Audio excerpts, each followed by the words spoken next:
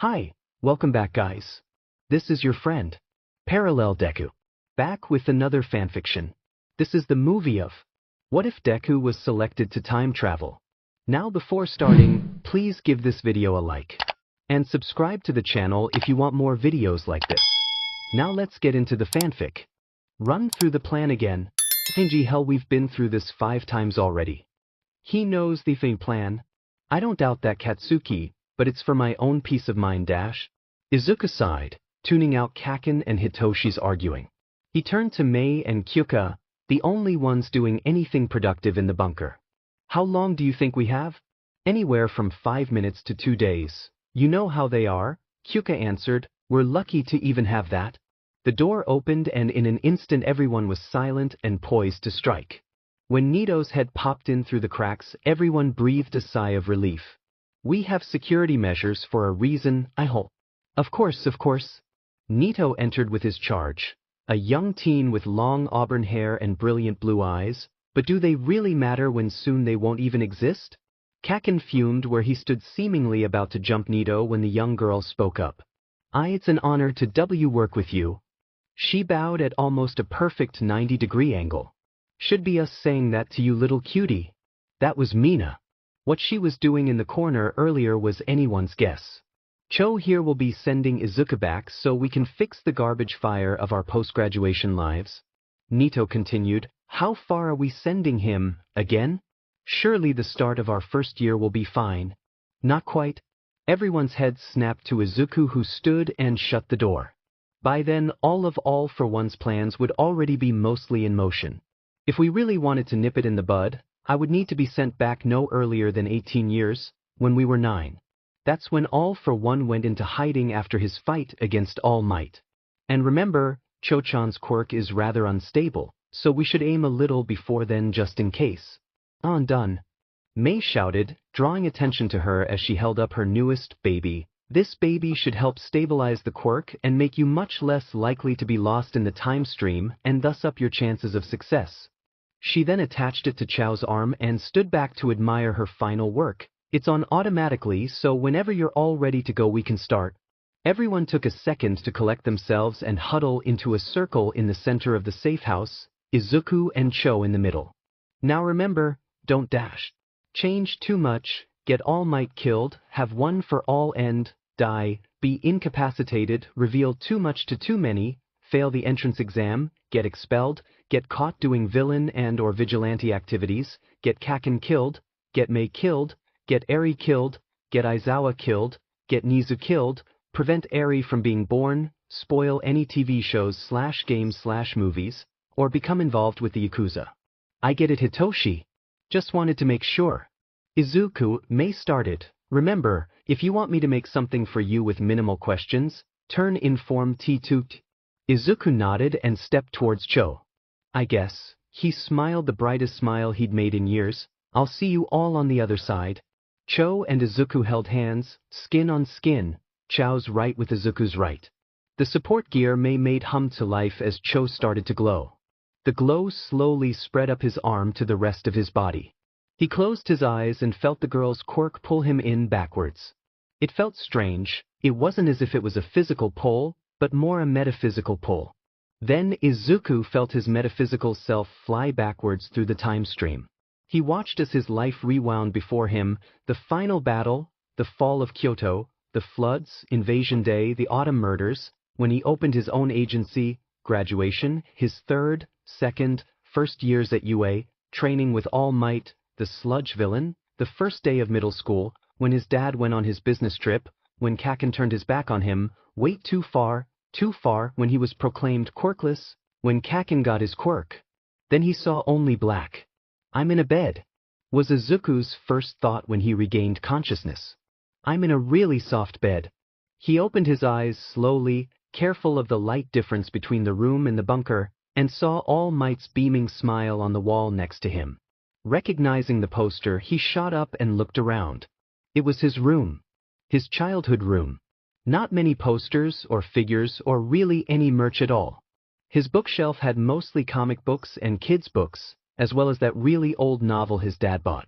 What was it again? Something about musketeers. And the old computer he used to spend so much time watching hero fights, mostly All Might's debut on. Yes, Izuku thought, this is definitely my room. Then he remembered what he saw in the jump back and oh no. Izuku threw his covers off, launched off the bed, too low, too short, and in his rush to the calendar almost knocked himself out on the edge of his too large desk. It was Sunday, December 12th, 22XX. Izuku was 3 years old. He was sent back too far. Izuku sighed, there's nothing he could do about it now, and it's not like he wasn't sent back far enough. He just had extra time to plan things out and act. Nothing to worry about. Deep breath in and out. They're better. Run through the positives and strong facts. Him having more time is the most obvious. Seeing Mum alive, seeing Dad at all. No Noumu, they didn't exist yet, thank any and all deities out there. Kaken didn't yet have his quirk, so he wasn't too much of an a-hole yet. All Might wasn't injured, he's still quirkless, but that was easily manageable. No bullies, hardly any of his peers had manifested their quirk at all. Actually, Shigaraki was still a kid and should be 8? 9?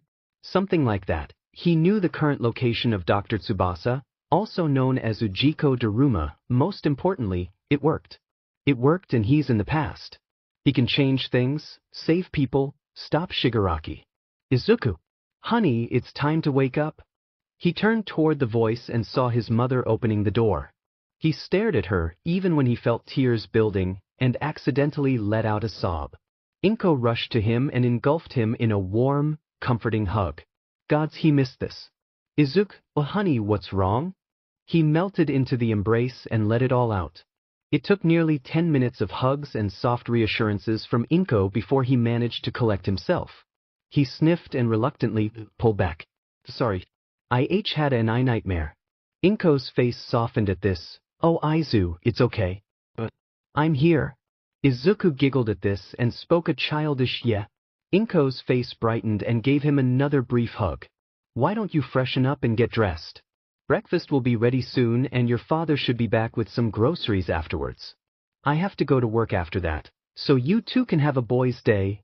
Smiling, Izuku powered through his emotions, bid farewell to his mother, and flicked on the TV. Instead of the cartoons and anime Inko put on before she left, Izuku had the morning news playing. After 2 stories, both hero fights, the latest All Might fight and the new hero present Mike, Izuku heard the door open. I'm home. Izuku felt unsettled by the voice. It was his father, he knew, but something seemed a little more familiar about it. Like he had heard it in more recent years, and never in a good way. Welcome Bidash. As soon as he laid eyes on Hisashi, he went as pale as a ghost. He knew that face. He knew it, and knew it wasn't good. He had kicked that face in, felt relieved when all life left it. Saw that face on too many battlefields, causing too many deaths of civilians, of friends, family. He knew that face and stared wide-eyed at its owner, color still absent from his own. Oh shit was right. The man that stood in front of Izuku, his father, Midoriya Hisashi, was also the 200-year-old supervillain All for One. Not the humble, fire-breathing salaryman he thought his father was. But he has slightly more pressing issues right now. The expression on his dad's face told that he had said that aloud. Izuku, where did you learn that? Hisashi, All for One, apparently, said with a stern expression. I are all for you, Dad. Wadash. Okay, deep breath, calm. Fix this. Aunt Mitsuki. Hisashi raised an eyebrow. Mitsuki. He deadpanned. Izuku nodded so fast you'd think he'd get whiplash. Right? Well, how about you help me put all of this away? There might be a surprise in it for you. Izuku all but leapt off the couch, eager to get away from his embarrassment with almost revealing himself not even an hour after he jumped back, to All for One of all people. It didn't take long for the groceries to be put away. There weren't many of them to begin with. With a quick come here, Izuku was lifted and seated on Hisashi's hip. So, little man, Hisashi started, want to tell me the reason Aunt Missy is suddenly Mitsuki? Izuku froze, looking like a deer in headlights. I practiced, DMN Izuku's luck. And poor lying skills. One of Hisashi's eyebrows lifted almost to his hairline. And the reason why you know my alias?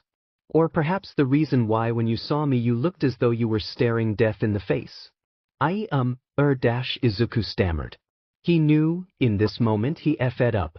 He knew from the beginning suddenly being a 27-year-old in a 3-year-old body would be jarring, and that it'd take some time to adjust.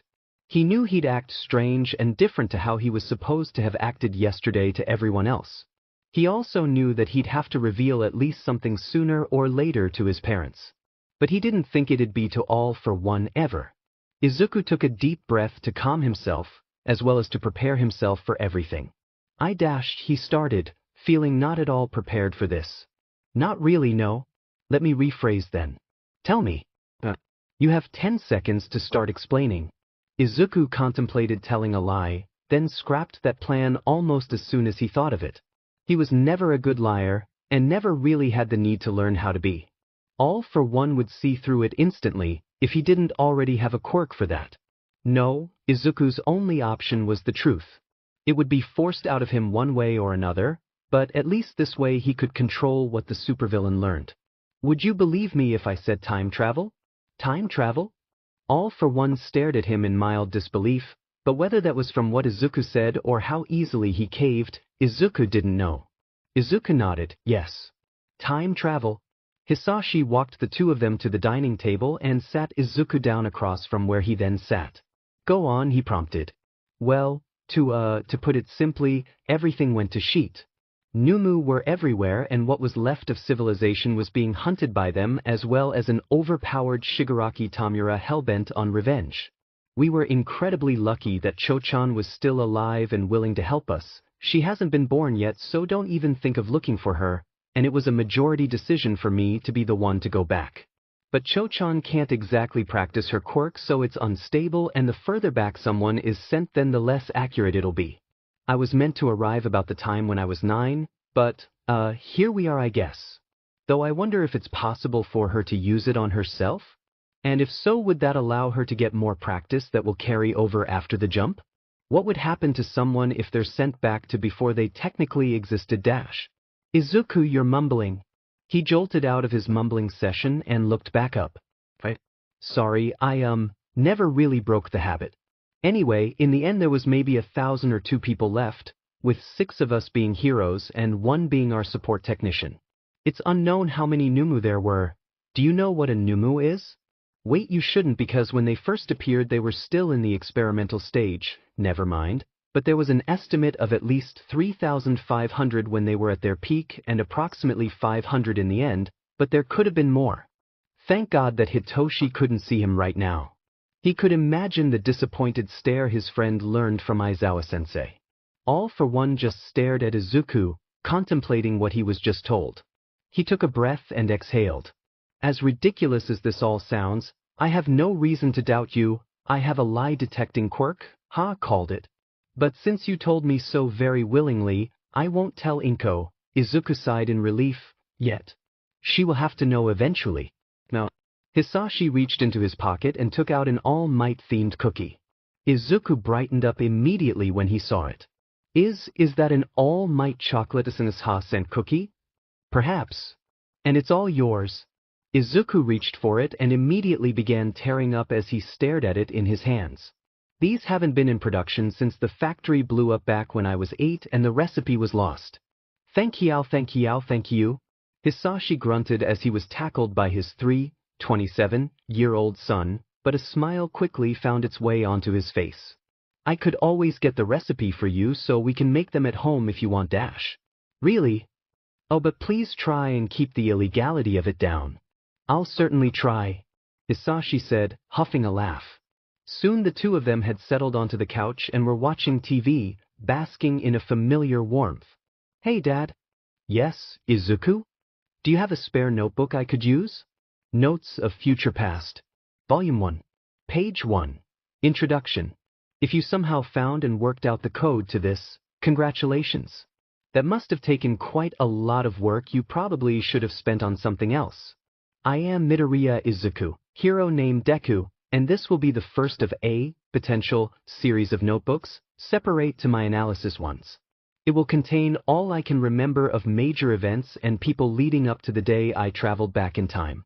When I woke up after the time travel quirk was used, it was the morning of the 12th of December 22XX, exactly 24 years, give or take a few hours. That's 24 years of people and events to observe, remember, and potentially recreate or change. Each entry will have a double spread, with the page on the left what originally happened during that event / that individual's profile for the previous timeline, and the page on the right will be reserved for the changes in this new timeline. If the right page is blank, that means the event has yet to happen, or I have yet to meet the individual to document any changes. As I will also create my analysis series, albeit neater than last time and in a different code to this series, some profiles will double up. However, the profiles in this series will focus more on the person as a whole and the differences between them in the two timelines, rather than strictly analysis of their quirk and battle prowess. Please note, I cannot be certain what theory time follows, and what effect my actions will ultimately have. For now I will assume and act as if it is the butterfly effect, but again, I'm not certain. I'll end this introduction here, but it should also be noted that I'll add entries of people when I remember to or if I meet the person again, and entries of events in the order they happened in the previous timeline. If there are events that didn't happen last time, I'll add them as they occur. To say the next day was strong for Izuku would be a vast understatement. To start, he woke up after a routine nightmare and almost had a panic attack until he remembered the past, subjective, 2 days. Next, he woke up at the butt crack of dawn, normal for him in his 27-year-old body, not so much his 3-year-old one. Izuku knew he wouldn't be able to get more sleep, so he decided to continue writing in his new notebook. After a few new entries he got dressed and went to get breakfast. Inko had to be called in early for a huge case she was working on, so he had to suffer in an awkward silence eating breakfast with his father, who, unbeknownst to Izuku, was trying to think of different ways on how to be stealthier about his true job. They were almost late to kindergarten because of a traffic jam caused by a fight 3 blocks away between All Might and some spider villain. Izuku would not recommend being in the same vehicle as an annoyed All for One. When they finally got to their destination, Izuku came to the realization that he didn't know where anything was. Not the room he was supposed to be in and not which seat he sat in. Luckily Hisashi could help with the former, but he was on his own for the latter. "Good morning, Kaken," Izuku had greeted, unceremoniously dropping down into the chair next to said toddler. Kaken's eyes flittered over to Izuku's disgruntled form in barely concealed concern. "You good there, Izuku?" Green eyes flicked over to meet red. I had a very emotional day yesterday and I woke up today at dawn." "Dawn, Kaken?" Izuku threw his hands in the air to try to emphasize his point, him falling into the habit he picked up in his 3rd year at UA of ranting to Kaken about anything and everything. He always seemed to be able to help, even without meaning to. "I feel like I need several large cups of coffee just to function properly. And that's nothing on what I'm eventually going to have to do. I have to stop a 200-year-old supervillain cryptid, somehow get into UA with or without the help of a certain pro-hero, stop a sociopathic, PTSD-ridden villain that ends up controlling an army of multiqued Frankenstein's monsters, stop an S-class serial killer that targets heroes, and save a little girl from the Yakuza, among many other things." Kaken tilted his head in contemplation. "I don't get why you have to do all this stuff, but you better not do any of this without me, Izuku. We're gonna be a hero duo, remember? That means we gotta take down the villains together." Izuku blinked and stared at Kaken for a second before he teared up. Izuku was floored by the amount of quirk discrimination already among the 3-year-olds, being seemingly egged on by at least one of the adults in the room. No wonder the bullying started so quickly last time if this was the environment they were all in. Things really only got better when lunch came around. Tsubasa was out of town with his parents and Finger Kid was with some of the other kids. He only remembers Tsubasa's name because of the whole Noumu thing. Finger Kid, if Izuku remembered right, had a long and strange name. Kaken and Izuku were building things in the sandpit and playing with hero action figures, when someone across the yard activated their quirk for the first time. The excited shrieks were an easy giveaway. Neither Kaken nor Izuku were particularly interested, but for different reasons.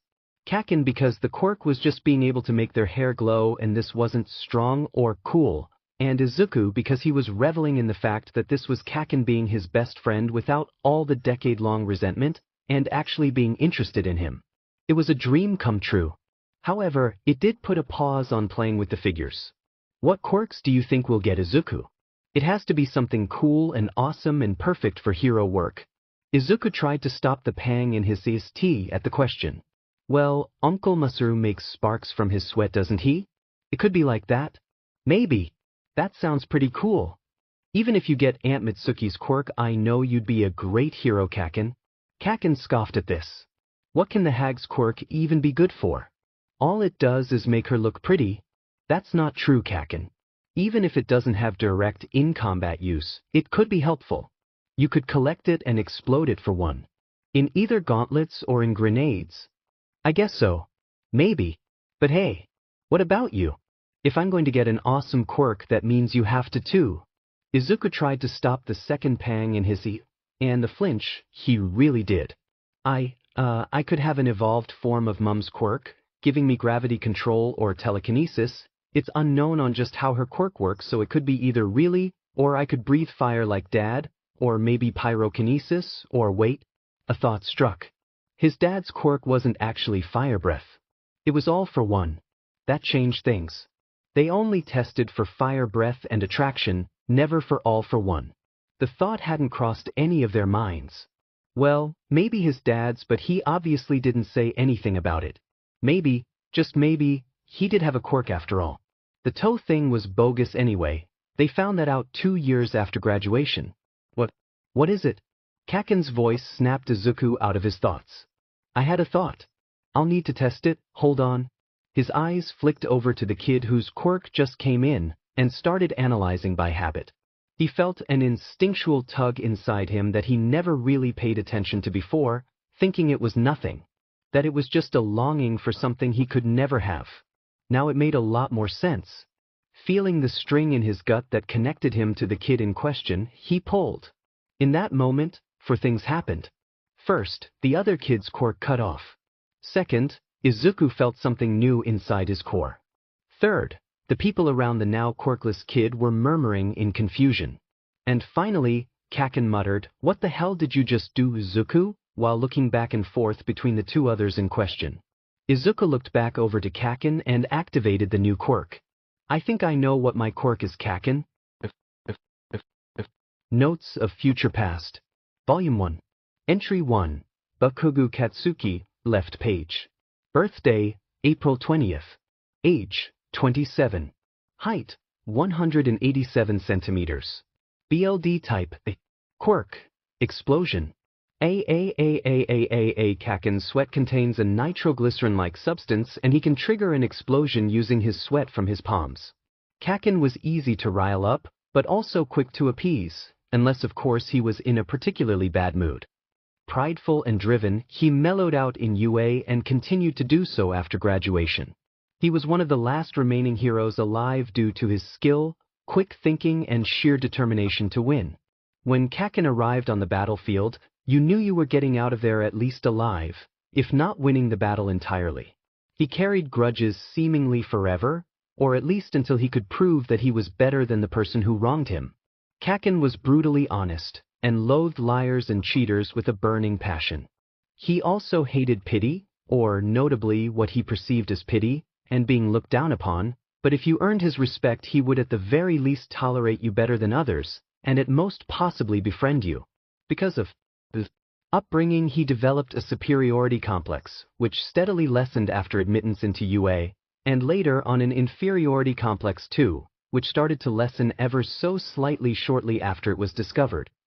Even though Kaken was loud and brash, he was actually an introvert. He was also rather creative with his insults, one of my favorites being, "I will kick your butt so strong your vertebrae will pop out of your mouth one by one like a Pez dispenser." Kaken enjoyed spicy food, and while he wasn't the biggest fan of sweets, he did have a few favorites. He also enjoyed hiking and mountain climbing. After the war began, Kaken was both one of the first responders to most large threats, and also one of the strongest and most trustworthy commanders. He was head of the Chiba area, which held out until the end of the war. As such, as the war wore on, he was seen less and less outside of his area of jurisdiction. The last major incident he was directly involved in was the fall of Kyoto, where he held off entire hordes of Noumu himself while everyone else evacuated. During this battle, he was severely wounded and was only barely saved from death. His left leg needed to be amputated and his right elbow replaced. Both of these issues were solved by Hatsum Mei, giving Kaken a robotic leg and internally robotic elbow, both of which connected to his nerves through nanotechnology. However, the nanotech was still slightly fragile and thus he couldn't participate in many battles, throwing his all into the administrative and strategic work he had instead. Kaken was adamant in at least attempting Operation Butterfly. He volunteered for trial runs that sent him back a week or two, and was the first to nominate me for the jump back. Part of his reasoning was he may be a dumbass, but Deku can get sheet done when he puts his FNG mind to it. He knows more sheet than anyone else in this room about the Hell Cryptid and his cocktail of Devil's Pawn, and the little sheet also knows more about that quirk of his than anyone past or present, including both its dumbass creator and All Might. I'll be back in a second, I have to go give back this quirk. Izuku got up and casually walked over to the small gaggle of children. In reality, however, he was internally freaking out. He had a quirk. His very own quirk. It was like a dream come true. At the moment he didn't even care if it seemed like it was all for one, improved. It was wholly his. Lost in his thoughts as he was, he came to the outskirts of the group he had been aiming for without realizing. Snapping back to reality, he concentrated on the kid who was now close to sobbing. He felt that string again, but instead of pulling, he tried pushing the stolen quirk through it. It was like he was throwing his end of the string at the kid, instead of forcing the other side to him. It took a few seconds, but the kid's hair started lighting up again. Satisfied, Izuku trudged back over to Kaken, now sporting the beginnings of a headache. "Zuku, what did you do?" It was more of a command than a question. "I took Kageyako-chan's quirk. I gave it back, obviously," he voiced, somewhat weakly. Thank the heavens that he picked up the name from the crowd. But think of the possibilities, Kaken. His energy was restored just thinking about what he could do with it. There's just so many. An enhancement quirk or two is a must, but if I could get a stealth quirk or a versatile quirk like maybe a WHP or barrier, or maybe a transformative like hardening to boost my defenses, or maybe some sort of telekinesis or telepathy, even empathy would be cool dash. "Izuku, you're mumbling." Izuku was snapped out of it to meet with a harshly contemplative gaze coming from Kaken. "Kaken? So your quirk takes and gives quirks?" Izuku nodded. "Isn't that a villain's quirk?" Well, he technically wasn't wrong. Still, Izuku shook his head. Quirks by themselves aren't purely villainous or heroic, it's what the person does with their quirk that matters. So if I'm going to be a hero with this quirk, then it's a hero's quirk. But you steal quirks. And stealing is bad. Kaken tilted his head in confusion. Izuku hummed. "Well, I guess. But what if I used it to take a villain's quirk in battle and gave it back afterwards when they've been beaten? It'd make fights much easier." At this, Kaken looked more accepting but still unsure. "But what about getting quirks to use against the really bad guys? Or robots?" All valid points. Stain would still be strong to beat even if he was missing his quirk, and the UA entrance exam was primarily robot smashing. So, how would he get other quirks? It's not like he could go up and ask anyone if they wanted to donate their quirk. Wait a minute. I could go to old people homes and ask if they would want to give me their quirks. Kaken sat there thinking for a little longer, but finally nodded in acceptance. I guess that makes sense.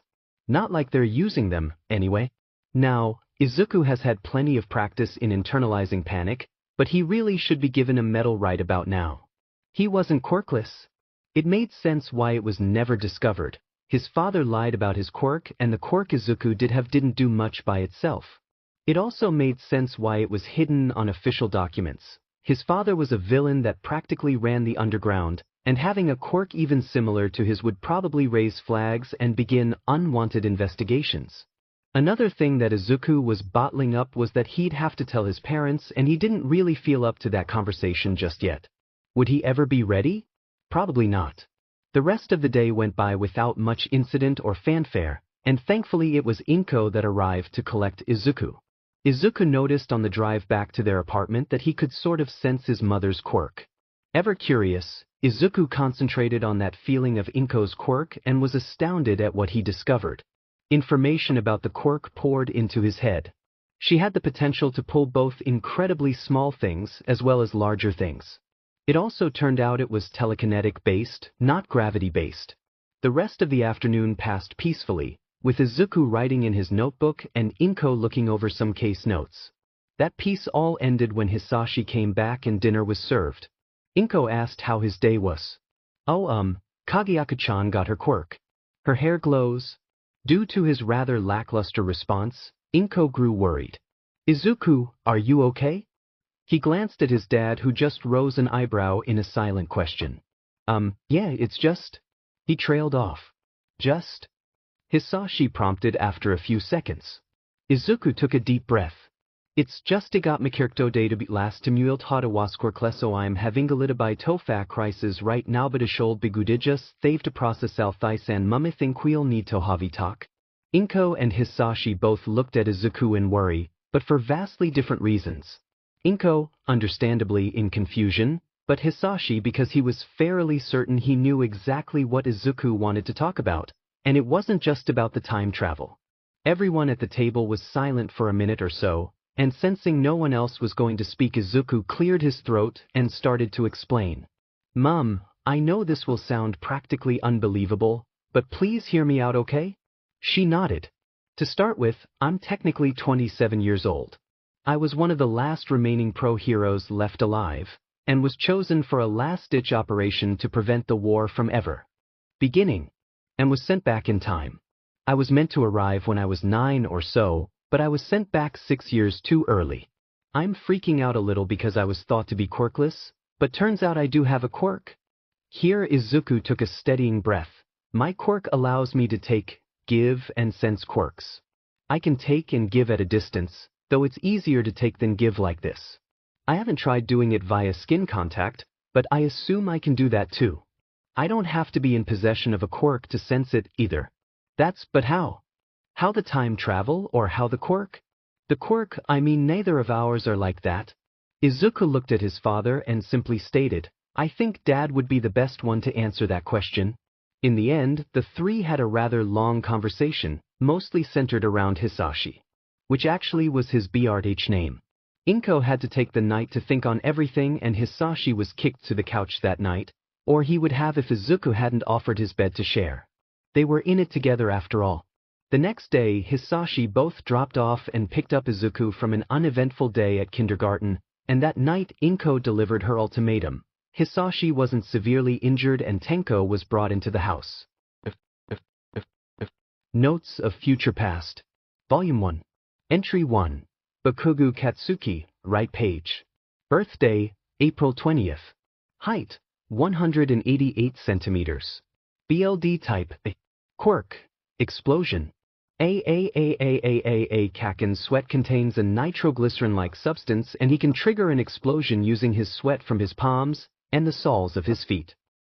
Kaken in the new timeline still has a short fuse and is still really driven and prideful, but in a less toxic way than before. He still has the same natural skill and battle sense as previously. However, it seems that due to having actual friends this time around and removed from certain toxic factors in his childhood made him even more determined for victory, but for different reasons. Instead of striving for victory to show he was the best there was, he now strives for victory for his allies' sakes. Still holds a grudge like nobody's business, but he's more vocal about why now, instead of letting it fester. Kaken still highly values honesty and fair play, but will bend these values if it benefits the team. Thankfully, I managed to stop his complexes from developing, at least too far. At one point Kaken did start developing his superiority complex, albeit at a much slower pace than last time, but that was sorted out relatively quickly. He still strives to be the best he can be. He's still loud and an introvert, and seemingly even more creative with insults. He still has similar likes to last time. Though, it should be noted that he likes more sweets now than in the previous timeline. He's much better at dealing with and processing emotions other than annoyed, anger, and hatred, likely due to the differing environments in his upbringings. In the team's dynamics, Kaken raises moral and motivates others by simply being himself, trying his best to go to the lengths he goes to be the best he can be. He is one of the go-to commanders for missions and advice alike. It seems his strengths and natural tactical affinities highlighted in the other timeline in the war, while not as imperative to this timeline, still exist and are being used in many facets in his life with overwhelmingly positive results. Thankfully, he hasn't lost a limb yet. Let's hope it stays that way. It took a few days, but on Friday night Hisashi brought a very confused, very small and, thankfully, severed handless Tenko into the house. Inko was cooking, so Izuku greeted them at the door. "Dad, is this Tenko?" He knew that it was, of course, but he asked to try and keep up appearances. All for one nodded. "Yes, Izuku, this is Tenko. Your new big brother." It seemed he was keeping up the act too. Izuku studied Tenko. His hair was black, though his roots were paling, and there were still a couple of scars on his face. The clothes Tenko wore were dirty and old, as evidenced by the tears and frayed edges.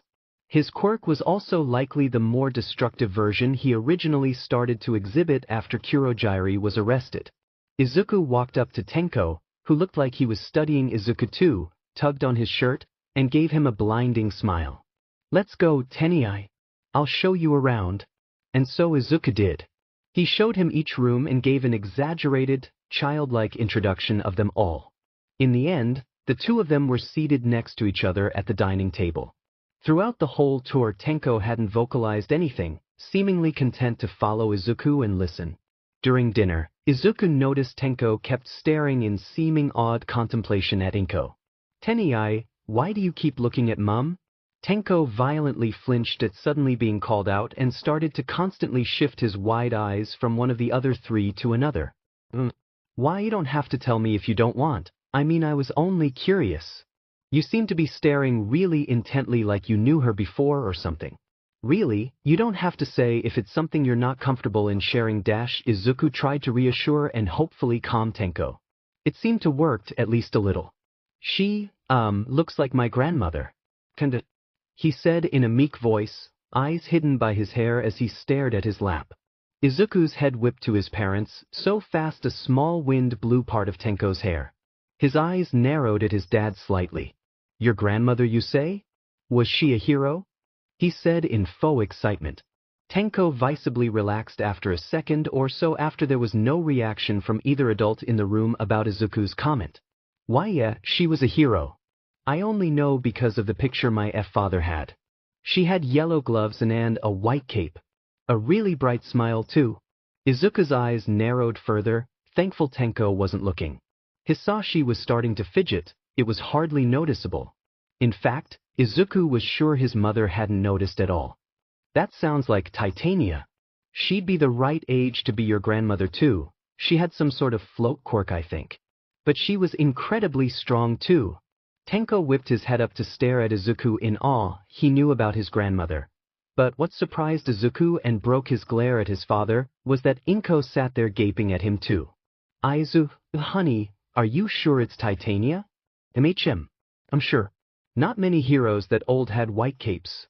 Most went with bright colors, like blue or green or orange. Not many had white on their costumes at all, actually. Though Titania and her friend Gran Torino were notable exceptions. We can always look at pictures later, if you want. From what I've seen of her, though, she does kinda look like you, Mum. Especially when you have your hair up in that bun you like. I think she died about 30 years ago? Something like that?" If anything, Inko's eyes widened further at this. "Mum?" Izuku voiced in concern. "What's wrong?" Inko snapped out of her daze and cleared the table of the dirty dishes. "Why don't you go look for pictures on the computer now, honey? Tenko-kun can help too." Izuku was still very concerned for his mother, but did as instructed with Tenko following behind as he still wasn't used to the apartment. A picture of Titania both in and out of battle was quickly brought up on the monitor, and Tenko very enthusiastically verified that yes, that was his grandmother from the photo he saw, which quickly brought his mother to tears. He was incredibly confused as to why she'd have a reaction like this. "It's not like their weight, Mum." Izuku asked while holding his mother in the best demon hug he could give on his bedroom floor as a 3-year-old. Mom, do you know her? Inko nodded, and Izuku was just about done with how complicated his family was becoming. Why, yes, she was my aunt. I only remember meeting her a couple of times when I was really little, but we had a few pictures around.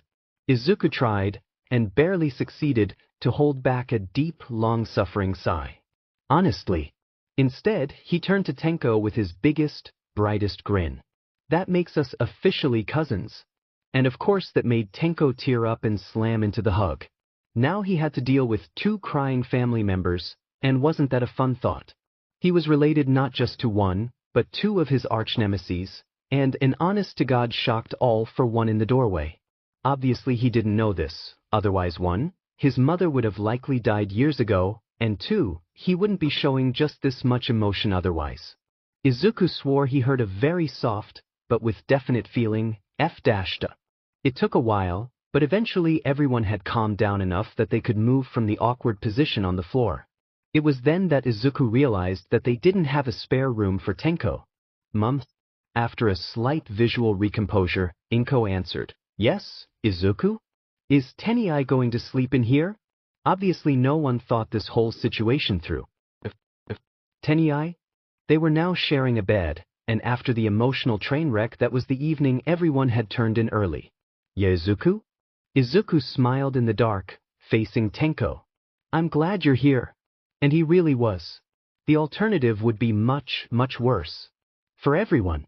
On Sunday night, Hisashi and Inko announced they'd be moving houses and have already put down a deposit, because of All for One's influence, no doubt. They'd be moving in a couple days before Christmas, and they'd be even closer to the Bakuga household than they already were. Notes of Future Past. Volume 1.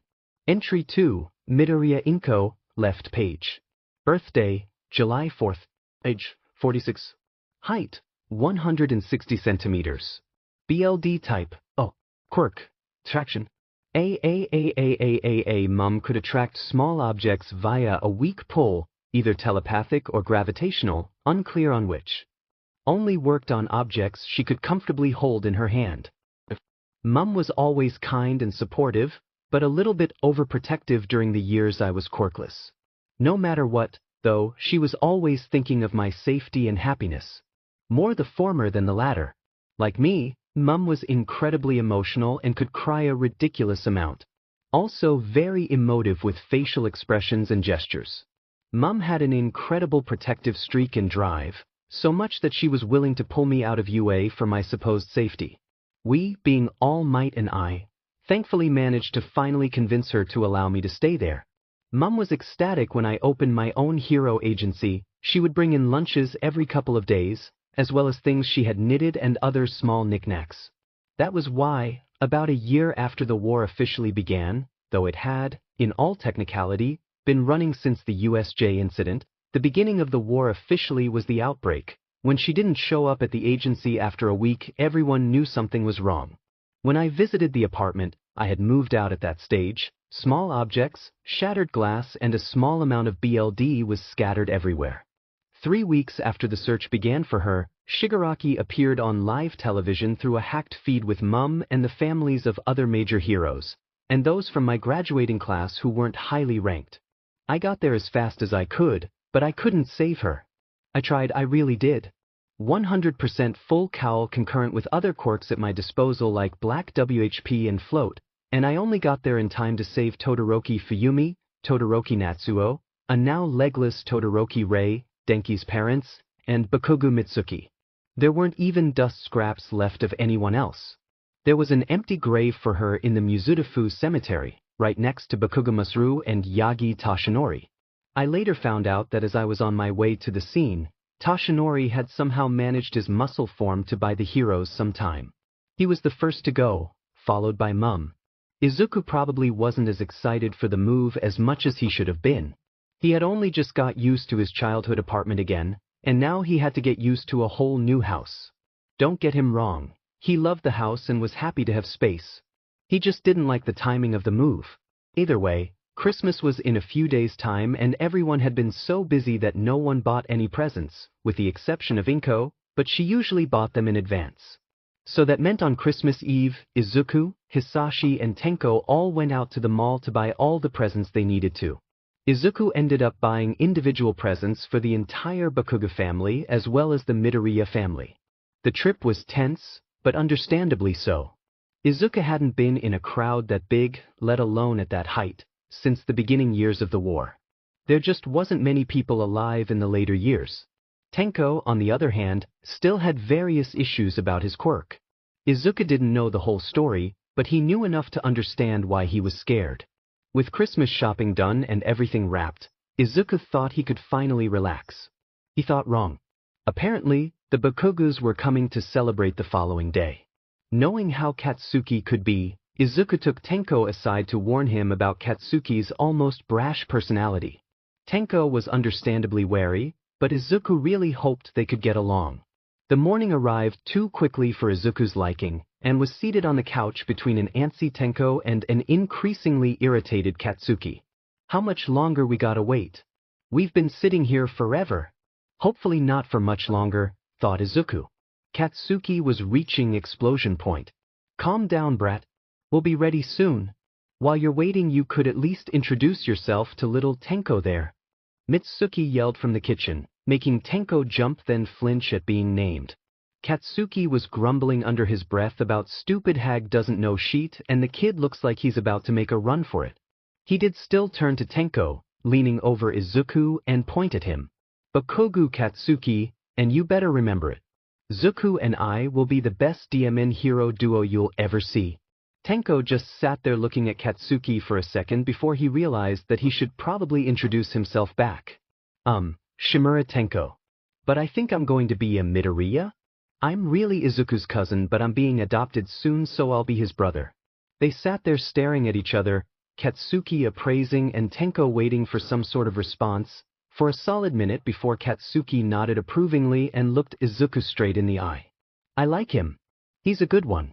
Keep him. He sat back on the couch after saying his piece. Before Izuku could so much as look questioningly at him, the adults came back into the room carrying all the gifts and food. They went in a clockwise circle. Mitsuki received some higher quality beauty products of various kinds and brands, and some bath bombs. Masaru was given books and a new kitchenware set. Inko got bath bombs too, as well as some hair care products and perfume. Hisashi's gifts were all over the place. He was given a collection of quirk theory books, a new clip-on tie, which Izuku found amusing. He wasn't the only one who couldn't tie a tie properly, and from Izuku he got a realistic, posable All Might action figure. Hisashi looked absolutely disgusted with this gift, while Izuku was smiling smugly, almost challenging him to talk shit about it. After the adults all got their gifts, it was time for the three kids to get theirs. Tenko was first and he got a shirt, some decorations for his new room, a portable gaming console with some games, school supplies, and a small rock garden. Izuku's gifts were next, and he got a pile of hero merch, some proper notebooks with high-quality stationery, no kaken, he was not drooling over it, as well as a matching console to Tenko's. Tenko had been given a blue one, whereas Izuku got green. Katsuki also got hero merch, as well as a few other things, but a couple of scorch marks on the box of an Endeavor figure caught Izuku's attention. Kaken, he started and pointed to the marks. There's some burn marks on the box? Everyone's attention shifted to the two. Katsuki looked at the box. The silence that washed through the group was the only reason Izuku heard the telltale pop, pop, pop of his Fire-End's explosion quirk. Izuku reached across and turned his hand over, and sure enough, little sparks were dancing across Katsuki's palm. Everyone sat there, staring transfixed at the sparklers in Katsuki's hand with the exceptions of Hisashi, who has already taken, used, then given it back a year ago, and Izuku, who had already grown up with it once. So while the others were watching the light show, those two started serving food for everyone. The rest of the day was filled with Katsuki playing with the other two kids and his quirk, and the adults doing what adults did. At the end of the day, when the Bakugus had to leave, everyone agreed that it was a great day for everyone. Izuku woke up from another nightmare. Thankfully, it wasn't a particularly bad one. He had dreamt of only the beginning of the fall of Kyoto. To try and calm himself, he went to get a drink, only to find that his father was already there and brewing some tea. Hisashi looked over to Izuku when he walked in. Nightmare? You? Same here, Hisashi sighed. Want some? With a nod and a yes, please, the two found themselves on the couch under a blanket, just sitting in a comfortable silence, which was still a little odd to Izuku, who years ago forgot just what comfort felt like. And for him to feel it pressed against all for one. Izuku's mind, however, was still running a mile a minute. Why did you become a villain? He didn't even notice he had asked the question until he saw his father's head turn towards him.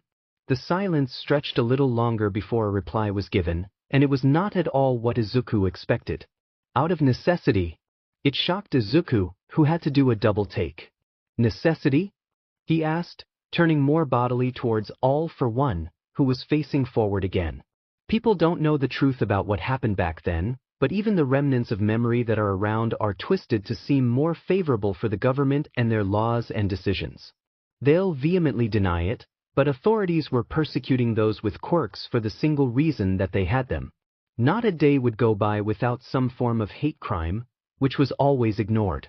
People were forced into poverty if someone was found to have a quirk. No one could get a job, let alone enter most stores for food. So they turned to the only way to survive: crime. I saw this and knew I had to do something, anything, to stop it. So I made a safe space. It started small, nothing bigger than a bar, but it turned into a whole warehouse of quirked people and quirkless allies. It was meant to be a place people could come to eat, to sleep, to exist without fear of rejection or violence. I also offered a service where I could take the quirk of someone who didn't want it, and give it to someone who did. All I asked was that they didn't rat out the space. But someone did, and when the police heard of it they labeled it as a gang and stormed the space. There were casualties on both sides, but it didn't stop there. It was plastered as a dangerous gang of powered individuals that disrupt the peace of society by the media, but it turned into more of a revolution than anything. It got so big that the government started up a new department to help contain it. The Hero Commission. Izuku whispered in realization, eyes widening. All for One nodded. Exactly. The premise was that the quirked individuals were too dangerous to be dealt with by just police forces, so they'd use other quirked people to contain the threat. They labeled these two sides after the comic books, heroes and villains. It stuck after it was all over. Izuku sat there contemplating what he was just told. It made sense. From what he'd read about the early days of quirks, things went to shit as no one liked the emergence of quirks, and the government didn't know what to do with them. Is that why Ajisen wanted you to stop? Because you were being hunted as the ringleader? Hisashi snorted at that, in a sort of ugly, mocking way. Yoichi was the one who hunted me the most ravenously. That was surprising. Izuku was told and shown that the first one for all only had good intentions and was heroic to a fault. But now that he thought about it, he had only been shown memories of the early days, and then the final confrontation as observed by the second. All for One faced Izuku fully now, tea finished, and hung an arm over his body in an almost hug. He was practically bedridden when I gave him the stockpile quirk. It was to save his life, but being raised in a primarily quirkless household in those times shaped his beliefs to those that were popular at the time. He became the association's unofficial poster boy and hunted as many quirked people as he could, whether they were part of the space or not. I don't know how he worked out that he could pass his quirk on, but he did, spreading lies to his successor. At the end he claimed that if he couldn't end me then someone else would, even if society changed. Izuku was in shock, but everything made a lot more sense now. He couldn't be certain that his father was telling the truth, but the look in his eyes, his tone of voice, hell, even holes in the story he'd never wondered about in the memories he saw. The puzzle pieces were coming together, but the image on the puzzle was markedly different to what it showed on the box. Izuku felt tears pool in his eyes and hugged his father like he could comfort away all the bad things in life. Hisashi was shocked at first, but smiled and hugged his son back. It took a while, but they soon separate. Izuku was still a little confused about something, however. Why stay a villain then? Hisashi was taken aback, obviously not expecting a question like that. He had never considered that before. I guess, to stop a power vacuum? Though there'll always be corruption and injustices in the government and law. Then why not just become a hero? Change society where people will actually listen to you. If you become popular enough, the commission won't be able to get rid of you quietly and you'll be a prominent public figure who could sway the masses. Hisashi blinked. He'd never considered it before, but it made sense. Why change society from the shadows by yourself when you can get the rest of the population to change it with just a few words? He started chuckling, but it soon turned into a quiet laughter. You're quite right, Izuku. Then how about tomorrow we start planning my costume and name? Izuku could hardly contain his excitement. Yes, everything may have been more complicated than he thought it'd ever be, but he just stopped the apocalypse from happening. And his father was becoming a hero. But wait, what quirk will you use? We'll discuss this later, now off to bed. I'll clean the cups. Izuku found that the sleep he had afterwards was the best sleep he'd had in at least a decade. Notes of Future Past. Volume 1. Entry 2, Midoriya Inko, right page. Birthday, July 4th. Height, 160 centimeters. BLD type, quirk, traction. Mum can attract objects via a telepathic pull. Has a size range of electrons to skyscrapers and can only pull, not push or move freely. Mum is even kinder and very supportive, but also stubborn when she puts her foot down on something. She's happier in this timeline, though I suspect that's because her social circle isn't limited to a few coworkers and myself. Still incredibly emotional and emotive, even more so than last time, and isn't afraid to speak her mind to anyone. Mum is much more supportive of me being a hero this time, however I suspect it's a mixture of me not actually being quirkless and the fact that Dad and Tenko are also heroes/striving to be heroes. She's kept her slim figure this time, too, again likely due to me not being quirkless. She ate a lot and this time she also exercises often in our home gym. Though she may not be a pro-hero like the rest of the family, Mum kept her job as a lawyer instead of becoming a housewife and living off the checks Dad sent. She has gotten quite a bit of renown and prestige due to some of the cases she's handled and won. See Himura Shudo, right page for more details. She also received a quirk counselor's license, so she can help children when she can with new or unstable quirks, as well as also officially help when I get a new quirk. She says when I open my own agency in this timeline, she and some of her colleagues will handle any and all legal problems for me. I have a feeling she'll also bring in lunches and knickknacks again. I swear the agency will have the best legal team since the commission began. I still can't believe you chose to use your actual quirk for when you're a hero, Izuku said in minor disbelief to his father on their way to the local retirement home. It was a nice day out for winter, anyway, and the home wasn't that far away, so they decided to walk instead of drive.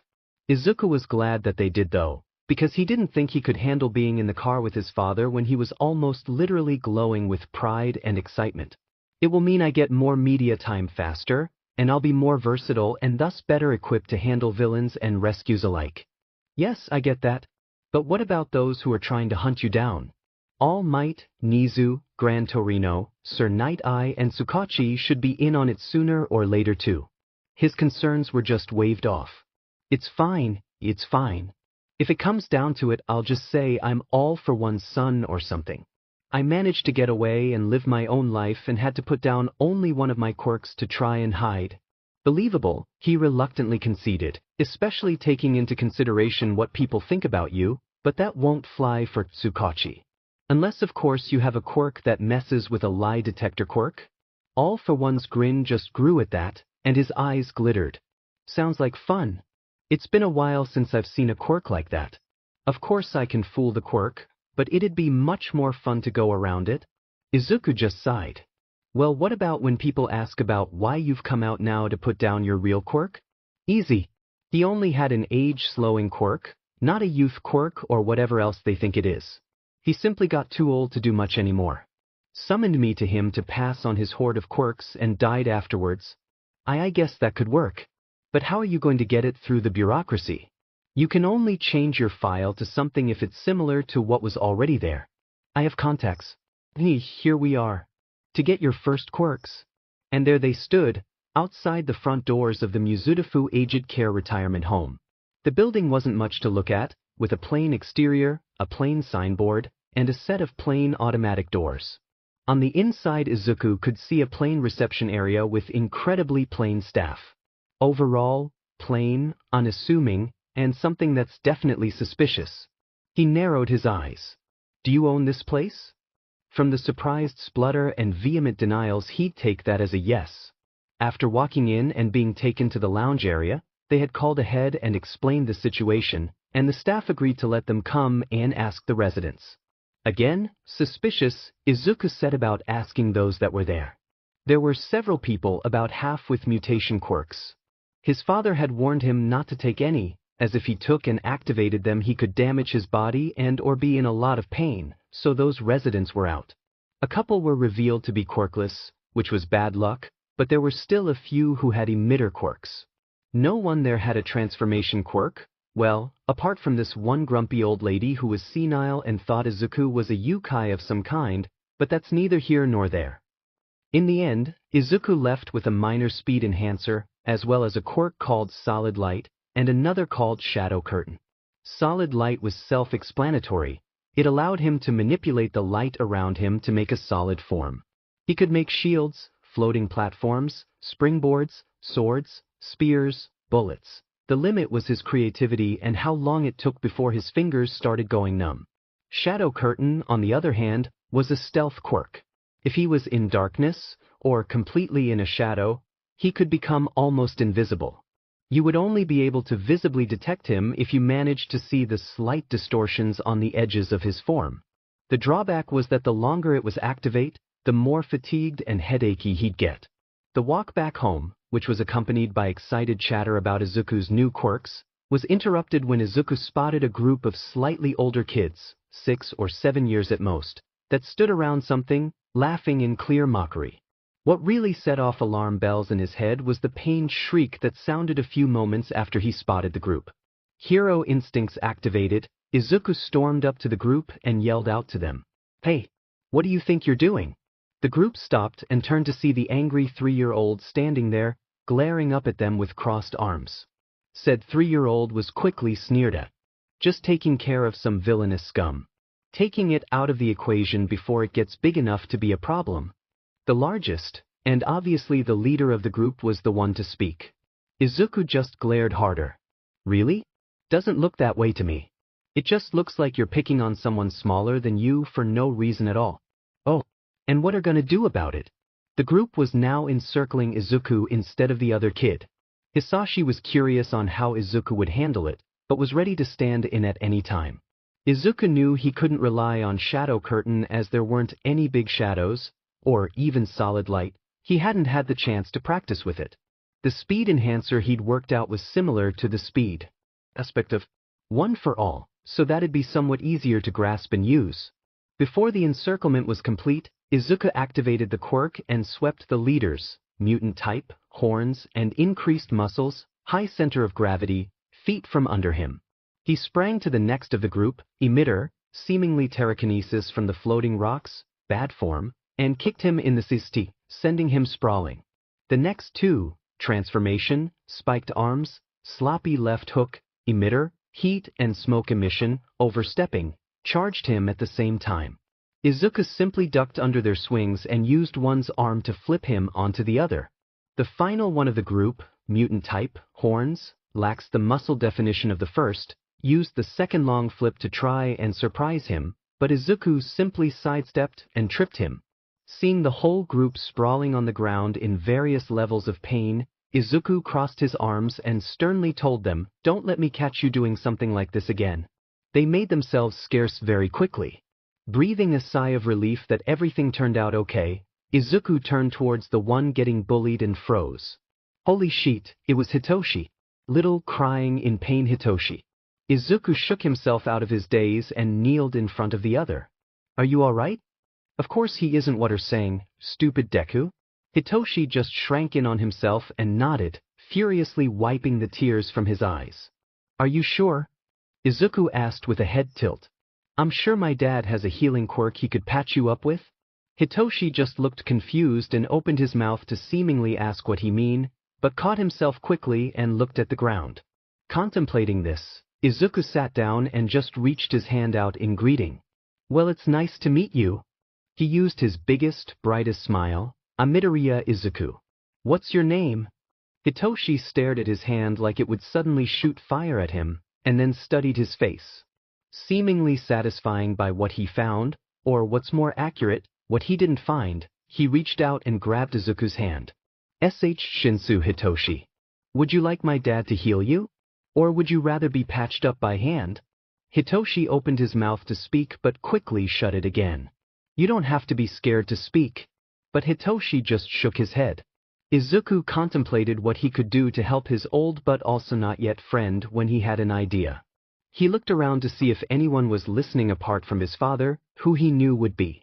Finding no one, he leaned in towards Hitoshi like he was about to tell him a secret. If you'd like, I can take your quirk for a little bit. That way you can speak to me freely without having to worry. Hitoshi just looked shocked. That was possible?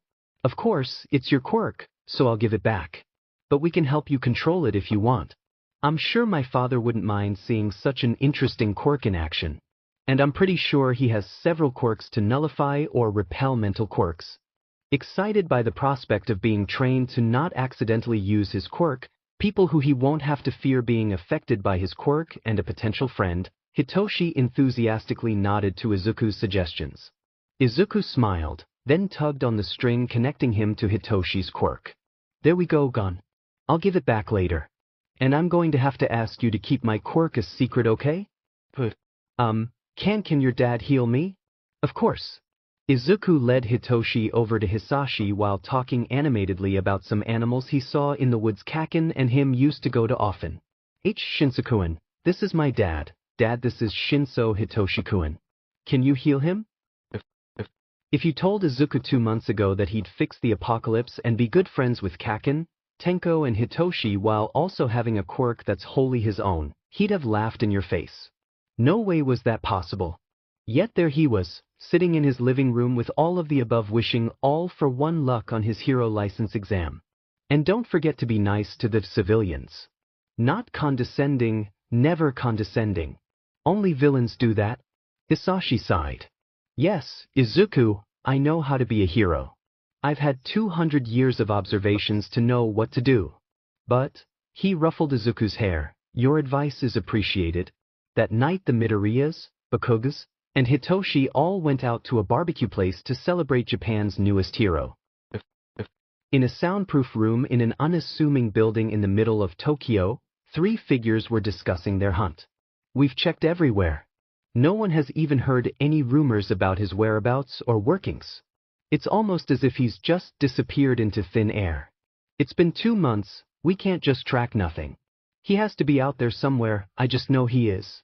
People don't just disappear unless they're hiding either something or someone. He's right, Sasaki. He's old, and is sure to know places and ways to throw people off. We must have been getting too close, so he was forced to disappear for a while. He'll come back, he always does. Just as Sasaki opened his mouth to rebut his companion's words, the phone on the desk started ringing. Only a handful of people have access to that number, so it was answered right away. Good evening, gentlemen. I apologize for being late. There were some very interesting new hero licensees today. It's fine, Principal, we were just discussing how he's disappeared. Well, yes, about that. You see, there was one particular licensee you might want to take a look at. He might be able to help you. Oh, who is it? The new hero musketeer. Real name, Midoriya Hisashi. Notes of Future Past. Volume 1. Entry 3. Shinso Hitoshi, left page. Birthday, July 1st. Height, 185 centimeters. Age, 27. BLD type, AB. Quirk, brainwashing. Hitoshi could take control of people's bodies when they vocally respond to something he has said. He could only use simple commands. Hitoshi was very straightforward and stoic, though he did have a way with words. He was able to incite responses from most everyone, whether they knew his quirk or not. Initially resentful of those he perceived as being blessed, He eventually let go of those grudges and opened up.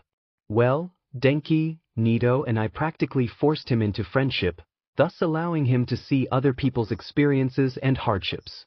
He typically bonded best with those who had rougher pasts. He was originally in the general education course at UA, though he managed to work his way up to start the hero course in his second year.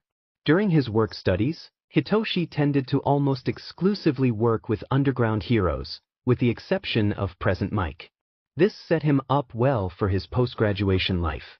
Quickly becoming the rising star of the underground, Hitoshi had regular contact with more prominent figures such as Eraserhead, Umbra, and Glitter.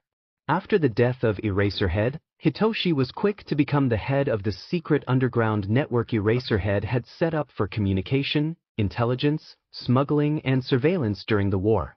The ISN, Intelligence and Surveillance Network, was crucial to how long we held out in the war. We learned in advance when several attacks would take place, where certain bases were, and took supplies to remote areas. It was thanks to the ISN that we learned 48 hours in advance that Kyoto was going to be attacked, and the ISN helped evacuate as many people as they could using a literal secret underground tunnel network. They also helped us locate Cho and get her out of the surrounded and isolated Morio. Eventually, though, it was discovered by Toga Himiko and most of the members were killed or used for Noumu fodder. About 1 month before the end of the war, Hitoshi was the only remaining member of the ISN left. At first, Hitoshi was skeptical of Operation Butterfly, but after a few test runs Kaken did that prevented attacks and kept the few supply routes we had left running, he warmed up to it. Eventually, he was the one who convinced Kyuka and Nito to go along with it. One thing Izuku was not expecting was Kurogiri, especially not Kurogiri being his babysitter. He really should stop being surprised by things. Hey Jirajiri? It was almost physically painful to call him that, but the act needed to stay. How do you know Dad? Again, Izuku should stop being so surprised by everything, but Kurogiri somehow looked conflicted. He was missed. How could he look conflicted? We're not work associates. I get that, but how did you two meet? Hisashi obviously didn't mention that Izuku knew all about his criminal enterprise. I was hurt and your father helped me get better. He even made my quirk better, was the eventual response that came with a head pat. That felt weird. Is Jirajiri better now? If I wasn't then I wouldn't be here looking after you and Tenko. It was a Sunday in late March, and Hisashi had to deal with some finishing touches and paperwork for the new hero agency he was opening at the start of the school year. Inko had been called into work too, so the two brothers had to be looked after by someone else. Kurogiri was the obvious choice, according to Izuku's father. After all, who better to babysit the Who than a trusted, blindingly loyal warp gate who already had experience babysitting the less mature of them? They spent a few hours inside with Tenko playing a new game of his while Izuku updated his notebooks. It was during lunch that Izuku thought of something chaotic. Hey Jirajiri. Kurogiri looked up from his phone. He was texting Hisashi a cute picture of the two playing he took earlier. Yes, Izuku? Can we go to the park? Or Kaken's house? Or maybe even go to Kaken's and then go to the park? What do you think, Tenai? Izuku would vehemently deny wanting to just spend time with Katsuki if anyone asked. He would also deny using Tenko as a surefire way to getting what he wanted. No one could deny two cute little kids making puppy dog eyes. Especially all for one. Tenko looked a little uncomfortable at being put on the spot. They would need to work on that confidence issue, but they had plenty of time. That sounds like fun. And maybe we could, exercise? Be ready for the classes we're going to, start in April. The fitter we are, the better we can do. Perfect excuse. Thank the heavens for Tenko's admittedly shaky, but better than what Izuku could do until his middle school years, excuse. Izuku beamed and turned back to Kurogiri. Can we? Kurogiri looked torn. On one hand, he didn't want to deny them, but on the other hand, he didn't want harm to come to either of them. Whether that be from criminals looking for leverage against the boogeymen, or all for one for letting them roam free. Then again, if anything looked to be becoming dangerous, he could just warp them all away. I'll ask your father. He finally relented. Izuku threw his hands up with an excited yay. Hisashi was quick to give his assent, provided one of Bakuga's parents are also in attendance. Preferably Mitsuki, so that the boys are less likely to come to any harm. Hell hath no fury like a Bakugu, after all. They rounded up the 2 loud Bakugas, walked to the park, and found Hitoshi already there. When the 3 others found out Hitoshi couldn't join them for martial arts and parkour classes, they would have done gymnastics as well, but needed some downtime. They elected for giving instruction in the park once or twice a week. It would also serve as extra practice for those who did take the classes. They had been at the park for about an hour, when out of the corner of his eye Izuku saw a shock of white and red. He turned to look, and sure enough, there was Todoroki Shudo in all his 3-year-old glory. There also stood Todoroki Rei, Todoroki Fuyumi, and Todoroki Natsuo. Izuku knew that the other brother Tuya was still around the household. He must be training. "Oi Izuku, why'd you stop?" "Kaken." Izuku turned his head back to Katsuki, but subtly pointed to the Todoroki family. "Let's ask him to play too." Katsuki looked to where he was pointing. Why him?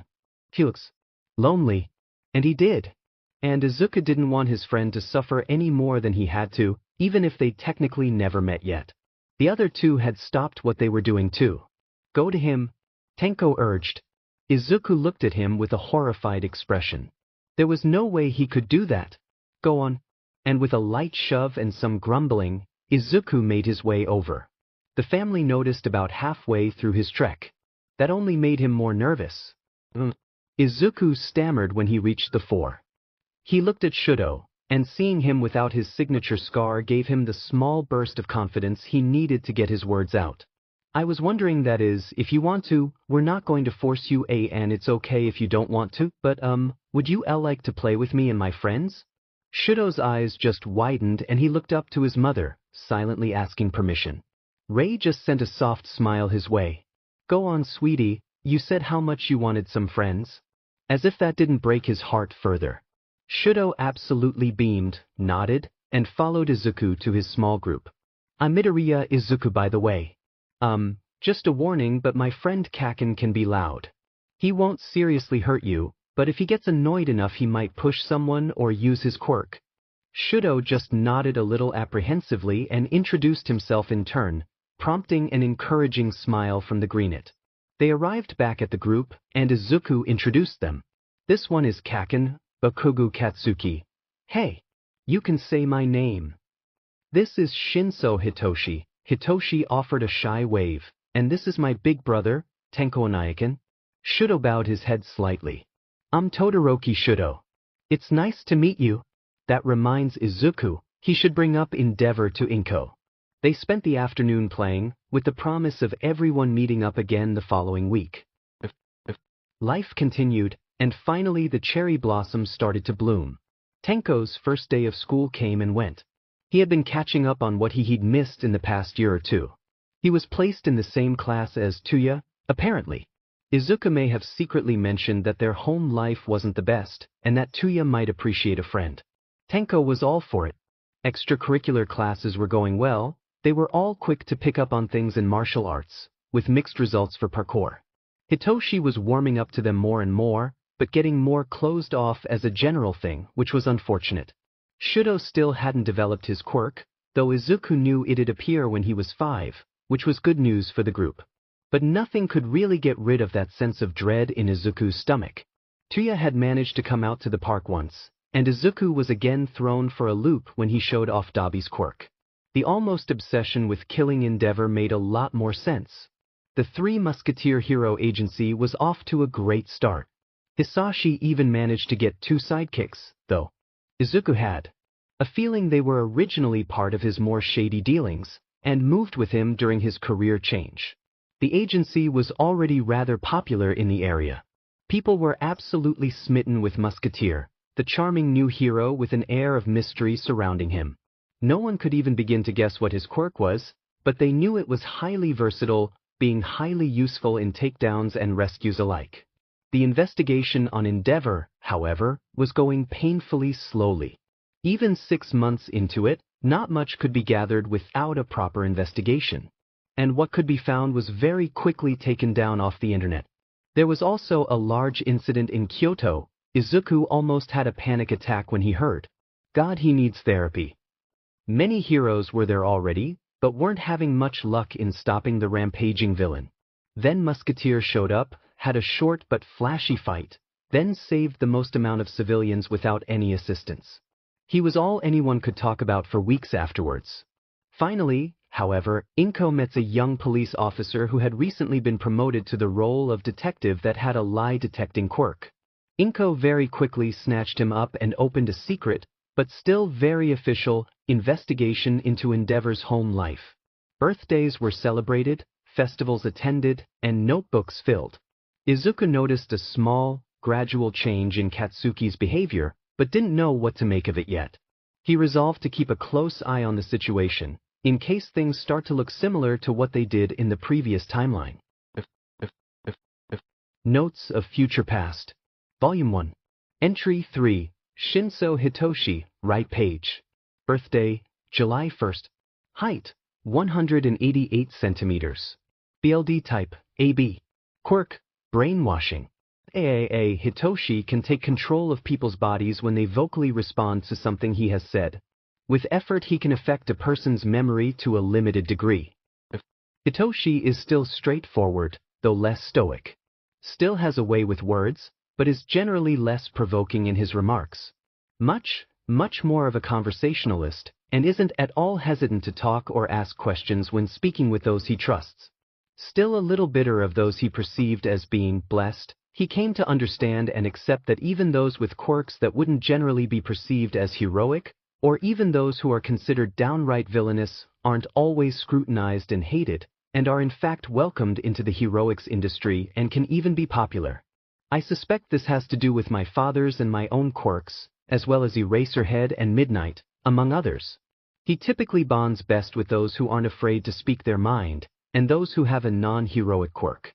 He managed to get into the heroics course at the beginning of first year, which greatly enhanced his abilities and experience. Interned and had his work studies with Underground Heroes and Present Mike again, but also worked with Mighty Agency under Sir Night Eye. This allowed him to be better at investigation and perception. In the team, Hitoshi is largely in charge of investigation and infiltration, alongside Himiko. He brings a fresh flavor of humor and helps ground everyone else when needed. He likes singing too, and is rather good at it. Hitoshi has also found that it's an effective way to get some villains to respond. The day started like how they usually did nowadays for Midoriya Hisashi. He woke up first in the house, got started on breakfast and turned on the morning news. His wife would walk in ready for the day, take her serving and sit to eat. Tenko would come in grumbling about how early it is, join Inko at the table and take no less than 10 minutes to wake up properly. Izuku would come out last and take his meal to the TV, and would shortly be joined by Hisashi himself.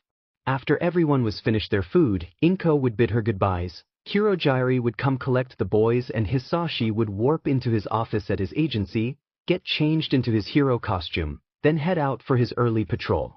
Today in his patrol, he was joined by Tihai Aki, better known as Ping, the radar hero. Aki was found by All for One about 20 years ago, cold, alone and dying in the streets.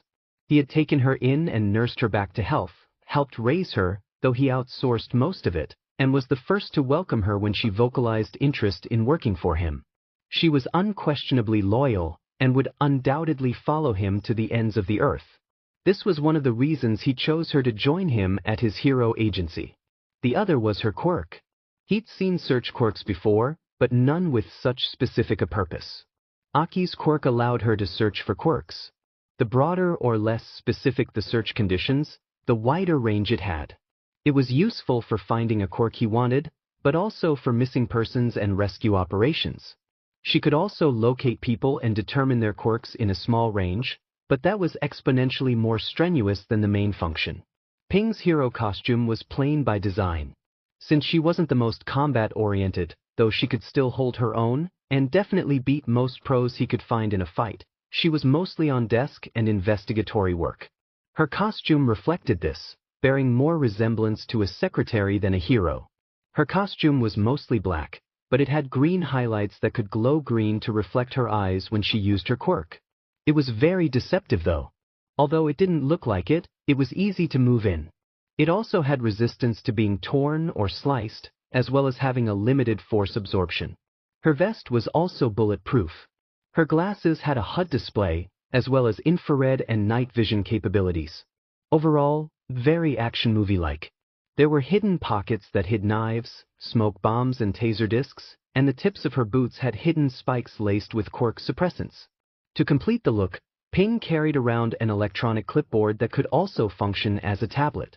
She could hack into electronics, cast evacuation signals, contact police and other heroes with it, among other things.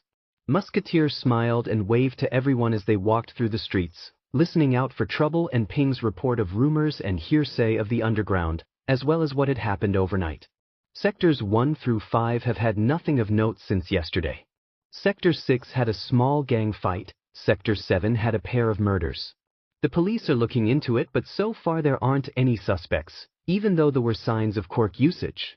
Both victims were missing their eyes, teeth, and tongue, and fits the MO of a new serial killer that first appeared a year ago but disappeared for a number of months.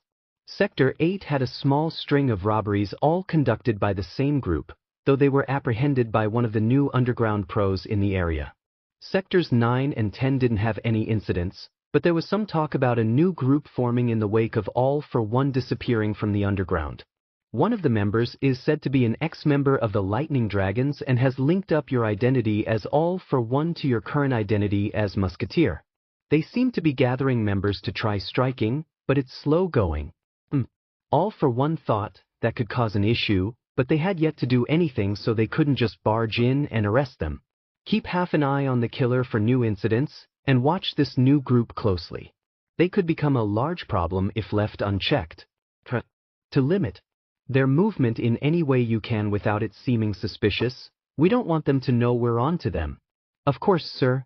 After a largely uneventful morning patrol, Hisashi started on paperwork, had lunch, did more paperwork, had a much more eventful afternoon patrol, a hostage situation and a bank robbery, compared to a purse snatcher and a teenage shoplifter, poured through even more paperwork, and made it home in time for dinner. And as such, the days of Hisashi's life as the pro-hero musketeer wore on. It was a quiet Sunday in August that Inko took her 2 sons to the park. The sun was shining brightly, and even though her 2 boys were excited to see their friends, Inko was technically working. Inko knew who the usuals at the park visits were, and was hoping to catch the Todoroki family while there. Just in case, the detective she was working with them so they could ask a few questions about the household. They arrived, and Izuku and Tenko ran off to join their friends, and just her luck, the Todoroki family was there. Tuya and Fuyumi seemed to be missing, but Natsuo, Shuto and Rei were present. Inko and her companion shared a glance, and approached the mother of 4. You must be young Shuto's mother. I'm Midoriya Inko, Izuku's mother. It's a pleasure to finally meet you. Todoroki Rei likewise. You have a rather intelligent young man on your hands. And this is Detective Tsukachi Neo Mesa, pleasure. We were wondering if you would like to assist in our investigation of Endeavor, as well as consent to our eventual questioning of you and your children. Notes of Future Past. Volume 1. Entry 4. Kurogiri, left page. Birthday, unknown. Height, 187 centimeters. Age, unknown. BLD type, unknown. Quirk, Warpgate. Kurogiri could create portals through his mist, and could transport multiple people over long distances. Coordinate-based. Level-headed and blindingly loyal to All for One and his charge Shigaraki Tamura, Kurogiri was often their taxi and chaperone.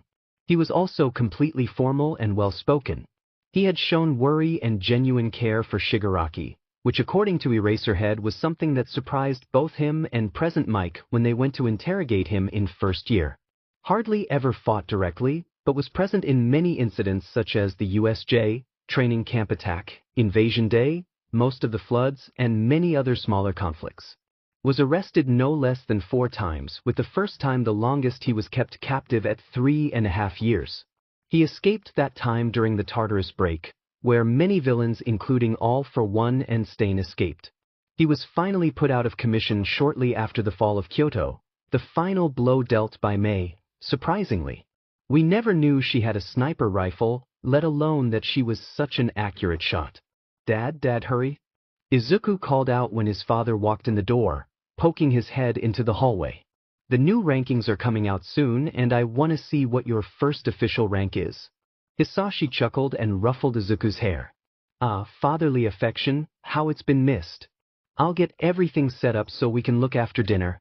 Surprisingly, Tenko was excited too, though he wasn't as energetic about it. Dinner was a quick affair, and as Hisashi was setting up the TV to view the new rankings, there were snacks and blankets to set up too. The Bakugo family all poured into the house and settled on the couch with the Midoriyas. In two other parts of the city, there were other children eagerly waiting for the announcements. One was being squashed by many other little bodies, and the others were happy that their father let the eldest skip training that night. First there was a quick pan of those from ranks 5000 to 1001, then 1000 to 501 with some notable changes and events that influenced the larger changes in the ranks. It was much the same for ranks 500 to 101, then 100. They still hadn't seen or heard mention of Musketeer, which made Izuku almost weep at the realization. There were some notable changes to some of the lower ranks in the top 50, then the new number 36 is an unexpected addition to the top ranks. This will be this hero's first official ranking, so it's truly incredible that they've made it to the top 100, let alone the top. This hero is incredibly popular with the locals, will go out of their way to help even in the smallest of ways, and even has the record of fastest solved missing persons case and fastest solved kidnapping. Although they don't have much business outside of Mizudafu, they made a huge splash nationally when they came to assist in Kyoto against the villain war in an incredible short fight against the villain many other top pros were struggling against. They then helped with rescue efforts, with 80% of the rescued being thanks to them and their sidekicks. That's right, the new number 36 hero is the charming and mysterious newcomer, Musketeer. We at the Hero Commission can't wait to see just what else Musketeer will do. Izuku was in tears, hardly hearing the loud cheers all around the room. He could hardly tell when he started hugging his father, and could hardly hear the pounding at the door. But he did, and it seemed like the only other person to hear it was his father. With the rest of the 50 to 11 ranks being announced in the background, Hisashi got up to check the door. Izuku contented himself in taking some snacks Kurogiri offered, but quickly stopped when a loud "Lord" rang through the house. Kurogiri heaved a long-suffering sigh, while everyone else looked confused. Izuku knew his face was white as a sheet and his eyes were as wide as saucers. He had forgotten about that particular underling. Seemingly on autopilot, Izuku felt himself walk over to the door to see his father trapped in a bear hug from an amazingly small Gigantomachia at the Genkan. My lord, it's been so long. I have been looking everywhere for Lord. Why did Lord disappear? But I saw Lord on the screens, I did. So I went searching for Lord and I found you. Izuku became slowly more cognitive throughout Gigantomachia's spiel and managed to croak out a "Dad," while staring at an increasingly uncomfortable Hisashi still trapped in the bear hug. His call, unfortunately, brought the attention of both of them to Izuku. Hisashi seemed to very quickly accept of their fate. Gigantomachia's face quickly showed his glee, and "It's a little Lord," boomed down the hall. Izuku very suddenly found himself being caught up in the bear hug. It took a while, and some not-so-subtle threats from Hisashi, but Gigantomachia was introduced to everyone. He was also placed on guard duty for the house, as well as occasional bodyguard duty for the children. Before Hitoshi met Izuku, his life was completely silent. Yes, other people made noise, but Hitoshi wasn't allowed to. He wasn't allowed to make any noise at the orphanage, whether it was a vocal noise, him bumping into something, him sneezing or coughing, or cries of pain. Absolute silence. It wasn't any different that morning, the morning after the new rankings were announced. Hitoshi yawned, rubbing his eyes awake. He was happy that Izuku's dad was highly ranked. Maybe he could celebrate with them in the park? Hitoshi could only hope as he got out of his itchy and lumpy bed. He quickly threw on a t-shirt and shorts, and walked as silently as he could down the orphanage stairs. He got his breakfast silently, ate his breakfast silently, cleaned up silently, then left silently. The only time he comfortable with talking, let alone aloud, was when he was with his friends. Which was new, but wholly welcomed. In fact, they encouraged him to make noise. Hitoshi kinda wanted to ask Izuku if he could teach him to sing. He'd heard singing before and wanted to try it. It seemed fun. He was still a little scared without Izuku around. What if someone from the orphanage heard him? What if he accidentally caught someone with his quirk? But he was getting better. He knew none of them cared what his quirk was, and he was happy he could relax around them. Only Katsuki was at the park, which was disappointing. Hitoshi understood why the Todorokis weren't around. He knew that their father wasn't nice and was kinda like the older kids at the orphanage, but Tenko and Izuku not being there was a surprise. Someone who used to work for their dad showed up and was getting settled in, Katsuki had explained. The two still had fun anyway, even if what they could play was limited. The mean kids knew to stay away when Katsuki was there too. He'd helped Izuku drive them away a few times. All too soon Hitoshi had to head back. He waved goodbye to Katsuki and walked as slow as he dared. If he was too slow he wouldn't get any food, but if he was too fast he was more likely to get hurt. Hitoshi entered silently, had dinner silently, and got ready for bed silently. He lay there silently while other kids kicked him, and he dragged himself to his bed silently.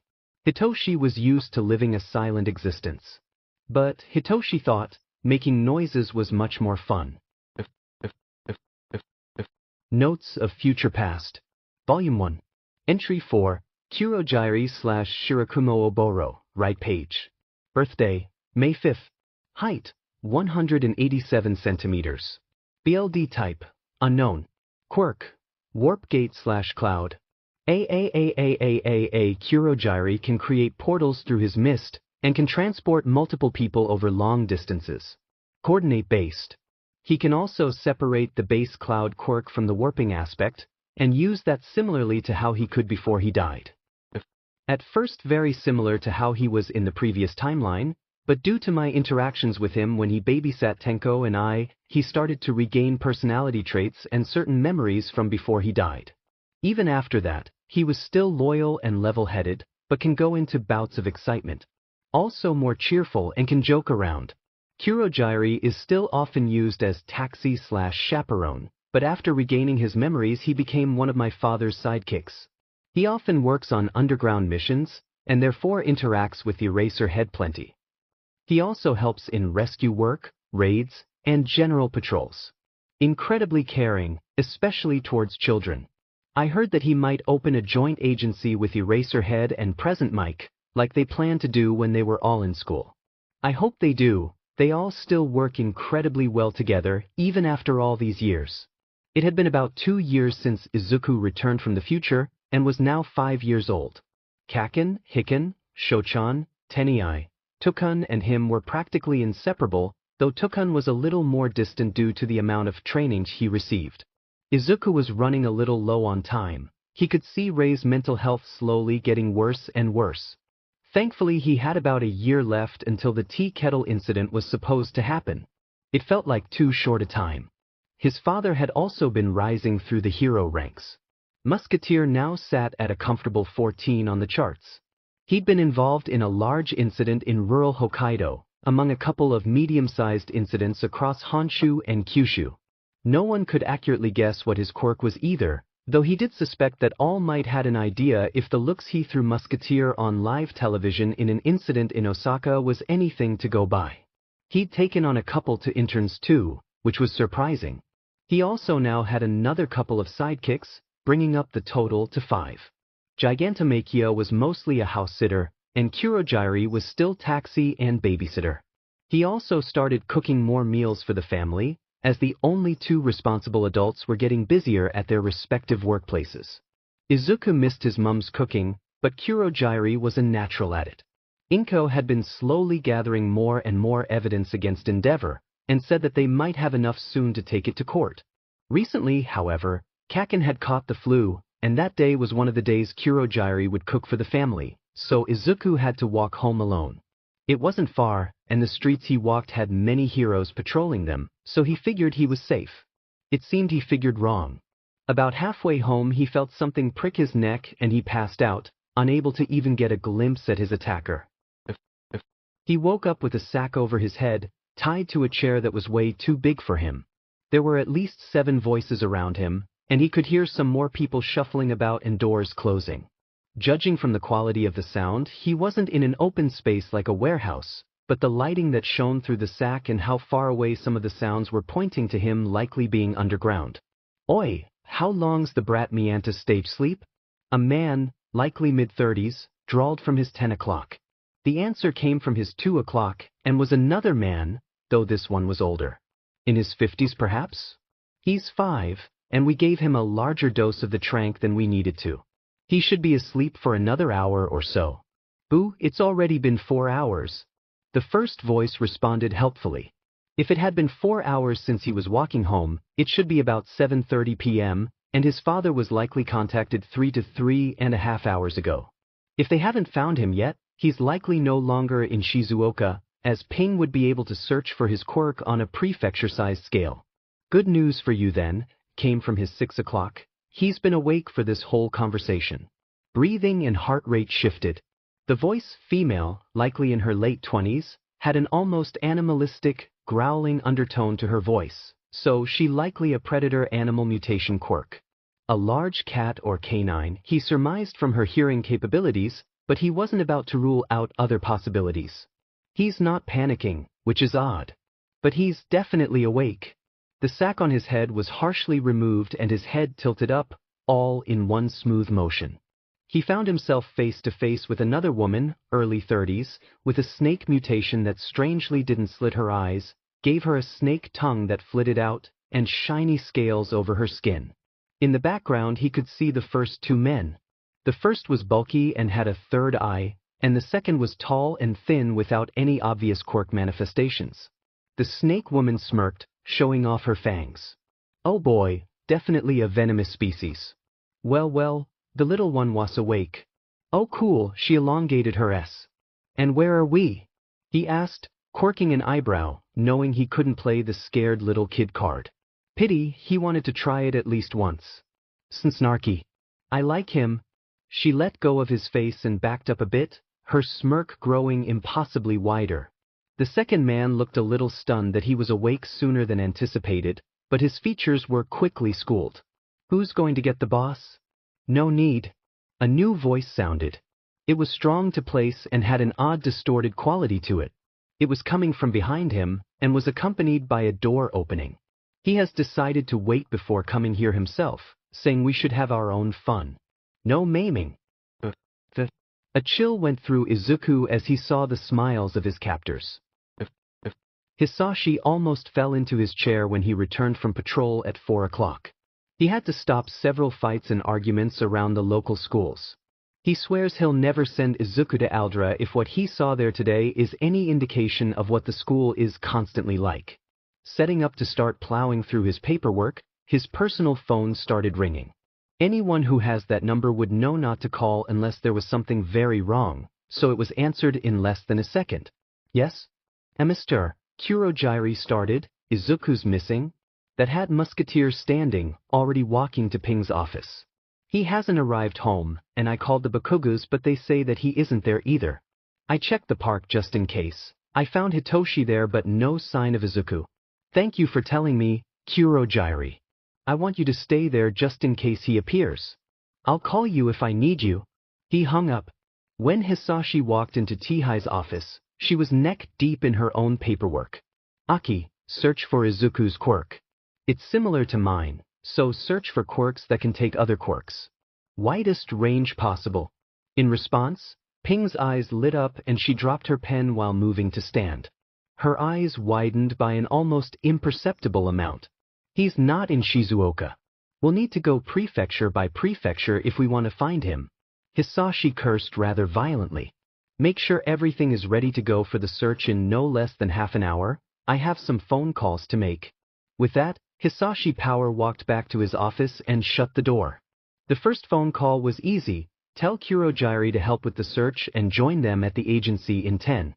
The second phone call was also easy. Ring the Bakuga house and tell them to stay where they are and only let himself or Izuku in until he told them otherwise. The third call, however, was what he was dreading. It rang once, twice, 3 times. Hisashi? You don't usually call during work hours. Is something wrong? Inko. Deep breath in and out. Izuku's missing. Katsuki didn't know why he was suddenly moved to the sofa. He was comfortable in his bed. And why were his parents locking all the windows? Oiheg. Katsuki called to his mother. It came out kinda nasally and croaky, but still loud. Mitsuki didn't appear to hear him. Katsuki called out again. Hag. What brat? Mitsuki screamed in response. This, however, accompanied by her throwing her phone at him. Katsuki was glad it didn't hit him this time. He was already sick, he didn't need to have a bruise or a BLD nose too. Why am I here? 'Cause Izuku is missing and we need to keep an eye on you? That got Katsuki's attention. Zuku's missing? That's what I said. He never got back home, so his father is going to look for him. We're locking everything shut in case someone comes here. Now shut up. Katsuki was worried about Izuku. He knew Izuku would be alright, he had to be.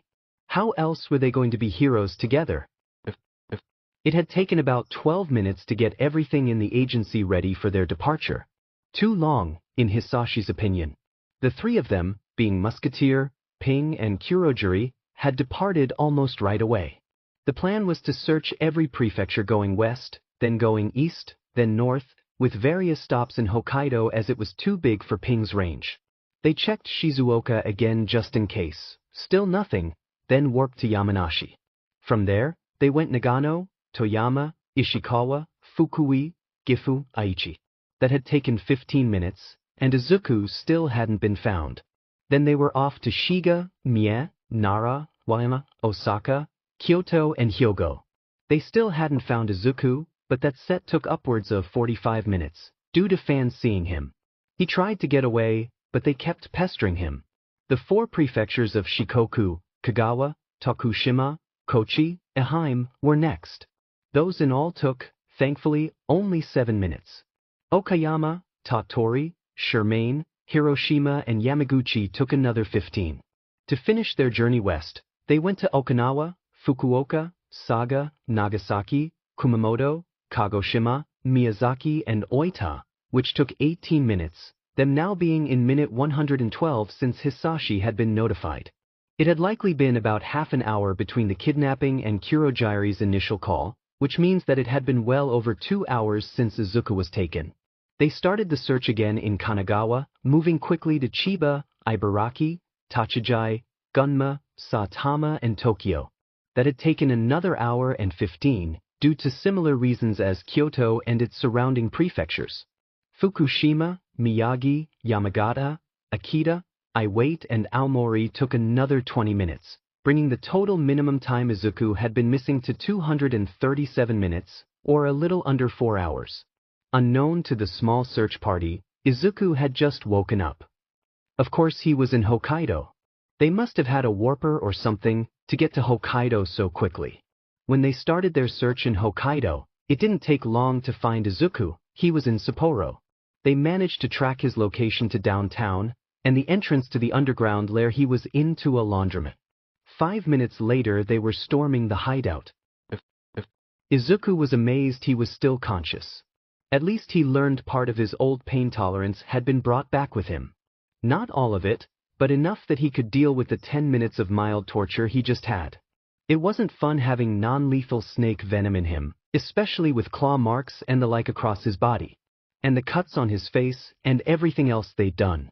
He would have loved to take their quirks, but he had been put in quirk suppressant HNDCFFS too. And how the hell did they get their hands on those? Now, however, he had a new issue. The boss was apparently on his way. The room's occupants had hardly changed over the 10 minutes, but the 2 men, the wolf woman, the snake woman, the one with the distorted voice, as well as a person who could regurgitate swords, which is definitely a unique and impractical quirk if ever he'd seen one, had been constants. The boss would like the boy out of the HNDCFFS. Distorted voice stated, and his hands were almost immediately set free. His first action, he had decided a few minutes prior, was to analyze all the quirks around him. The snake quirk was a mutation giving characteristics of a blue stripe garter snake, black and blue keeled scales, with the blue being 3 vertical stripes. Mild venom that wasn't lethal to humans, he already knew that part from experience. Also had a mild resistance to poisons and the tongue was forked. Next was the wolf mutation quirk. A standard gray wolf, with the ears and tail to match, heightened hearing and scent, stronger legs for speed as well as moving through snow. The teeth were also similar to a wolf's and could crush bone easier than a non-mutated human's. Hair was more like fur, though it still grew at a similar rate and length as normal hair. Minor cold resistance, slight foot/hand pads, and a transformative part that allowed claws to form. The third eye quirk was just that, a third eye. Nothing special about it at all. The quirk the second man had was an emitter quirk that allows him to see an estimation of what is desired, like how much of something was in a container compared to something else. The simpler the estimation, the more accurate it was. Sword regurgitation was an emitter that made different parts of swords and knives at different points of the throat, starting at the stomach. Naturally, these areas, as well as the gums, cheeks and tongue, were reinforced and strengthened. The distortion quirk was the one that fascinated Izuku the most, however.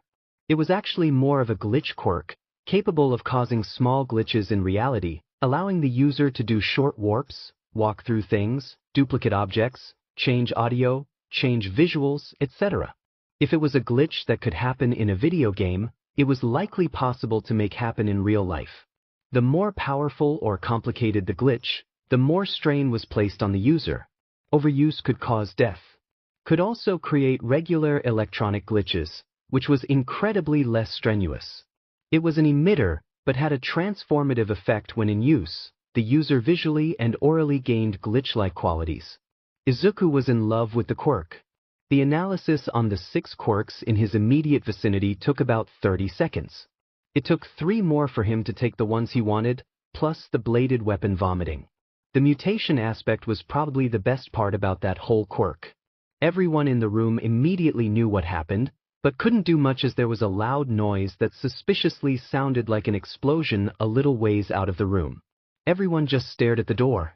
The tap, tap, tap of shoes walking down the hallway stopped outside the room and everyone tensed. The handle twisted, and the door swung open. Izuku beamed at who it was. Dad. Musketeer was angry, scratch that, livid.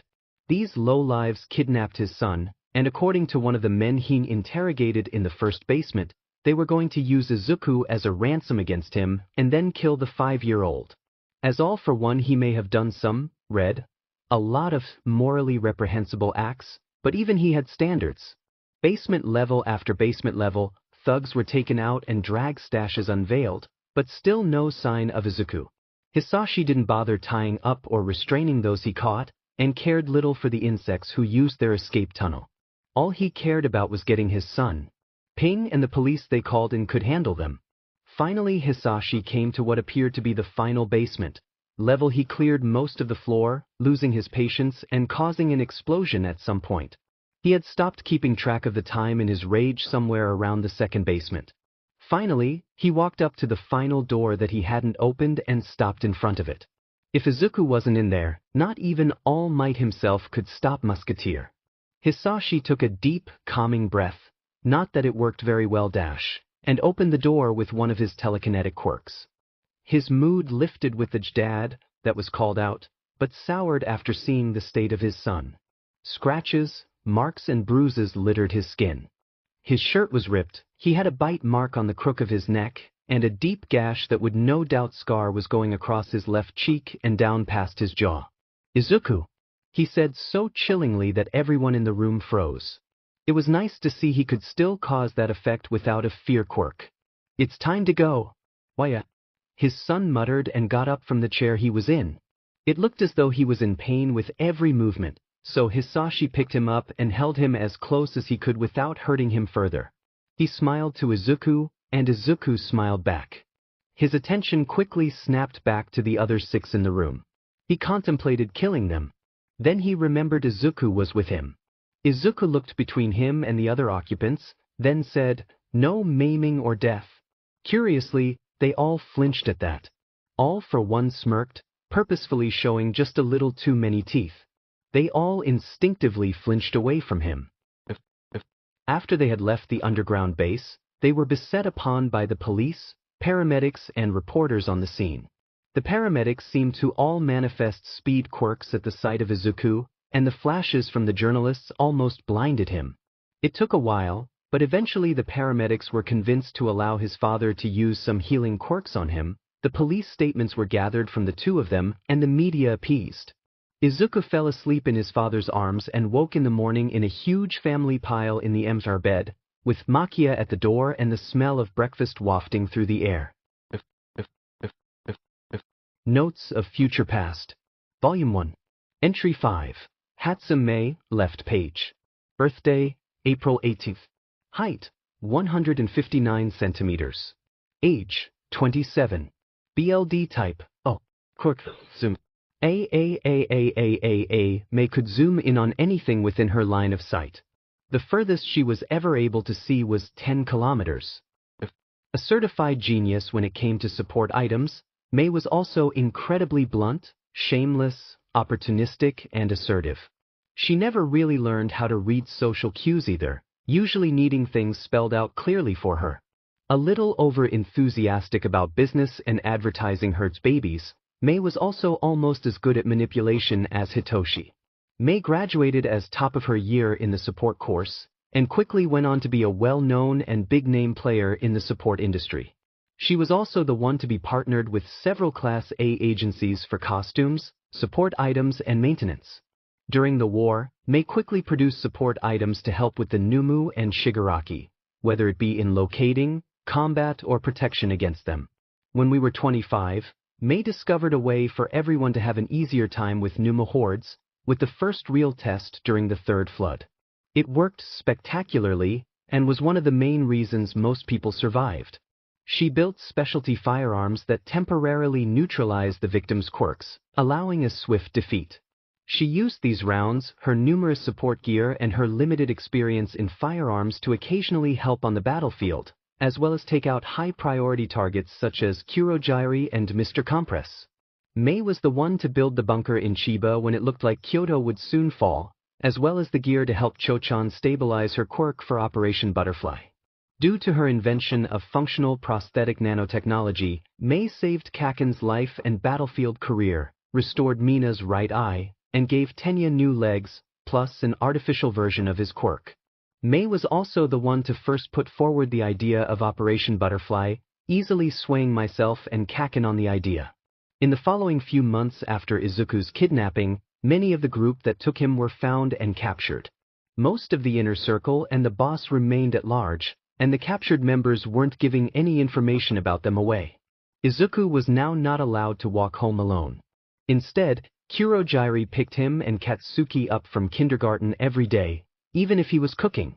Unfortunately, because of the incident, it became harder for Izuku to see Hitoshi and the Todorokis. He still managed to, fortunately. However, there was something worrying Izuku. Katsuki was starting to grow up similarly to how he did in the last timeline.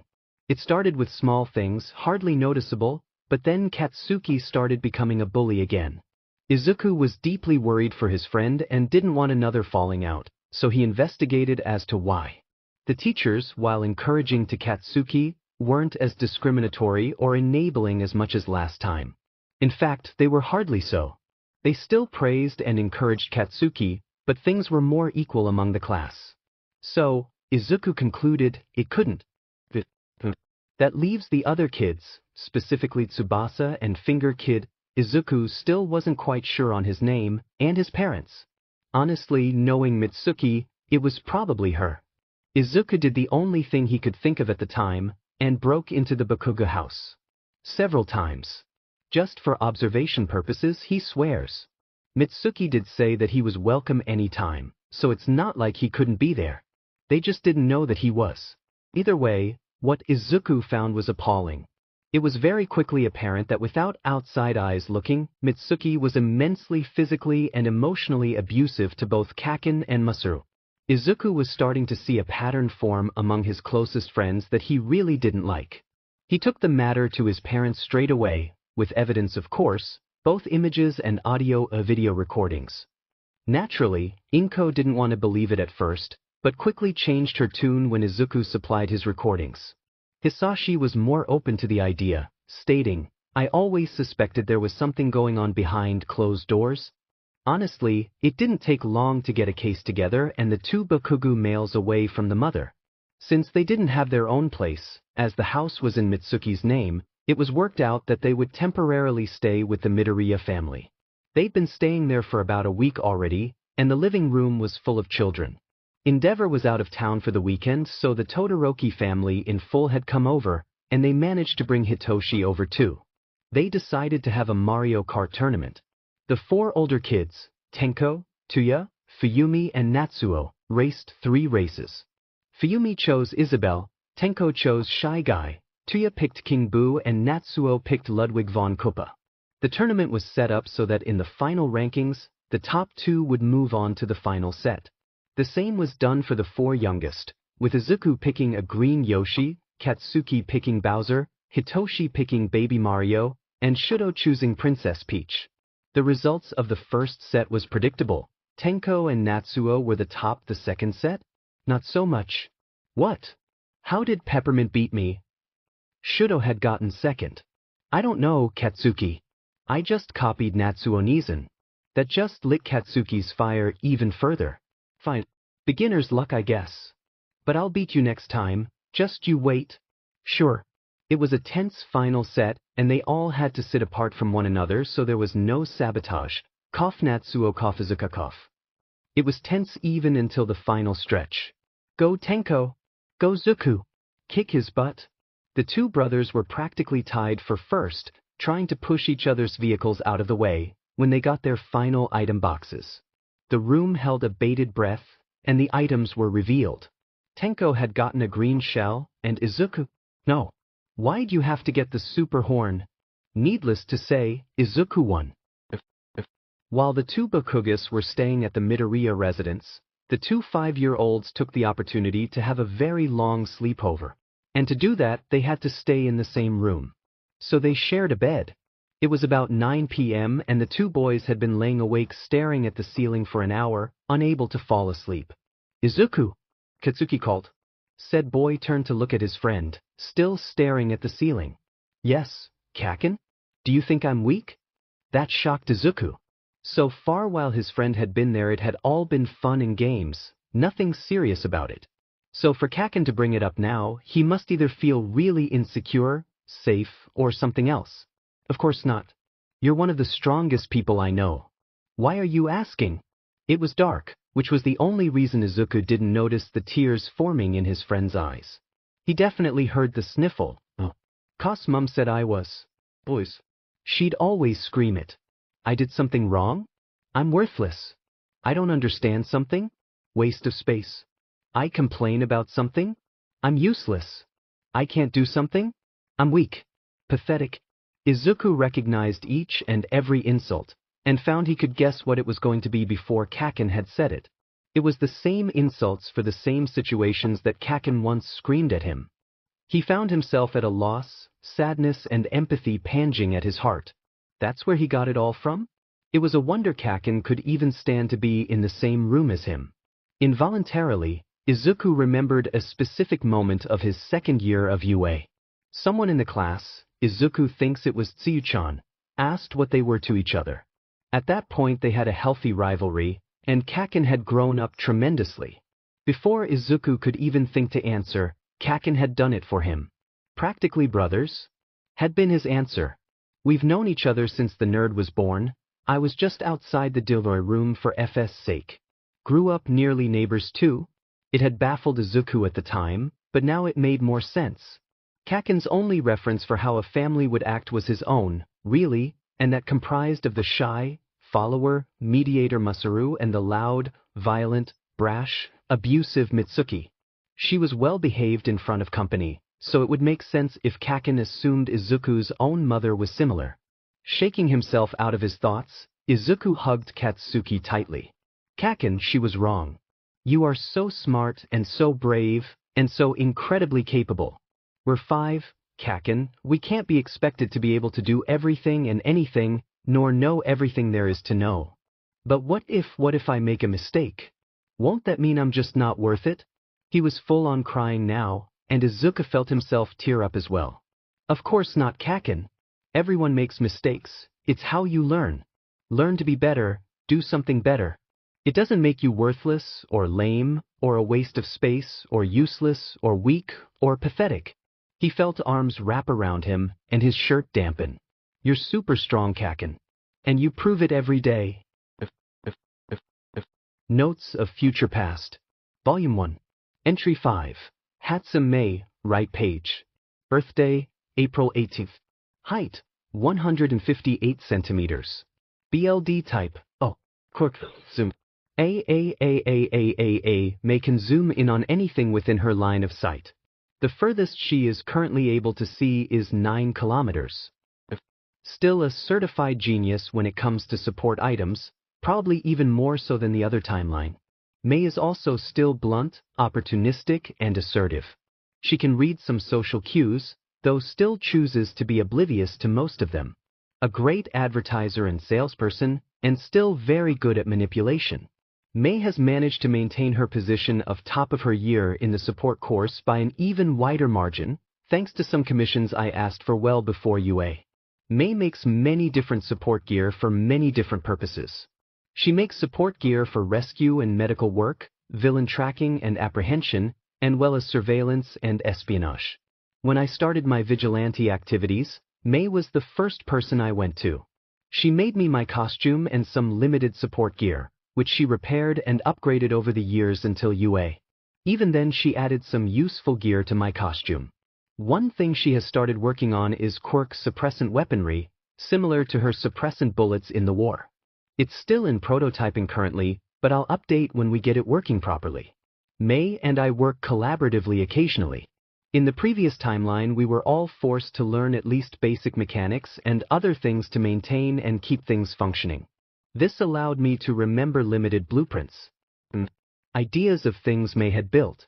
She has learned not to question where my knowledge comes from and how I know if something will work, no matter anyone else's opinion. Form T2A will do that, I guess. So far we have begun replicating the prosthetic nanotechnology, and some of the quirk replication gear, specifically Jet Replica and Good Ear Replica. Jet Replica is almost done at this stage, though the Good Ear Replica is more troublesome. In the team, May helps to take people's mind off troublesome things, gives an outsider perspective, and makes all the gear. Alright, it's time now to announce the top 10. Hisashi didn't see the point in everyone being there. If all of the top 10 are there that night, criminals were immensely more likely to cause trouble. Honestly, people need to think sometimes. The members are mostly the same as previous years, so we start off with the number 10. All 10 of the heroes were standing on a stage in line with their new ranking order. Hisashi just wanted to be on the couch with his family, just like every other ranking release. Though he supposes that all of them being there that night isn't all bad. The dumpster fire being next to him, right teacher, meant he wasn't harming his family. Speaking of, such fanfare is unneeded, was the grumble uttered from the flamed hero. It didn't seem like he meant for anyone else to hear, but both of those flanking him did. Don't be like that, Endeavor, came from the blonde nuisance in a surprisingly quiet voice. It's a wonderful time to show the world who their strongest protectors are. They could very easily have gotten pre-recorded speeches. Hisashi muttered back. All of us being here is counterproductive. They want to show who the strongest are, but by doing so they take us from where we can do something if there is an incident. The underworld knows this, so they take advantage of it. Big deals, transportation of goods, and the like. That's what happens on nights like this. Happens on the night of the hero ball, too. The face All Might was making made Hisashi wish he had a camera. Maybe he had a quirk for that? Exactly. They should let us go do our jobs. Some of us have actual important things to do. Like what? Abuse your family. Hisashi didn't say it, but gods did he want to. Things like this are important too. People see us, brings up the mood. But why do all 10 of us need to be here? It's impractical. If they wanted to keep people's moods up, just bring in the top that leaves the other 7 to actually do something with their time. It'll save plenty of time as well. Less time here means more time elsewhere. Do you have somewhere to be, musketeer? The strained voice and smile made it easy to tell what the number one was insinuating. He'd retired, thank you very much. Hisashi just rolled his eyes. Unlike some people, All Might, there are those of us that have families with young children. Good, he had Endeavor's attention. I'd like to see them before they go to bed. All Might looked like he was eating on a lemon. Children, you say? The way Endeavor said that made it sound like he was going to eat them. How old? One is 5, the other 10. I think my eldest is in your son's class at school, actually. The one with the blue fire. Oh, he had him. Endeavor was more and more interested in where this was going, just as Hisashi wanted. All Might, on the other hand, looked like he was having the crisis of the century. It was glorious, and this whole event was worth it just for his reactions. I also have a son that's 5. What are their quirks? Surely they'd be similar to yours. Hisashi nodded. My youngest has a similar quirk to me, though it is a little different in its mechanisms. I'd even go as far as to say it's a huge improvement on my own. Oh, Hisashi was living. All Might's expression was just getting better and better. My oldest, however, has a decay quirk. Anything he touches can disintegrate. It's different from both mine and my wife's quirk. He's technically my wife's cousin's son, but there was an incident. His father was abusive, so Shimura Tenko became Midoriya Tenko.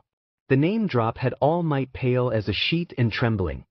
His eyes widened even further and his tremblings larger when he made the connection that he was married to his emissary's niece. Oh, it was wonderful. Hisashi was going to remember that for the rest of his life, he knew it. Do either of them have any interest in heroism? Oh, right, the reason he was there in the first place. Both of them actually. The oldest wants to be like his grandmother. All Might's expression became complicated. Relieved but frustrated, happy but concerned. Whereas my youngest has always wanted to be a hero. Just like you actually, All Might? Even more conflicted. A hero that saves everyone with a smile, that never gives up. He's admired you since before he could even talk properly. While Endeavor did look a little dark at the mention of Izuku's admirations, he quickly schooled his expression. How about we schedule some joint training sessions?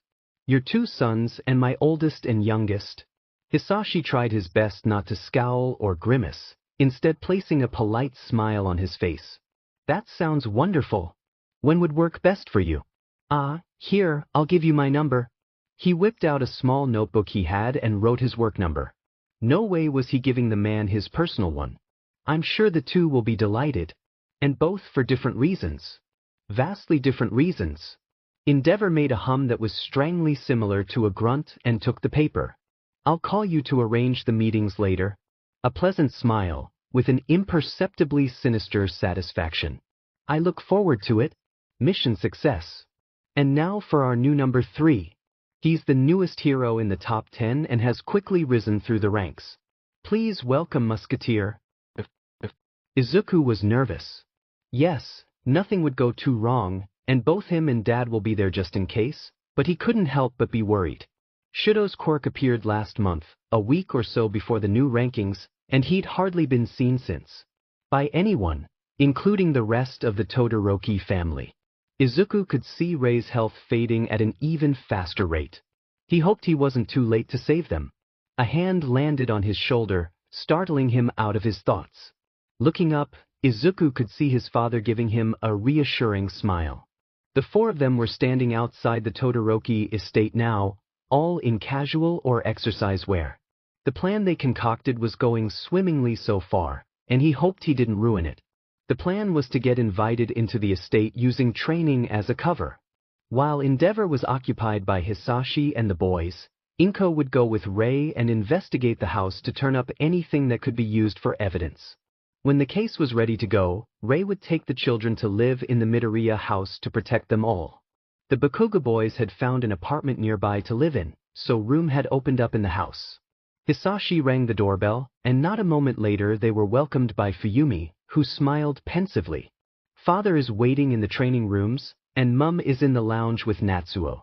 It's on the way, so I'll take you all through. Inko had been looking around rooms and Endeavor's office while he was occupied. And gods was Inko happy at the hall. The marriage contract, receipts, medical records from private healers, tales from staff. All demanding on their own, but together with what they already had was sure to have. Endeavor. Locked away for life. She was now entertaining the other two children with Rei when her boys came walking through looking exhausted. Even Hisashi was exhausted, though obviously not physically. They nodded to each other and Inko turned back to the original occupants of the room. Remember, she whispered to Rei, we'll only start the process when you come to ours. Rei nodded and smiled thankfully at her. Thank you really. For everything you and your family have done. Inko returned the smile. It's really no problem at all. It was the right thing to do. Notes of Future Past. Volume 1.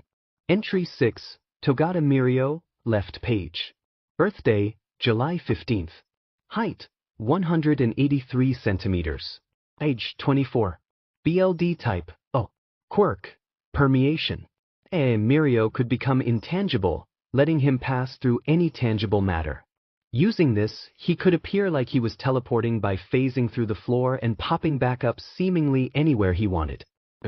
Mirio was ever boisterous, making jokes to lighten the mood and make people smile. He was also extremely determined and adventurous, using new experiences to better himself at every opportunity. Brave and confident, he knew how to pick his battles. Mirio was also tenacious and stubborn in heroic efforts, especially when it came to saving someone. It was these traits that made him loose his quirk in the raid on the Shai Hasaikai to save Eri. In his third year of UA, Mirio was in the Big Three, the top 3 students in the heroics department. After he lost his quirk, however, he had to repeat the year of practicals when his quirk was returned in the break between school years. While Mirio graduated a year later than he would have otherwise, he was quickly a fan favorite. He rose through the ranks relatively quickly once he went pro too. Mirio's agency and my own were considered sister agencies, his in Tokyo and mine in Mizu. We had a close partnership, especially when we worked on cases together and were working in the same city. Working a case in Kyushu, Mirio was one of the first on the scene of the outbreak, the official beginning of the war. Him, Hawks and all the other local pros tried their best to defeat the threat of the League and Noumu. The Liberation Front had long been defeated by then, but it quickly became apparent that the best they could hope for was containment to allow evacuations. Mirio fought most valiantly and fell some time during the third hours saving a small child from a high-end. Kyushu soon fell and was used as the new base for the League. Mirio later showed as a high-end Noumu I fought in Tokyo. Due to his permeation quirk it was difficult to deal with him, but I was glad he was high-end. He still retained some intelligence. Something in him either stopped himself or remembered me or himself at one point as he hesitated, allowing me to land the killing blow. The Todoroki family had finally arrived at their house yesterday. It had taken a few months, but Endeavor was finally out of town again. It was just for the weekend, but that was plenty of time to move all of their belongings. So today there was going to be a double celebration. The first thing they were celebrating was obvious, the freedom of the rest of the family from Endeavor. The other thing, however, was Izuku's 6th birthday. Everyone was gathered at the house. Hitoshi, the 2 Bakugas, the whole Todoroki family, minus Endeavor of course, Detective Tsukachi, even the sidekicks of the Musketeer Agency, they were all gathered for the party. They were about to get the celebrations underway when there was a knock at the door. Izuku was confused. Everyone they knew was already present? His father looked pleased with a hint of smugness and went to answer the door. I invited a special guest, was the only explanation they were given. Everyone waited in the living room for the mysterious company. Suddenly Tuya choked on his drink as he looked down the hall, muttering a quiet, holy sheet. Behind Izuku's father walked in All Might, who looked around the living room and zeroed in on him. Izuku felt really small as All Might walked over to him. Him being there meant he knew, right? He must. Oh no. You must be the birthday boy. How on earth did his father get All Might to appear for that? That's me. God, it was good to see his old mentor in person again. He idly wondered what would happen one for all this time. It was a miracle chance encounter last time, and All Might won't be missing organs again. Izuku hoped he wouldn't be, at least. And how old are you turning, young man? He asked, picking Izuku up to sit on his hip. 6. Ha! You'll be starting school soon then. Make sure you study strong. A good hero should be book smart as well as combat smart. He nodded in determination at his idol's words. I'll be the best hero, All Might, just you wait. Even better than you or Dad. His father just smiled softly and ruffled his hair. You already are, Izuku? It was so sincere, and All Might seemed to pick up on it, but chose to ignore it. Izuku just flashed his biggest smile at them. The party ran for hours with the children all falling asleep in a pile on the floor at some point with Izuku and Shudo in the middle. Hisashi smiled at the content faces they all had. It was good to see them all at peace, free from the clutches of the number 2. Musketeer, oh right, All Might was still there. Hisashi looked over and made a noise affirming his attention was on the blonde. Why exactly are the Todoroki family here? Shouldn't they be at their own house for when Endeavor comes back? That's because, Inko piped up from the kitchen island, we're serving Endeavor the court papers and restraining orders soon. Probably tomorrow, when he gets back to Mizudafu. Court papers? Understandably, he would be confused. Masaru had been filled in at an earlier date, and his own sidekicks had been helping to gather evidence over the course of the investigation. Yes, Tsukachi continued, he's being charged with child abuse non-SXL, child endangerment, child neglect, illegal court marriage, spousal abuse both SXL and non-SXL, RPE, endangerment of civilians, as well as bribery and blackmail. Holy dash. Not in front of the children, All Might. Sorry, but that's a lot. Hisashi snorted. We could probably find more on him, but we wanted to get them away from him as fast as possible. We've been collecting evidence since we met them initially. So about 2 years. All Might's face suddenly hardened. If you need any help delivering them, I'll be happy to assist. Tsukachi breathed a sigh of relief. Thank you, All Might. With you and Musketeer there to deliver them, there won't be much chance of him retaliating violently. He should know you're both stronger than him. I'll text you the time we're preparing to go deliver them. Thank you, Tsukachi. Notes of Future Past. Volume 1. Entry 6, Togata Mirio, right page. Birthday, July 15th. Height, 184 centimeters. BLD type, oh. Quirk, permeation. Mirio can become intangible, letting him pass through any tangible matter. Using this, he can appear like he is teleporting by phrasing through the floor and popping back up seemingly anywhere he wants. Mirio is still boisterous and making jokes at every opportunity, at least when the mood calls for it. He also still uses new experiences to better himself at every opportunity, though is a little less determined than the previous timeline.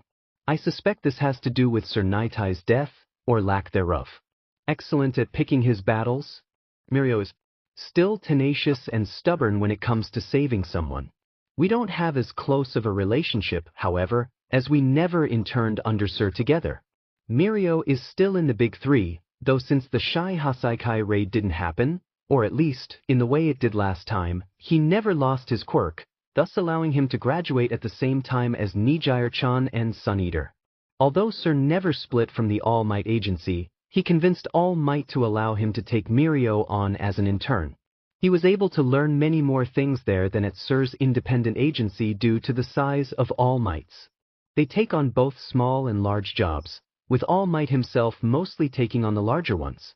Even though I interned there myself, we didn't have much interaction with one another. He was under Sir Night-Eye, while I was under All Might himself. Mirio continues to intern there even after All Might retired, staying under Sir's employment.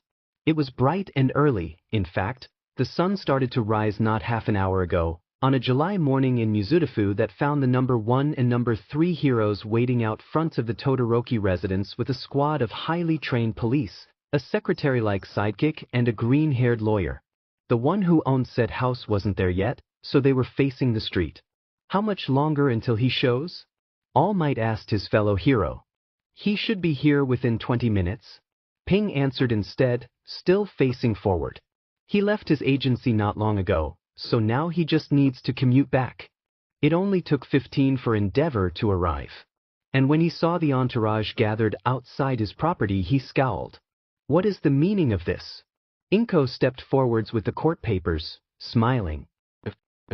I can't believe you took a photo of that. Izuku exclaims, stifling giggles.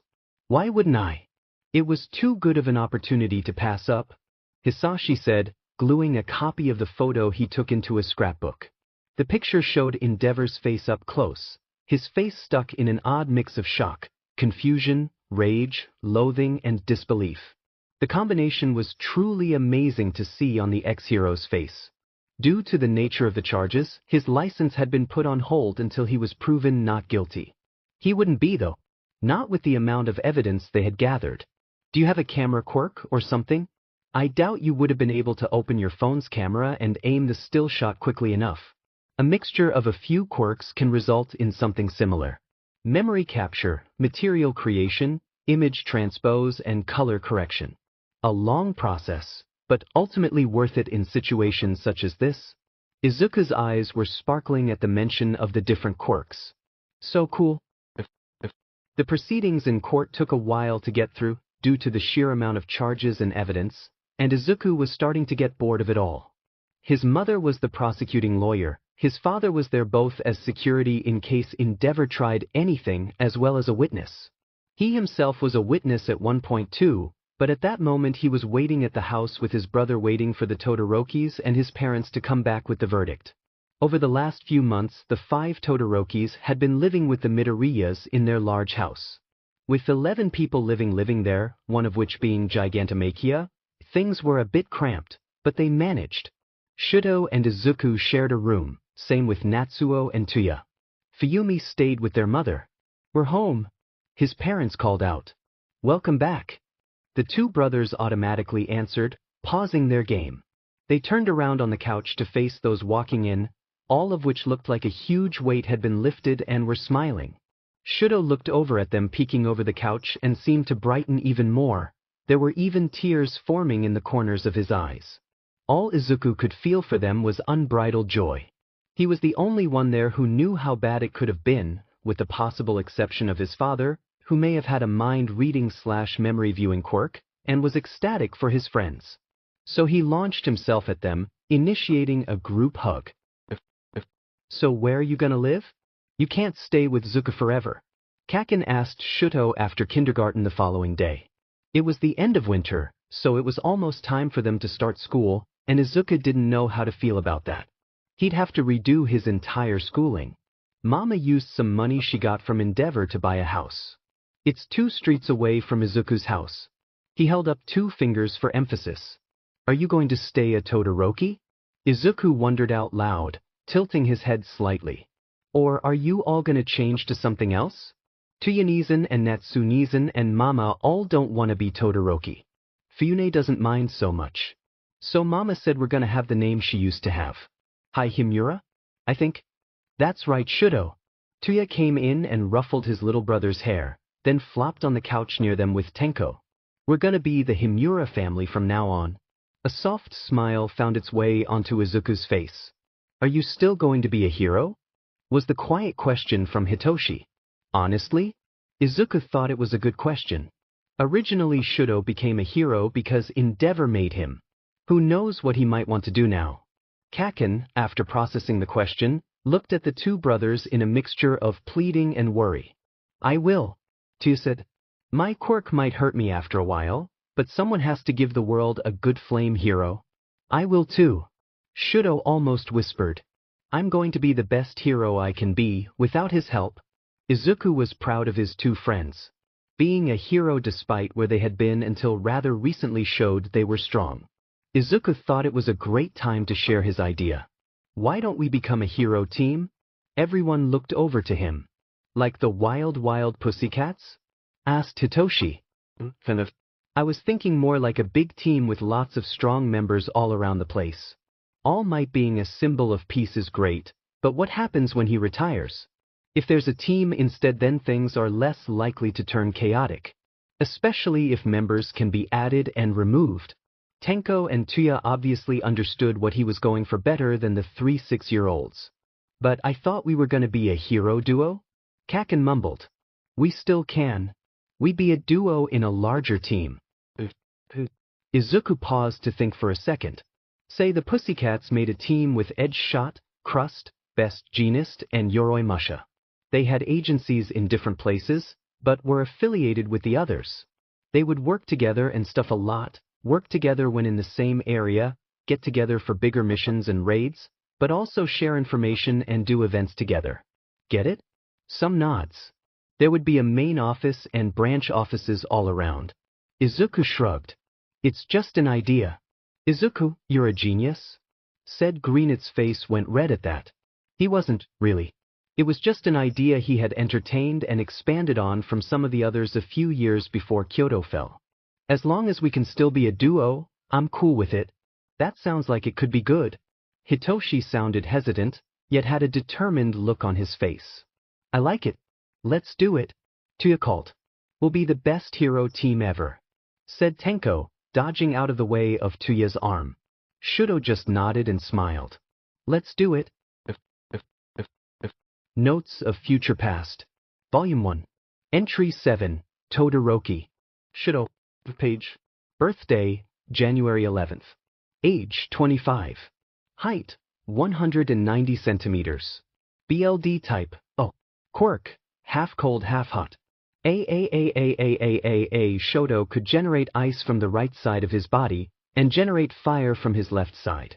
Although cold, aloof, and distant at first, after I helped Shudo during our match in the first sports festival, he started opening up more and more.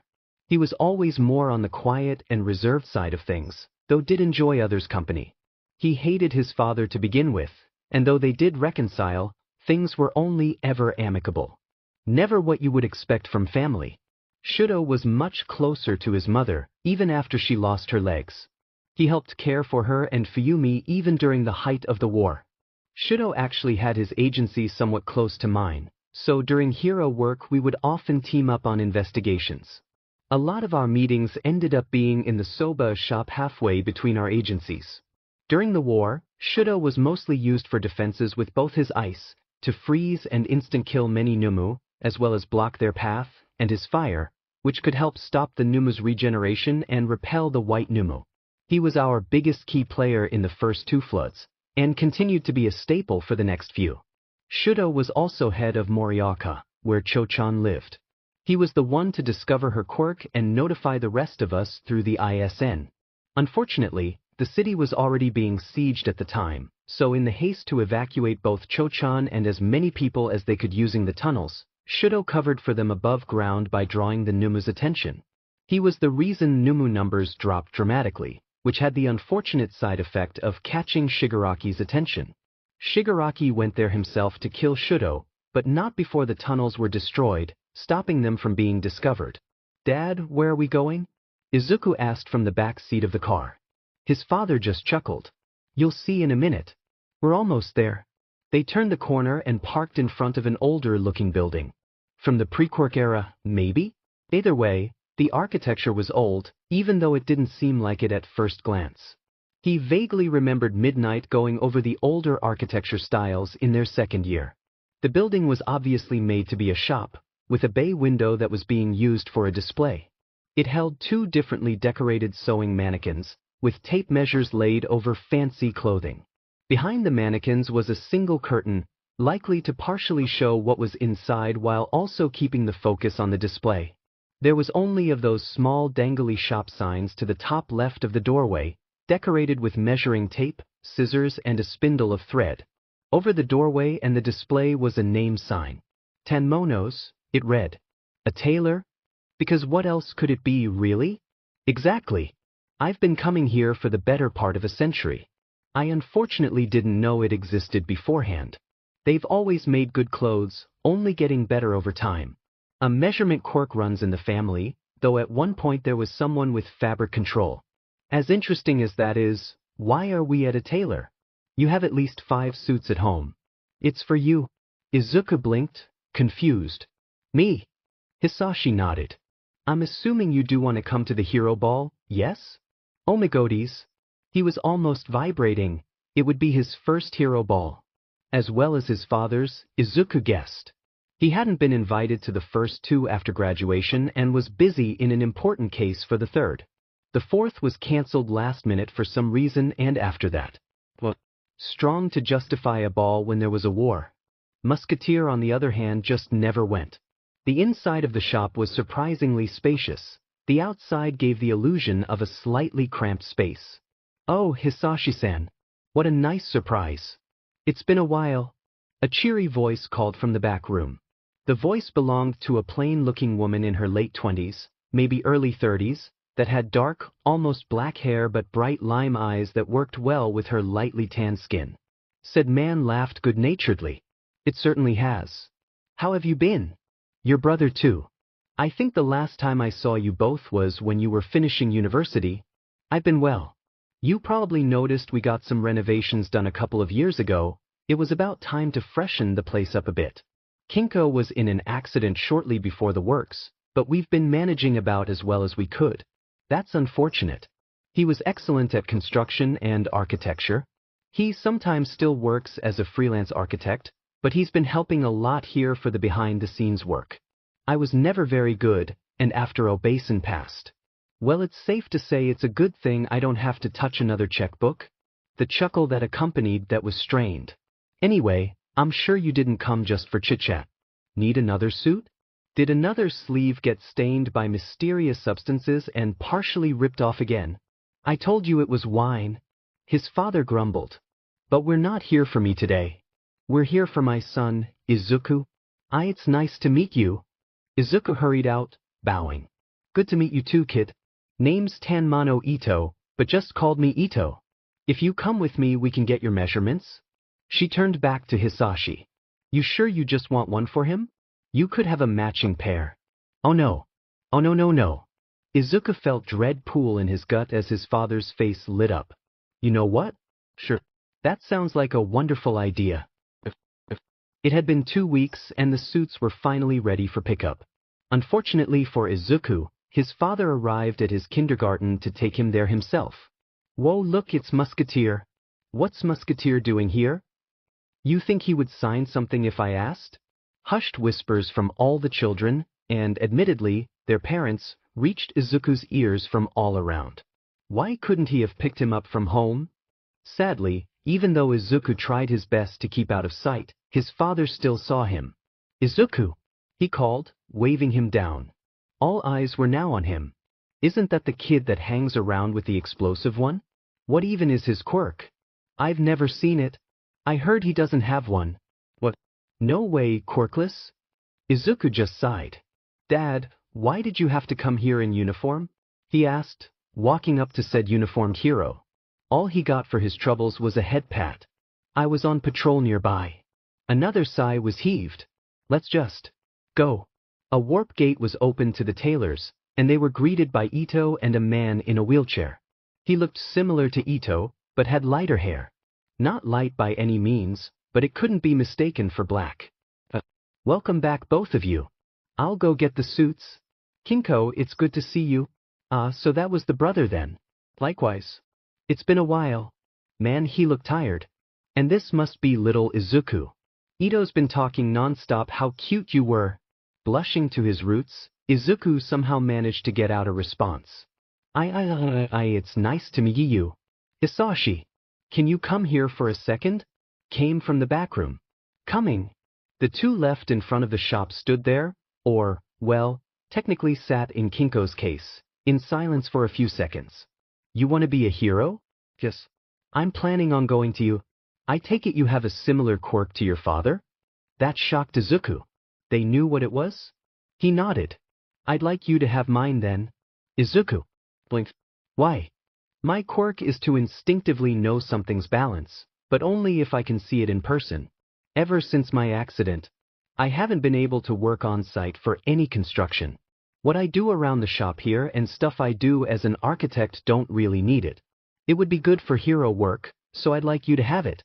Better than wasting away not being useful for anything with a guy in a wheelchair. Izuku didn't really know what to say. Are you sure? I'm sure it's useful for lots of things. I'm sure. It would help me, I think. Get over everything. The contemplative silence they were left in didn't last that long. If you're sure. I am. And so Izuku felt for and pulled the string. Thank you. Izuku found he couldn't really feel bad about it, seeing the freed expression on Kinko's face. Best Jeanist, can I please have your autograph? Izuku pleaded, holding out a, not so, fresh notebook to the pro. He bought a new one specially for that night. Of course. Izuku had gone around to most of the heroes present already, collecting signatures. He didn't know what his dad was doing, nor did he care. Networking and conversations didn't really interest Izuku at the moment, and he didn't have to worry about such things for at least 10 more years. Ingenium being there wasn't surprising, but his parents being there was. Tenya, he knew, wasn't present, so who could be babysitting? Present Mike and Midnight were with the Ida family too, though Izuku noticed there wasn't any sign of Eraserhead. The food was good, and there was plenty to go around. It was an enjoyable night, all things considered. Notes of Future Past. Volume 1. Entry 7. Himura Shuto, right page. Birthday, January 11th. Height, 193 centimeters. BLD type, oh. Quirk, half cold half hot. Shoto can generate ice from the right side of his body, and generate fire from his left side. If he concentrates strong enough, he can generate water as well.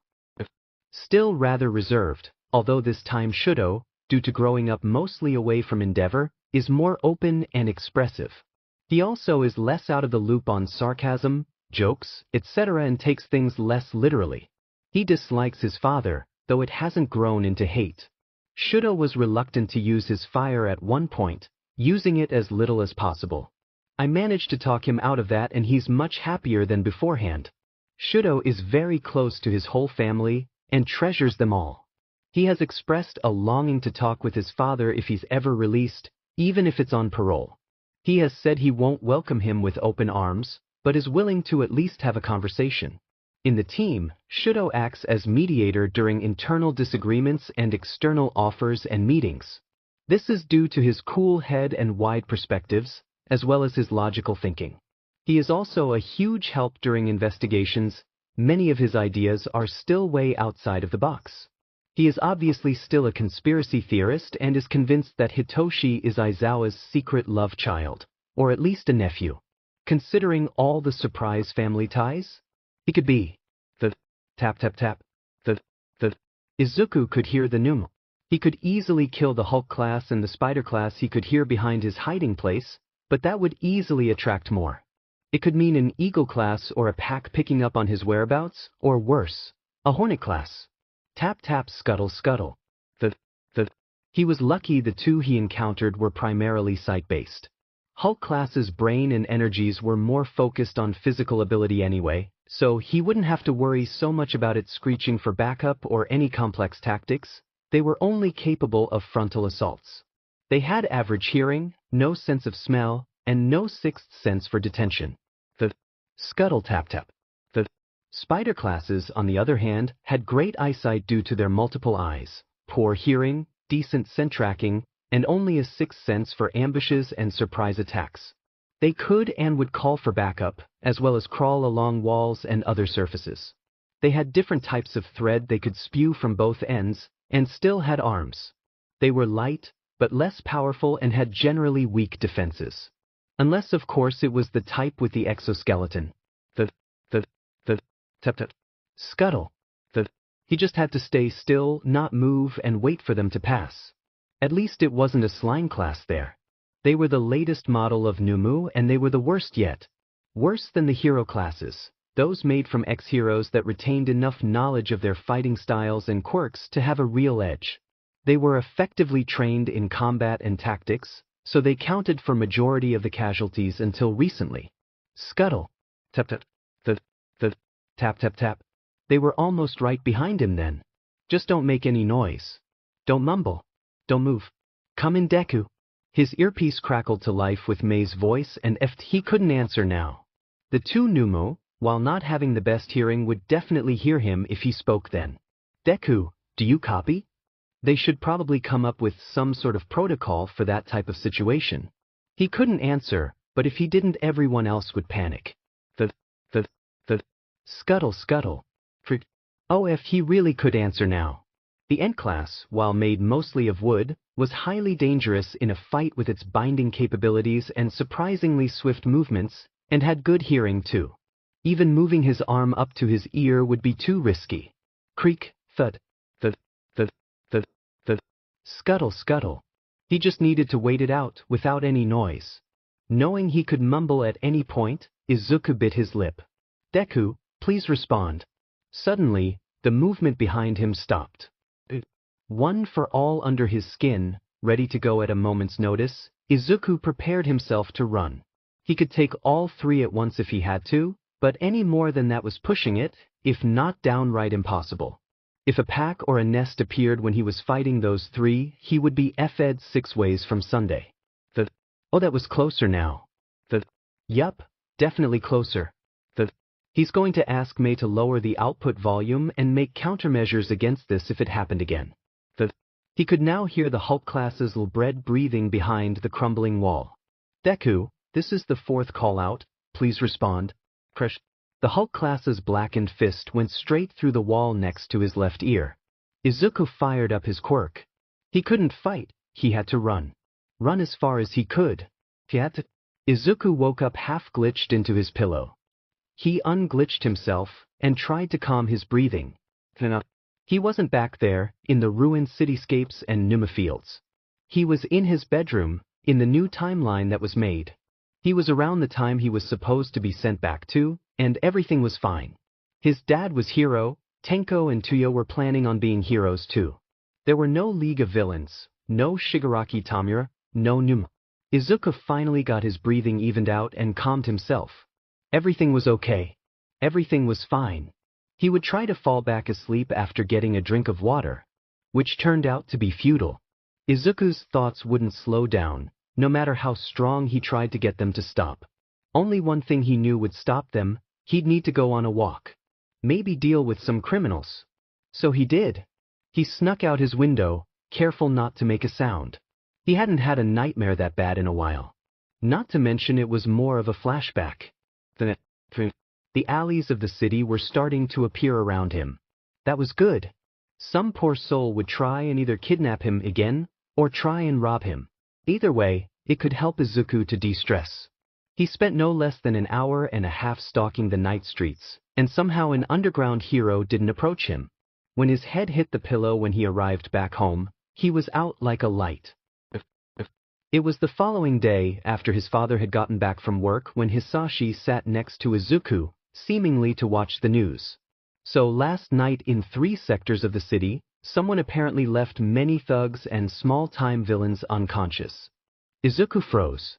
People are wondering if it's the work of a new villain or a vigilante. Though most could only identify a short height and dark hair, if they were a vigilante, perhaps I would consider working with them. Though, they would need to be much more careful than they were last night. Of course they would. If they were a vigilante, then they would need proper gear and a costume of some description to hide their identity. They'd also need to be careful of any and all cameras and patrolling underground heroes. If they were a villain too, though that seems unlikely seeing as they only knocked the people out. Perhaps they just went out as stress relief, though. Knock a few villains unconscious to calm themselves after something happened? Hisashi nodded in agreement.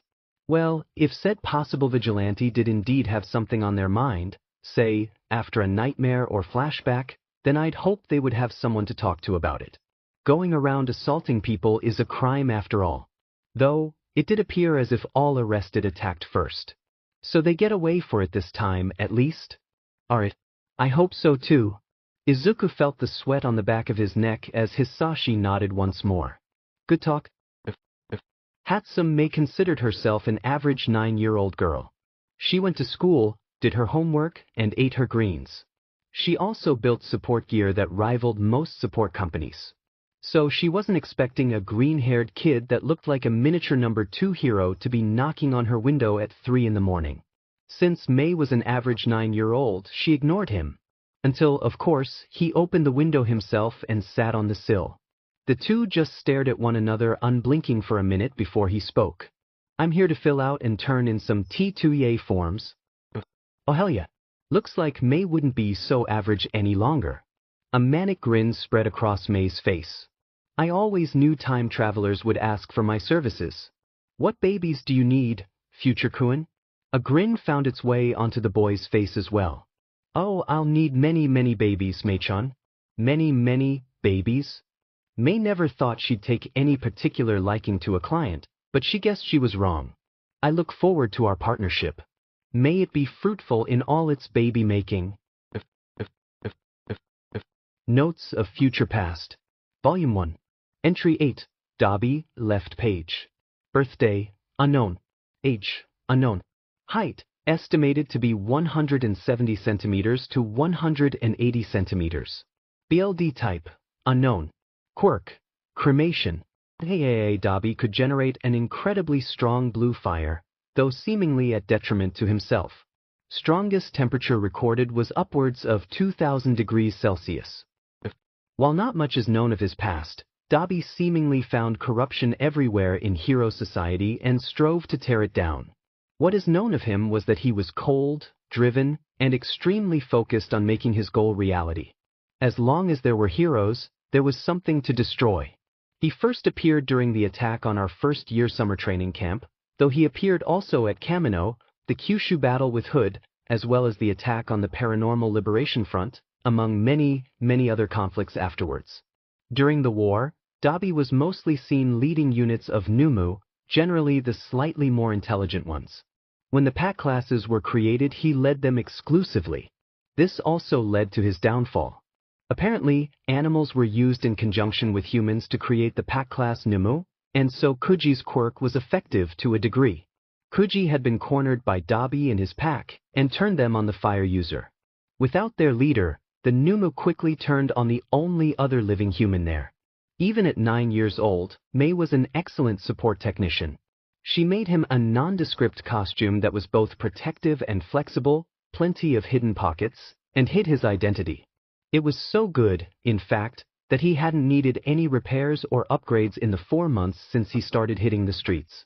The voice changer that was inbuilt was surprisingly durable, and made his voice sound all over the place and glitchy, which worked really nicely with the glitch quirk he was using to prevent any video footage of him from being recorded. He didn't go out every night. That would be stupid. He still had to go to school and act normal around everyone else. He went out once or twice a week, and stayed out only a couple of hours each time. It was usually when he needed to clear his head, but he tried to keep the days he went out random. He didn't want to establish a pattern that could be traced easily, leading to a trap. It was one such night where he needed to clear his head, so he was out on the rooftops even though he had already been out twice that week. So far that night Izuku had dealt with multiple muggings, an attempted murder, and a gang fight. Decently productive, but not the most he had been. That was when he felt it, his quirk disappearing. Instincts still intact from UA, he immediately leaped away to the side, narrowly avoiding a thread of capture scarf. The two were now facing each other in a sort of standoff. Eraserhead. Izuku greeted. I was wondering when you'd be brought onto the case. His old teacher just glared, unblinking. There is a case, right?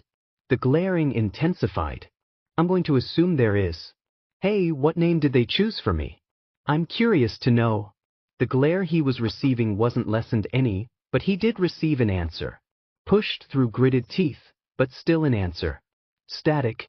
Izuku perked up at that. Oh, unique. It's because of the cameras, right? I was expecting glitch or ghost or something. The police can be very unimaginative sometimes.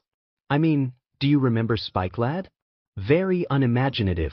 Izuku stood up and stretched in a seemingly casual way. It wasn't, but to any outside observer it would be. It was then, as he was still watching Eraserhead, that he saw when the man noticed his height and stature. Izuku may or may not have known about Aizawa's soft spot for kids, and he may or may not have used said knowledge to his advantage. He was technically almost 10 years old, anyway. Izuku knew he had him when the man deactivated his capture weapon and sighed. You're a kid, aren't you? He pretended to think about it. Am I? And oh, he just realized he's technically older than the pro in front of him.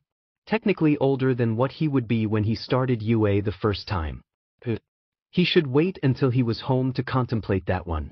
Listen, kid, you shouldn't be out here. Why aren't you in bed? Izuku figured Aizawa wasn't going to try and catch him, but it wasn't like he could just spill everything to him. Oh, he had an idea. Yes, that could work. You need to have at least level 30 friendship to unlock my tragic backstory. Aizawa just sighed and pinched the bridge of his nose. But, luckily for you, I'm willing to. Occasionally. But you have to be alone. He stressed the alone. He didn't want to get caught, thank you very much. Aizawa narrowed his eyes at him. Where and when? It was more of a demand than a simple question. Which was fair enough, Izuku supposed. How about the roof of the steak place 2 blocks that way? He pointed in the direction parallel to his house. I'll be there the second night I'm out that week. Midnight? I usually have midnight in my times. If not midnight, then 2 a.m. That sound good? He asked with a head tilt, to really sell the fact he was a kid. It seemed to have worked, because Aizawa relented. Fine, problem child. Oh, that was fast. But you better show. I'll wait 15 minutes, and if you don't show, I will send out a search party. Great. Well, I guess I'll see you later, Eraser. He walked to the end and activated glitch as soon as the man blinked. Aizawa wouldn't mind he's being played, right? It's for a good cause. Izuku swears it is. Notes of Future Past. Volume 1. Entry 8. Himura Tuya, right page. Birthday, January 18th. Height, 184 centimeters. BLD type, oh. Quirk, absolute extremes. Tuya's fire, while it can reach temperatures to melt pure iron, burns him in the process. It can, however, reach absolute zero. Going that low starts to hurt Tuya as well, but he is built better for the colder temperatures his blue fire can reach. He becomes uncomfortable at about -175 degrees Celsius and 800 degrees Celsius. While he is a hero, Tuya, coming from Endeavor's household originally, sees more flaws and pitfalls in society as a whole, especially in the heroic system. He is sarcastic, charming, and loyal to those he considers true allies, though Tuya does exhibit Dabi's confidence and lack of emotions to opponents. However, in contrast to Dabi's, as long as there are heroes, there is something to destroy mentality. Tuya has adopted a as long as there are villains, there is something to save mentality. An interesting inverse, though not unwelcomed.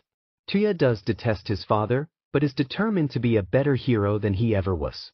He doesn't see his flames as endeavors like Shudo did, but wholly his own. This may be because of the altered coloration, or just because of the temperature difference. The gap grew wider still when it was discovered that his flames could actually get colder than 0 degrees Celsius. Graduating the same year as Tenko, he was obviously a hero before the rest of the team. He acts like an older brother to all members, but takes some time to warm up to any newer members. Once you do get his trust and brotherly affection, you have a steadfast partner and friend. Tuya also participates in underground missions occasionally, and does a weird hybrid of both limelight and underground work. He somehow gets it to work, and is well known in both circles. It was late one night, and Izuku was leaping over the roofs on his way back from his patrol. It was good to be back out and doing things, even if the way he was doing it was less than legal. But he was still helping. He was coming up to the edge of another roof when, in the alley below, he could hear some sort of panicked movement. Izuku stopped to peer over the edge, but there weren't any people that Izuku could see. The movement sounded again, and this time Izuku could see something shift from the corner of his eye. It was a small cardboard box. It shifted again, but this time, there was a noise that came from within. Izuku, ever curious, dropped down to check on it. He approached it carefully, in case it was a bomb or something. Unlikely, but you never know with those things. He carefully peeled back the lid, and came face to face with 2 large, bright golden eyes. The two stared at each other for a few seconds, then the owner of the golden eyes meowed. Izuku blinked. A cat?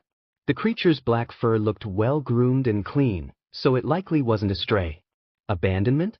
Likely. But why would something throw away their obviously well-loved pet? The cat moved and stepped out of the box. That's probably why. The cat only had 3 legs, and by the look of the fur around the missing limb, the change was recent. Izuku took off his glove to let the feline sniff him. Apparently, he had a trustworthy scent, as the cat started rubbing its face on his hand and started to purr. It should be fine if he took it home, right? Yeah, it should be. Hisashi woke up in the middle of the night. A quick look at the clock showed it was just after 2 in the morning. There were few reasons he would be waking up at this time, and he doubted anyone would be stupid enough to attack his house. What else was he going to do but investigate?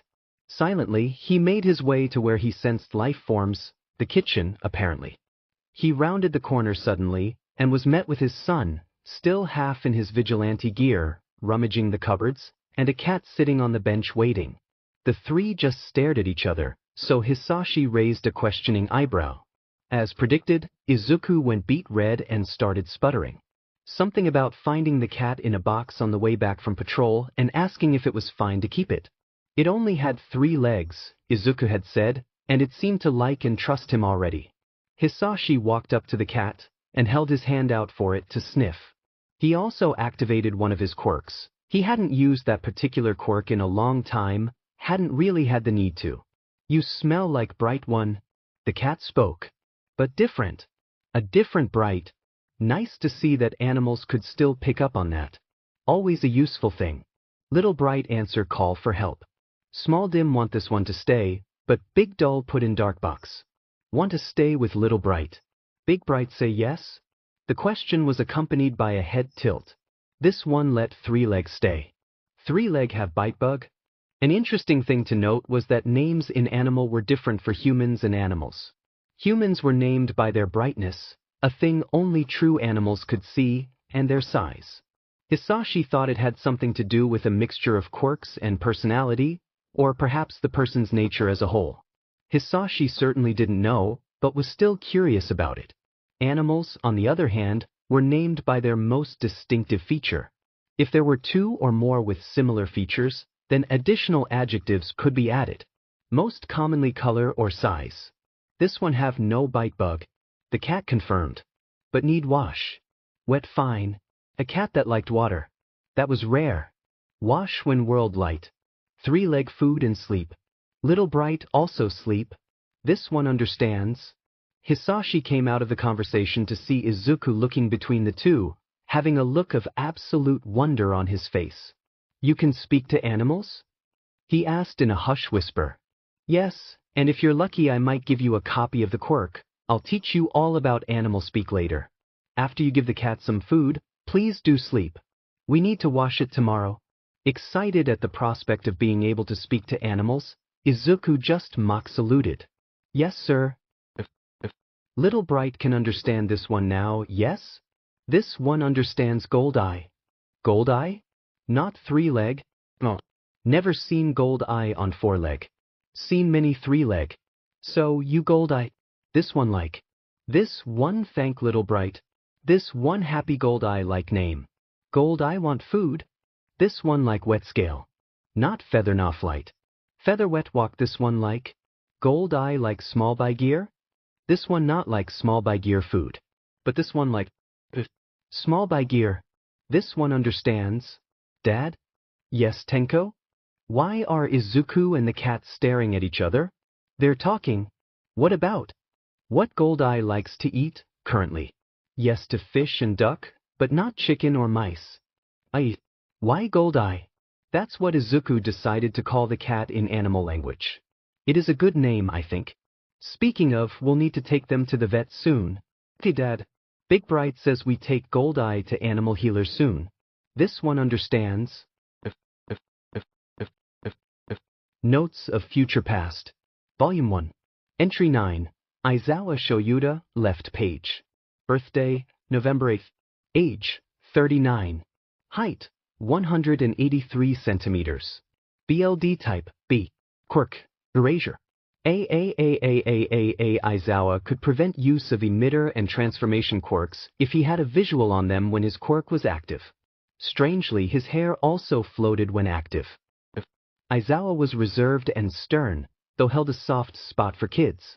He often came across as cold, apathetic, and impatient, though that likely arose because of his high expectations. He was also incredibly blunt and unafraid to share his opinions. He told me in the quirk apprehension test on our first day of UA that he didn't think I could be a hero because of the lack of control I had on my quirk. Whoever gained his ire had better have prayed to any deity they may or may not believe in. Once Aizawa had his sights set on someone, he would hunt them to the ends of the earth and pay back what angered him twice over.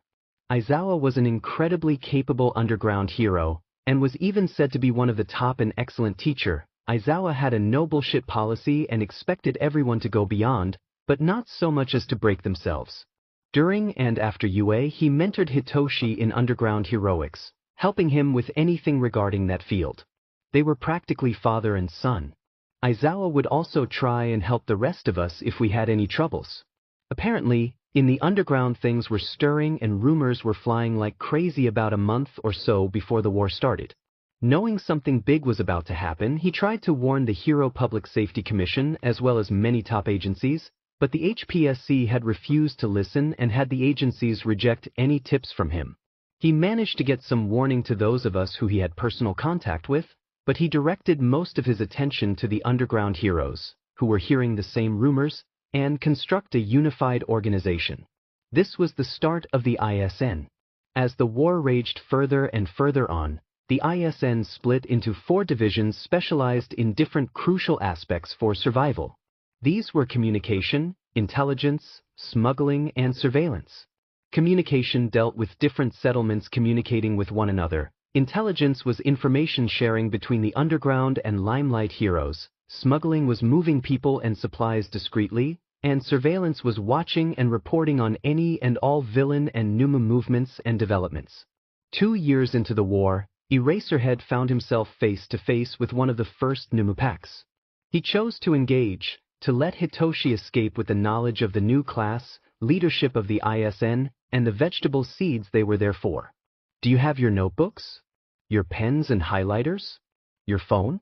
What about your handkerchief? Yes, Mum, I have it all. I gotta go.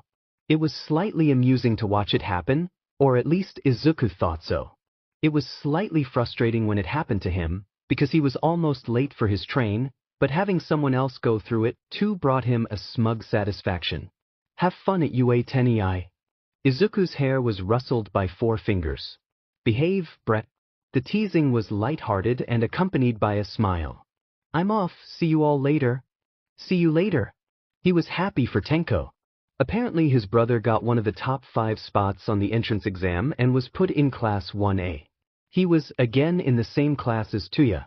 The two were about as thick as thieves, which was nice. Izuku briefly wondered if Aizawa would be teaching at UA yet. Last time he started teaching around that point in the timeline, so he wondered if it would be the same this go around. Ah well, he should find out soon enough. Also, even though Izuku offered to help design his brother's hero suit, Tenko said he wanted to do it himself and the design was kept hidden from him. He was disappointed, but excited to see what his brother came up with. It was time for him to go to his own school, though. He'd ask about his brother's day when they both got back. Izuku walked in the door to see Tenko sprawled out on the couch. He had a vacant stare and was eerily silent. That bad, huh? Tenko only grunted in response. Flopping into the gaps Tenko had left unoccupied, Izuku made himself comfortable. So, he started. Who's your teacher? Some underground pro. Came the muffled answer. Wears all black, some sort of white scarf. Izuku just beamed. Eraserhead. You got Eraserhead. Oh my god, this must be fate. Tenko removed his arm from his face to look confusedly at his brother. Fate? Fate. It's 100% fate, and you cannot convince me otherwise. Tenko just looked even more confused. How on earth is it fate? With a conspiratory smirk and a smug wink. How indeed? Izuku the rest of Tenko's statement was cut short by the almost giddy shutting of the younger's bedroom door. He loved being cryptic. Dinner that night was the usual affair. The 4 sat around the table and listened to the day's events. Apparently it was Aizawa's first year teaching at UA, but he was already starting to do the quirk assessment tests. And expulsions. You have that bus tonight, right? Izuku asked his father. They all knew it was coming soon, but they weren't supposed to know what night it actually was. Good luck. A minute sigh escaped his father's lips. but it largely went unnoticed. Thank you. Though, I kind of hope that vigilante doesn't show. Izuku blinked at him, confused. Why wouldn't you? It's free help, right? That is correct. However, if he did show up, then the heroes on the scene, no matter what their personal inclination, would have to attempt to capture the vigilante. Izuku just smirked. Vigilante Act 21XX, Part 3B, Subsection A vigilante may act without restriction as a registered pro-hero would and without license if two or more heroes on scene permit them to do so, for that sole isolated incident only. If you and another hero say that the vigilante can help with the bust, then they can help with the bust. The sigh this time was palpable. If the vigilante were to come, and if another hero would be willing to agree to utilize the clause, they wouldn't even be needed. Maybe. Izuku conceded. Or maybe not, depending on where you're hitting. The mild glare sent his way did nothing to deter him. And surely you'd be there to neutralize the frontrunners. They could hang with one of the sneakier underground heroes to take out others and secure loads. The two stared at each other for a minute before, I'll think about it. And that was that.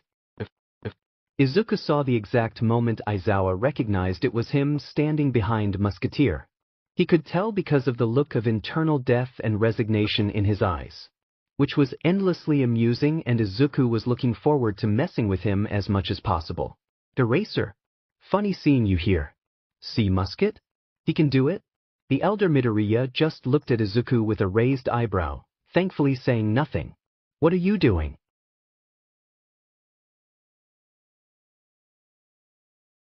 But he did remember the picture of his grandmother, his sister's face, and the way his father crumbled to dust under his hands. Not the most pleasant memories, especially the rest about his Beardage father, but memories all the same. That was all bad luck. The loneliness and desperation after the incident he also remembered somewhat. Then came the good luck. What he did remember clearly was Dad finding him. He remembered being taken to a bar and being introduced to Kurogyari, or is it Shirakumo now?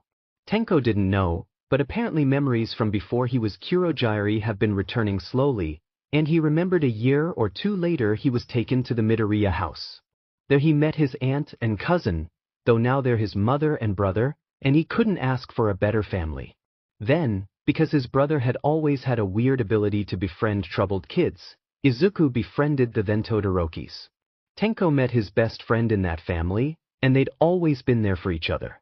Then Tenko came in 4th place for the UA entrance exam, and was put into the same class as Tuya. He also managed to get a decent score on Aizawa-sensei's test on the first morning and wasn't expelled. All his luck had definitely been used. Which was why he didn't complain when he was paired with Baita Mainu in Heroics class. She thought she was hot sheet, but no one liked her. She came second on the entrance exam, yes, but it was exclusively villain points. She got 6th on the apprehension test too, but it was all with her quirk. It was a simple, yet versatile, force application quirk. Flashy, useful, and can be used in all kinds of situations, but she only used it for the most obvious things. Pushing things, crushing things, nothing outside the box. Tuya, the lucky Biesu, had gotten paired with Tenoshi Ein. She was an empath, but she could slightly influence people's emotions and make constructs and attacks depending on what she was feeling. The effects had major differences between emotions, apparently. Best part about Tenoshi? She was a nice person. The exercise was to find more flags than the opponent team, as well as fending off their attacks and stealing away their flags for themselves.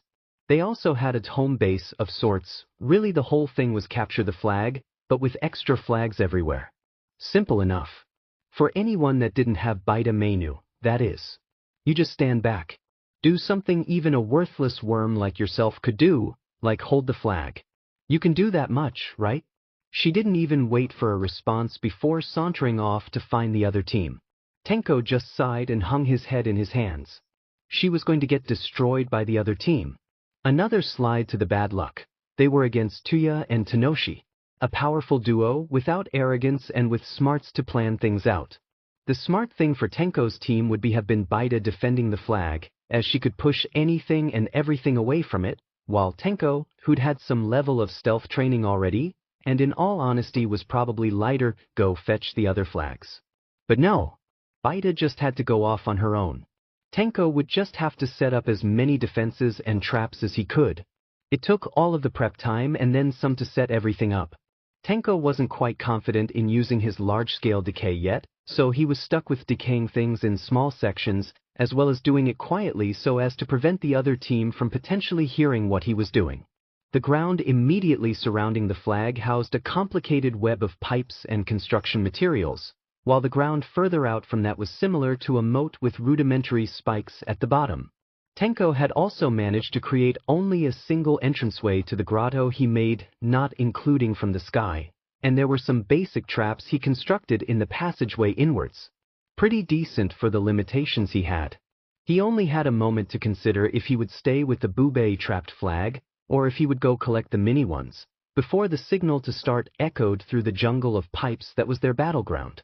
He decided to collect the extra flags that were in a small radius around the base. Not even 5 minutes into the exercise, Tenko could already hear the sounds of fighting. He had already found one bonus flag and was bringing it back to base, when Baita menu is out sounded. Tenko just heaved a suffering sigh. Probably taken out by Tuya Judo flipping her. God, he would have liked to see that. Another 15 minutes had passed quietly, and Tuya had managed to collect and bring back about 7 flags. He could wait for the next 10 minutes to tick down and protect the base, which was what he probably should and would usually do, or he could go directly for the other base. The problem here was that Tuya, his best friend of several years, and who obviously knew how Tenko thought and how he liked to play things safe, was his opponent. Tuya would come to the conclusion that Tenko would stay back and defend his flag. Thus, he would have him and his partner search for the base and overpower him. It would leave their base undefended. Making his mind up, Tenko silently made his way to where he thought the other base would be. As he surmised, unguarded. It was child's play to take the flag and get back to his own base, though he did stop to discreetly take blackmail photos of his best friends stuck in some of Tenko's traps. In the end, Tenko had won the exercise, and after a stern talking to Baina had been expelled. He doesn't know what happened in Aizawa-sensei's office, but it ended with Baina storming out yelling how she was the best in the school and how they can't expel her, just they wait, blah blah blah. Aizawa-sensei also congratulated Tenko on his stealth, and offered to help him with it sometime. So how was school? The class speech got expelled, but I doubt she'll stay quiet. Might go vigilante or villain or something. What's her quirk? Force application, but she isn't at all creative. I'll make sure to keep a lookout. Notes of Future Past. Volume 1. Entry 10. Yamada Hizashi, left page. Birthday, July 7th. Age, 37. Height, 185 centimeters. BLD type, B. Yamada could increase the volume of his voice, causing damage to structures and eardrums. It could also cancel out sound-based quirks. Yamada was charismatic and cheerful, as was befitting his job as a radio host. He loved audience and class engagement, and was a fun guy.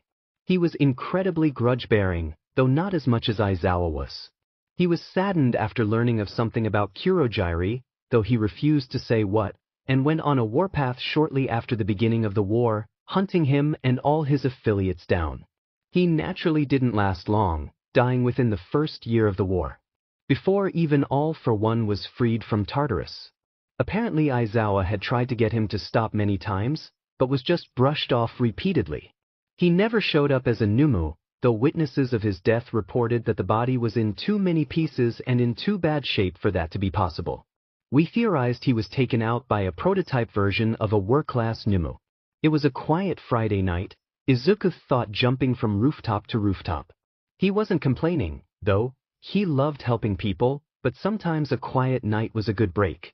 A mugging here, a break in there. All in all, there were less villains around than usual. It was so quiet, in fact, that Izuku arrived at the meeting point an hour early. There wasn't anything at all to do, much less handling crimes, so Izuku decided to wait for Eraserhead by wasting time on his phone. Well, his backup phone. The untraceable one. No way was he going to bring and use his actual phone when hunting villains. He was halfway through a new round on his puzzle game when he noticed the pro arrive. Give me a minute. He called. It was a strong level, and he was winning.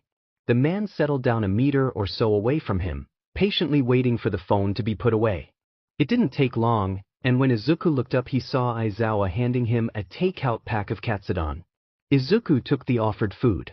How did you know katsudon was my favorite? It was said in a teasing way, but even after years and years he still loved the dish. Lucky guess, was what was grunted back, and the hero took out his own serving. He must have bought it at the shop around the corner, Izuku realized, otherwise it wouldn't still be warm. It was a cold night, after all. They ate in silence, only being broken after they were finished. So, Izuku started. So, the pro's confusion was clear in his voice, as well as on his face. So, he continued, I heard that a particular someone may be interested in adopting. Looking over, Izuku saw a mix of emotions on the other's face, settling on a deadpan eyebrow raise. And where did you hear this? I have my ways. But I also heard that this certain someone doesn't know where to begin. And would you have any suggestion for this particular individual? He sounded, and looked resigned to the fact that it was Izuku who was giving suggestions on who he should adopt. Izuku beamed. Naturally. Taking out a piece of paper he wrote an address on, he handed it to Aizawa cheerily. It's in downtown Mizudafu, real CD2. Probably breaking at least 5 health and safety regulations, not to mention laws. Anyway, Shinso Hitoshi. Purple hair and eyes, also looks about as tired as you do, even down to the eye bags. He has a brainwashing quirk, though really it's more like limited possession, and has a bad time because of it. You like him? And with that he stood and glitched away. Aizawa, who had been left on the rooftop, simply sighed, mumbled, problem child, and looked at the gifted paper. It indeed was in one of the more sketchy areas, and definitely wasn't a good place for an orphanage. He purposefully ignored the scribbled thanks for the katsudon, and set out to continue his patrol. He also ignored the voice in the back of his head that insisted he go check out the orphanage in the morning. Stepping out of the car, Shoyuta truly did wonder why he decided to listen to that voice. At least he came in his hero costume. No one else would know. He walked into the rundown building and oh wow. It was even worse on the inside. The front desk was the best looking thing he could see, and that wasn't saying much. It looked like it was sourced from Dagoba Beach, and they couldn't be bothered to bleach it at the very least. Welcome to Sunny Sunshine Orphanage. What do you want? The receptionist, who really shouldn't be in a customer service job, in Shuta's opinion, drawled. I'd like to adopt a kid. Insomnicat? Izuku, what did you do? Green bean, whatever do you mean? Insomnicat, why is Eraserhead here?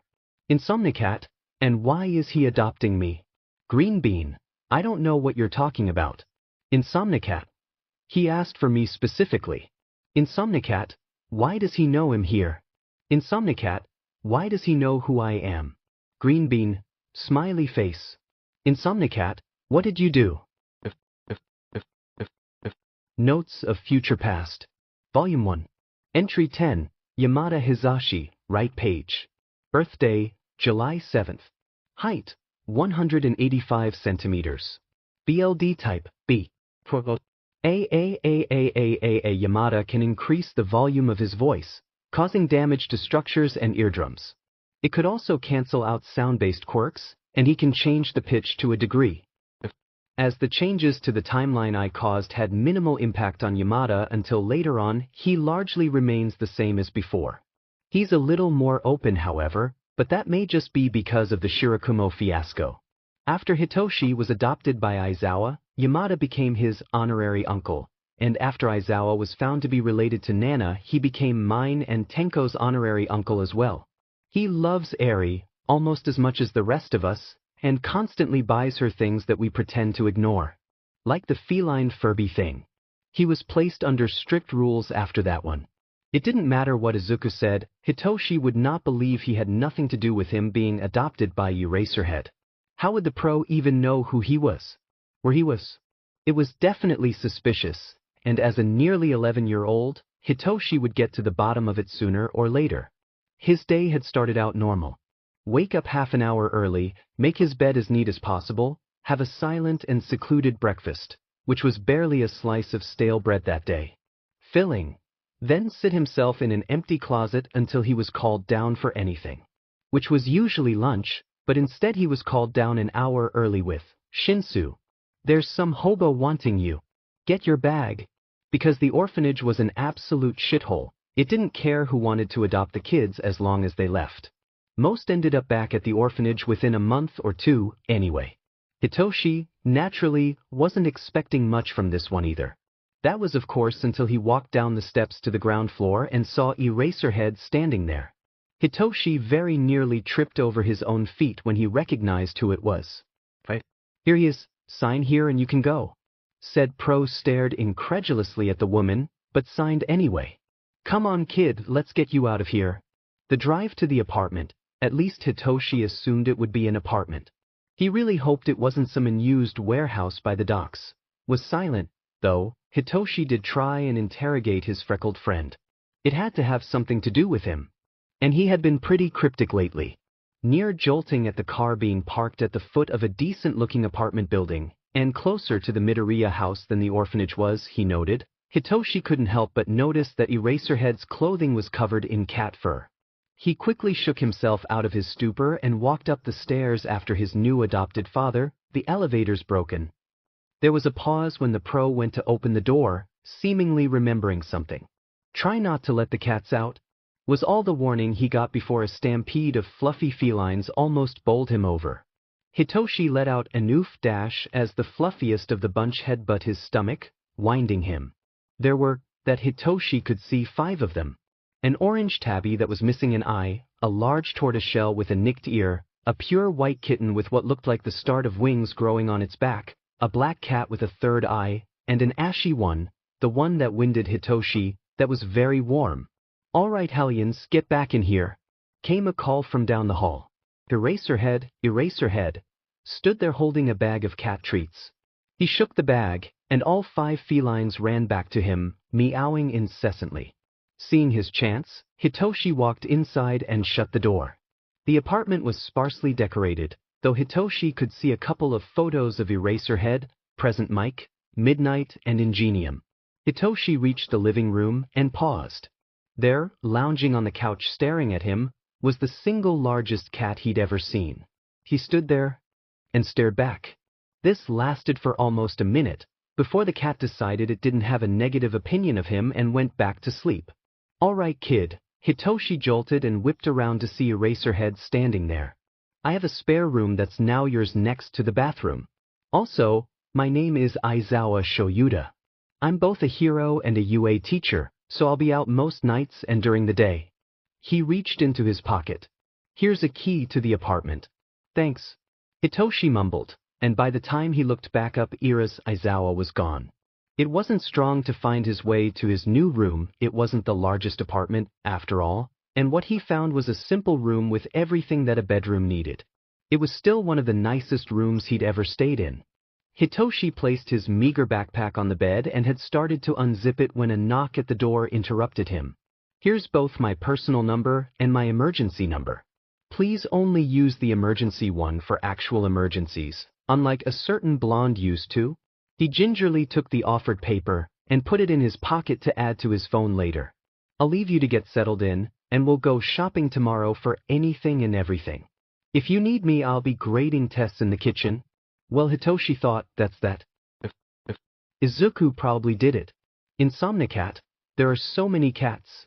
Insomnicat, there's 6 of them, and there's both the fluffiest cat Eve ever seen and the largest cat Eve ever seen.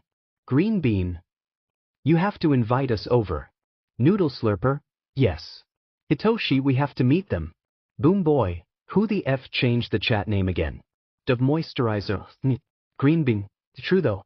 Insomnicat, yes. Yes it is. Green Bean, smiley face. Candlewick, what he do this time?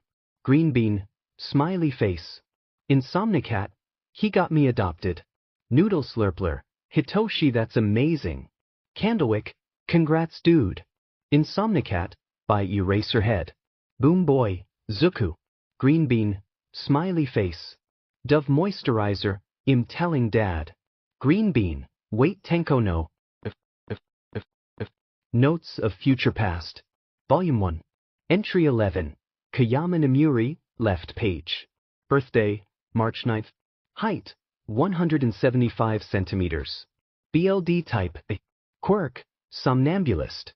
Kayama could put nearby people to sleep by exuding a sleep-inducing aroma from her body. Her quirk worked better on males. Kayama was a very playful and flirtatious person, with a very serious and temperamental side to her.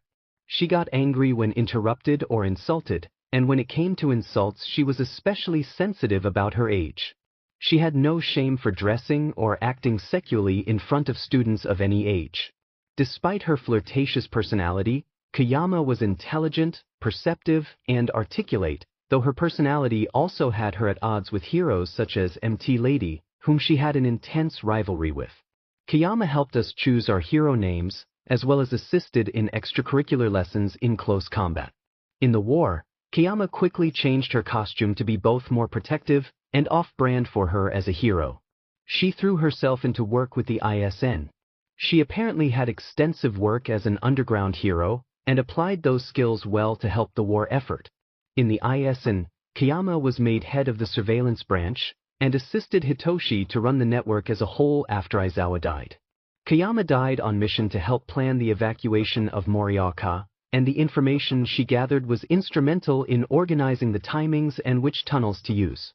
Hero conventions, no matter the timeline, would always be one of Izuku's favorite places to go. It didn't matter if he was there as a civilian or as a hero, conventions were his favorite. And getting into one for free as his father's guest just made things even better. Dead. It's Hawks. He only just debuted this year, but he's already in the top 10. And look, it's Ryukyu. I need to get to my meet and greet, but you're more than capable enough to walk around yourself. Here's some cash. Meet me at the Hero Cafe in 2 hours. And with that, Izuku was left with way too much money for a 12-year-old at HeroCon. Way too much. Naturally, the first thing Izuku did was gather autographs and ask as many questions as he could to all the heroes he could see, but he soon found himself in the artist booths. The amount of musketeer art and knickknacks Izuku found was astounding. There was almost as much as there was All Might. And Izuku noticed there was a fair amount of underground heroes too. He may or may not have bought a few Eraserhead posters, keychains, and plushies. And maybe a scarf and goggle pair as well. What really got Izuku vibrating was the poster he found that had both All Might and Musketeer. Both. He bought it, of course. Prime teasing material. And a spare as well, just in case the original mysteriously went missing. As he came to a stop to browse a stall that was exclusively Musketeer, he accidentally walked into someone his age. "I'm sorry. I wasn't paying attention. Are you all right?" he asked the blonde. Of course. How could I begrudge a fellow Musketeer fan like myself? Steel gray eyes met widening green. "Oh, aren't you that child he saved in Hokkaido a few years ago? I'd recognize those curls anywhere." "No, yes." Izuku tilted his head. "I'm surprised you could recognize me on the spot." Even after all the time that had passed, and no matter what age he appeared to be, Izuku could recognize the kid in front of him. "But of course. I've memorized everything about Musketeer's most famous exploits, as well as many of his lesser-known activities. How could I not appreciate someone with seemingly such a similar quirk to my own? How rude of me. I'm Minoma Nito. Midoriya Izuku." Izuku placed out his hand to meet Eni Minoma's outstretched one. "It's unfortunate I couldn't get into his meet and greet." Minoma turned back to browsing the wares. "I've been wanting to meet Musketeer for years. I was lucky enough to get my ticket to his first ever convention. He's never been one to go to these before, so I wonder why he started now. He's never liked the convention scene. Too crowded, too many hero worshippers. I think he's also had bad past experiences with them. Not too sure on that one, but he doesn't really like talking about his early past. Which is understandable, really. He'd also rather spend the day on patrol or on cases when so many other heroes are preoccupied. Filling in the gaps, he called it. Minoma blinked at him, furrowing his brows. "You sound as though you know him personally." "Oops. Well, it's just Minoma, right?" The sales clerk was talking with someone else. Yeah, he's my father. Your dash. Quick as a flash, Monoma had his hands on Izuku's shoulders, staring at him intensely. You can't be, but though you do kind of, oh my dash. Deciding to help him through the shock, Izuku smiled at him. Up. Though I trust you won't go spreading that around? I can hold my own in a fight and my brother's in UA, but my mother isn't exactly a combatant. A serious nod of his head, and Monoma leaned forwards. So you'll be going to UA too? It would be an honor to share a classroom with you. That's the plan. Say, Monoma, which middle school are you going to? It would be good to have another hero fan around. But maybe cool it on the fanaticism a bit? Sue him, he missed his friend. Of course. He went back to looking at the posters and Rich Kid sniffed. I'll be attending Muzutafu Private Junior High starting this coming school year. Oh, my friends and I will all be going there too. Izuku blinked. This was probably the first time he had seen a starstruck look on Monoma's face. I get to be in the same school as his kid. He breathed in awe. Is that what Izuku sounded like when he talked to All Might those first few months? Surely not. Here. His musing were cut short with a phone being moved into his face. Add your number, please. He took the phone and added his contact, sending a message to himself while he was at it. Sending a response immediately, he noticed that he needed to get to the cafe ASAP. Sheet, sorry Monoma. I gotta go. I'll see you later though. Of course. I shall see you at school. Naturally, being a couple minutes late left his father lifting a questioning eyebrow. Izuku just smiled back. I met a friend again. And you would not believe who his favorite hero is. Walking into a middle school that wasn't Aldro was, honestly, a relief. Izuku had friends, and he wasn't quirkless this time. Well, known as quirkless. Izuku had a good feeling about the next few years. He'd be getting the middle school experience that he was denied last time, Katsuki at his side, and a bright future ahead. He was ready. Izuku, hurry or we'll be late. Coming Toshi. Seriously Zuku, hurry up. Don't rush him Katsuki. Anyone would be awed at the size of the school. It's okay Shudo. This school has nothing on UA. It's good to see you made it Midoriya. You too Monoma. Yeah, it'd be much better than last time. Notes of Future Past. Volume 1. Entry 11.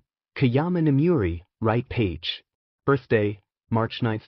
Height, 175 centimeters. BLD type, quirk, somnambulist. Kayama can put nearby people to sleep by exuding a sleep-inducing aroma from her body. Her quirk works better on males. Kayama is very much the same in the new timeline as the old one, and still has an avid rivalry with MT Lady. She warmed up to us all very quickly, which isn't very surprising, and acts as an aunt to most of us. Taking on similar roles such as the hero name choosing and the hand-to-hand assistance, she also teaches lessons on disguises. Surprisingly, she has a perfume brand this time, where in the last timeline she did not. Tenko took a deep, calming breath, and stepped off the bus.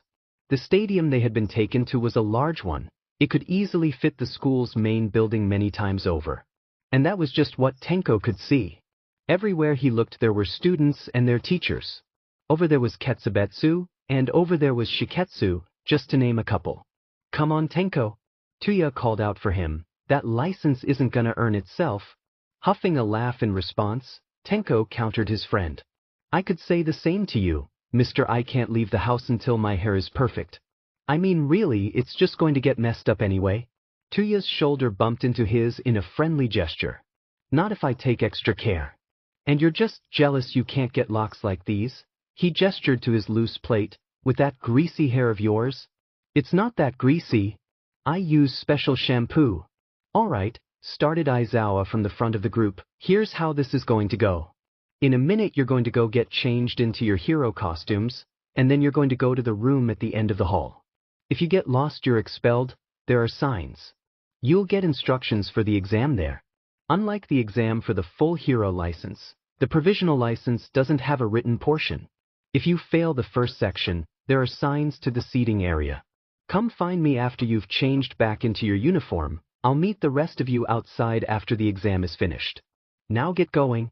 A round of yes, sensei sounded, and Tenko went along with the crowd in the direction of the changing rooms. He was still nervous, but doing something helped distract him. His costume had been designed by Tenko as a surprise to most of his family, though he did include suggestions for functionality. Having a pro-hero father and a hero-fanatic brother had its perks when designing a costume. He had a visor that allowed him to switch between infrared vision and regular vision, and it also showed the vitals of anyone in view. His father had had it specially made for him, like with the rest of his costume. Needing the use of his hands in rescue situations, Tenko included retractable gloves to his costume. They usually covered his pinky and pointer finger, but could withdraw the fingers to his knuckles. He had boots that supported his ankles for walking around on unstable footing, and protective and simple clothing that covered him from neck to boot to wrist. Tenko's costume design was reflected, at least in part, by his friend. Tuya's costume had a similar visor and boots. His visor showed his own stats as well as a simplified version of others, but the fire wielder also had a jacket with sleeves that went just past his elbows and came down to his knees. The collar was popped up too. Their colors were even similar, pale gray and white with bits of black, as well as accents of different shades of blue. Tuya's was brighter, close in color to his fire, and Tenko's were more subdued, similar to his hair. His also had bits of red. The two of them walked out and down the hall to the presentation room, and Sensei was right, the signs were obvious. The room slowly filled up, but it wasn't long before the lights dimmed and a very tired man cleared his throat. Welcome to the provisional license exam. There will be 2 events, and only those who pass the first event and who have a passable score in the second will be eligible for a license. The screen behind the man flashed to life. The first event is that all of you will be split into 4 groups and will wear a color band that corresponds to your team. Your objective is to take the bands of the other teams and add them to your body.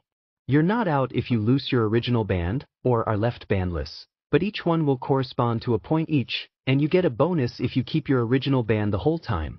The bands were handed out to everyone, and Tenko found himself being handed a red band. Sneaking a look at Tuya showed that his friend had a blue band. They made brief eye contact and nodded, agreeing to a ceasefire between the two of them. Suddenly, the room opened up to a variety of environments. You have 10 minutes before we start the exercise. Tenko and Tuya looked at each other, nodded once more, and ran off to opposite sides of the arena. Tenko kept going until he ended in a city area. It was near perfect for Tenko, lots of opponents, and plenty of places to utilize his stealth training. The industrial area would have been better, but that was on Tuya's side of the arena. Scouring the cityscape, Tenko found an open-plan building close to the center and settled on the ground floor behind the reception desk. It didn't take long for a group to wander inside. "Are you sure this is a good idea?" one asked, sounding a little bit nervous. "Of course it is. The brat ran in here, so he and his little friends will be easy pickings." A second replied. "It's true we know his quirk, but we have no guarantee there will be another in here." A third voice for a third set of footprints. "Of course we do. UA brats travel in packs, and this one is attached to the hip with the brat with fire that doesn't burn. That's 2 right there, so there should be more brats with them. But Otoko, there was only on dash. And begin." The first voice was cut off by the announcer, and Tenko used that 1 second of surprise to jump his would-be ambushers. 3 of them were clearly caught unawares, which allowed Tenko to take the yellow band of the shortest of the 3. By the time Tenko was halfway across the room, the group were only just reacting. "Give that back," the angry-looking one yelled, but like hell Tenko would do that. The 3 gave chase, following him up the emergency stairs. But Tenko was quick and stayed a flight ahead of them. When he felt he was a good distance away, and when he had finally tied the stolen band on his arm, he suddenly turned around and rushed his pursuers. Once more they were caught off guard, but readied themselves faster. Tenko ducked under a high-powered stream of water and closed his degloved left hand around RBB bindings that shot at him. He passed through the center of the 3, ripping their remaining 2 bands, 1 green, 1 yellow, away, and ran back down the stairs. The chase continued down the way they came, but halfway down Tenko slammed his hands on the stairs, disintegrating them and preventing the 3 from following him. The rest of the round continued in a similar fashion, Tenko getting the drop on a group and running before they could get their bearings. In the end, his arm was littered with bands of all three opposing teams. He met with Tuya in a room to the side of the arena after they handed their bands to a supervisor. "How'd you do?" asked Tuya as he walked up. Tenko shrugged. "Not many people expect a sneak attack." "You?"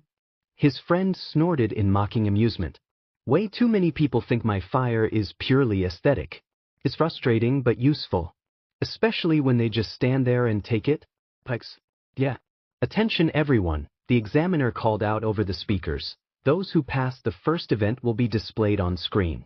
Those who failed will need to try again next time. The second event will begin in 30 minutes.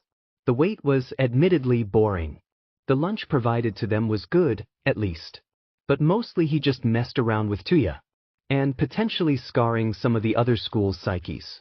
The usual, really. The second event, the voice called without warning, will begin shortly. Please shift your attention to the screens." There was a tremor, and on screen everyone could see structures collapse, landslides tumbling down, floods rising, among other natural disasters. There are dummies scattered throughout the arena. These aren't civil bots, designed to simulate the civilians you are tasked with rescuing. Please be careful with them. That is all. Please begin. Everyone filed out of the room, and right away Tenko and Tuya broke off as a duo to go search for civil bots in the residential area, which was on fire. They arrived in the area with a few others from other schools, and the others took one look at the danger present and decided they would be best used to make a muster station. Tenko disagreed about a few of them, but that was their choice. "Tuya." He friend nodded, already charging his fire. After a few more moments, he unleashed his fire over the whole street. The blue flames covered and smothered their orange cousins, at a temperature that, while chilly, wasn't low enough to harm. The fire taken care of, the two of them started looking through the houses for bots. A few were trapped by fallen debris, but after a quick assessment Tenko was easily able to remove them and help the bots out to medical help. They had nearly cleared the whole street, when out of the last house Gang Orca crashed through the wall. "Halt, heroes!" The man called to them. "You won't dash." He was cut off by a blast of flames from Tuya, who just shrugged and said he's obviously playing villain, which Tenko supposed was a fair assumption. "Keep him busy," Tenko muttered to him through their shared comms. "I'll try and evacuate the last houses." An acknowledging nod from his partner and he was off. House 1 had a family of civil bots who, while largely unharmed, were mildly troublesome to get out the door and to the muster point. House 2 had one civil bot crushed under part of the house. It was obviously unsafe for Tenko to both remove the debris and move the body, so he had to call for someone else to come help him with that. The third and final house, the one Gang Orca had been in, was littered with underlings, which Tenko should have expected, but he somehow hadn't. They stood there facing each other for a few beats, before they came to life and started shooting. Was that concrete? What the F dash? It took a while of dodging, but Tenko eventually got hit and was stuck to the floor. The underlings jeered at him, but they were more backhanded compliments than anything. The looks on their faces when he dusted the concrete filled his heart with joy. They didn't take long to take out after that. They figured their concrete was useless in the face of his quirk, so they abandoned their guns. With that taken care of, he searched the house. Nothing was damaged, and there were no civil bots, so it was time to take Gang Orca out. He exited the house, stepping carefully over the unconscious bodies, and snuck behind the pro. Tuya seemed to be getting tired from withstanding the sonic blasts while keeping a top hero in check. Tenko didn't think anyone else their age, except maybe his brother, but Izuku didn't count, could do what Tuya had just done. Before Tenko could knock his foe unconscious, the hero turned around and blasted him away with an attack. Smart little hero, but did you really think you could sneak up on me? Another blast from Tuya stole most of the attention back to him, but Tenko's cover had been blown. He couldn't do a direct attack, so Gang Orca yelped when he fell into the pitfall Tenko dusted. It was deep enough that he couldn't easily climb out, and his sonic attacks would only hit if they were directly above the hole. Event over. Please return to the break room. Did you pass? Did you pass? Izuku asked as soon as he entered the house. Tenko just smiled in response. The second chance hero, Bannock and the Frostfire hero, Will-O-Wisp are officially licensed. Notes of Future Past. Volume 1. Entry 11. Minoma Nito, left page. Birthday, May 13th. Height, 180 centimeters. BLD type, A Nito could copy another person's quirk after coming into physical contact with the user. He was able to hold 6 quirks at a time and could keep copied quirks for 30 minutes. He couldn't use more than 1 quirk at once, and couldn't use stockpile quirks effectively. Nito was arrogant and selfish, often thinking himself and those he was close to were the center of the world. Highly dramatic, he was also intelligent, sarcastic, and argumentative.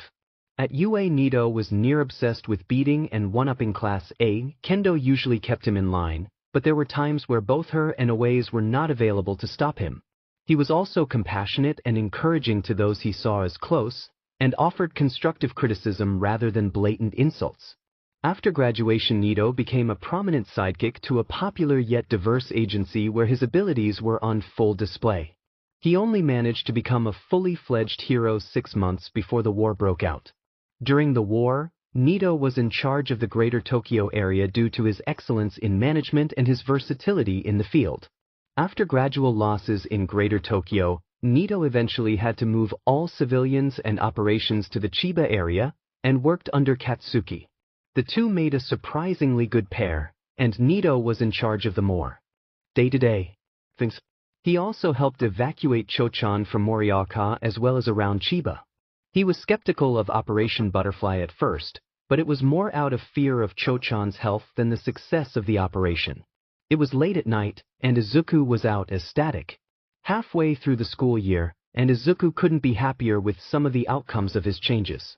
No more All for One, no Shigaraki, no Dabi. And he was still friends with Kaken. All good things in his book. He was on his way back home from meeting with Aizawa in an area he only very occasionally went by, when he heard a quiet sniffle. Izuku stilled, unsure if he had in fact heard it, when it sounded again. And who was Izuku to ignore someone in need? Hisashi's eyes flew open. 2 a.m. again. If it was another cat, he'd have to give Izuku his disappointed dad stare. It always worked. With a sigh, he stood and made his way out to the kitchen. Idly he noted that whatever his son had brought home had a quirk. He'd still be getting the stare, but Hisashi supposed the severity could be lessened, depending on the quirk. As he neared the kitchen, Hisashi could make out faint voices. An animal that could talk? Rare, but he supposed if Nizu existed then more like him could too. One was definitely his son, but the other was definitely feminine sounding and around Izuku's age. I'm sure it'll be fine. Everyone here is really nice. Thank you, Izu-chan. The unknown voice was croaky, like they had recently been crying. You're the best kind of person. It's not a problem at all. I wouldn't be doing a very good job if I had just left you there. Finally deciding to see what was inhabiting his kitchen, Hisashi entered, only to pause. He blinked. What? Izuku. His son blinked up at him innocently, while their guest almost shrunk in on themselves. What do you have there? A smoothie. Well, he wasn't wrong. Technically, 2 smoothies. I see that. Hisashi wanted to go to bed really. I mean, who is this? This is Toga Himiko. That name rang a bell, but where had Hisashi heard that name before? I found her alone in the park. She ran away because her parents didn't like her quirk. Hisashi raised a brow at his son, prompting an explanation. He brightened, always excited to talk quirks. When she drinks someone's BLD, she can take on their appearance for a bit. She might even be able to use their quirks after some training. It's so cool. And useful. Very useful. Hisashi could think of several ways to use it without much thought. And why did you bring her home? The million-yen question. I was hoping you or Mum would be able to help her, either by suing her parents into the ground, or by forging her some papers and getting her a better life. Hisashi sighed. Too much effort for 2 a.m. and no coffee. Ask again in the morning. She can have one of the spare rooms. Thank you. Izuku, who is this? Tenko was confused. Who? His brother smiled at him, handing a red smoothie to the guest. This is Himiko. Himiko, this is my brother Tenko. The smile the girl sported was both a little manic and a little shy. The hairs on Tenko's arms stood on end. It's good to meet you, Tenchan. Tenchan? Your eyes are super pretty like BLD. And Tenko wasn't going to touch that with an 8-meter pole. Right? Well, shifting his attention back to his little brother, he resisted the urge to sigh. Don't forget you have school too. Which is why young Toga, so that was the kid's surname, will be coming with me this morning. Tenko's father walked into the living room already in costume. I want to go with Izuchan. The girl pouted. At Musketeer. Maybe so, but you will need to come to my office eventually. Unless, of course, you wish to go back to your parents? Tenko carefully didn't react to Toga's flinch. I'll go with you. Don't worry, Himiko. I'm sure we'll be able to see each other often. Tenko had a feeling his brother's words were less an assurance and more a prediction. Himiko was happy. Happy. Izuchan was good and helped Himiko, even let her have some pretty BLD. So Himiko liked Izuchan. It was a big surprise that Musketeer was Izuchan's papa, and even more so that Musketeer was going to help her. Who knew he was so nice? Himiko was lead through the Musketeer agency. It was pretty. Lots of blue and white and red. And it all looked really nice. Miss Himiko, the hero started when they sat at his desk. It looked really old and fancy and suited Musketeer too. There are a few things I'll need to ask you to get you away from your parents, and then we can get you into a new home. Himiko liked that. She didn't want to go back to those people. Potentially, we may also be able to get you onto a BLD scheme. How does that sound? What's a BLD scheme? She hadn't heard of it before, but it should be a good thing. It had BLD in the title after all. It's a publicly run program that gives BLD to those whose quirks require BLD in their diet. Oh, Himiko loved that. It can provide both animal and human BLD. Okay, I'm ready. Shuffling into his house, Nito called out a quick, "I'm home," while removing his shoes. "Welcome back." Came from the dining area, Nito's father. Nito turned the corner to the dining room to see his father sitting at the table which was covered in paperwork. "How was your day at school?" his father asked. "It was all right. No big fights or anything, but Izuku was being cryptic again." "You know Izu-chan?" squealed someone from behind Nito. Startled, he whipped around and almost gave himself whiplash. "Who?" Nito, this is your cousin Himiko," his father introduced. "She'll be staying with us from now on. It's nice to meet you and..." Where on earth did Izuku find her? Izuku probably did it. Photocopier. He did it again. Insomnicat. GDI Izu, what you do this time? Green bean. Smiley face. Green bean has added Draculette. Draculette. Hello everyone. Draculette. Himiko. Noodle slurper. Izuku adopted another one? Huh? Photocopier. She's also my cousin, somehow.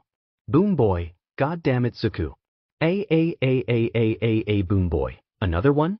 Candlewick, how many more are you going to adopt? Green bean. Himiko should be the last one. Green bean, until UA at least. Dove moisturizer, GDI Izuku. Notes of Future Past. Volume 1. Entry 11. Minoma Nito, right page. Birthday, May 13th. Height, 180 centimeters. BLD type, quirks code. Nito can copy another person's quirk after coming into physical contact with the user. He is currently able to hold 6 quirks at a time and can keep copied quirks for 10 minutes.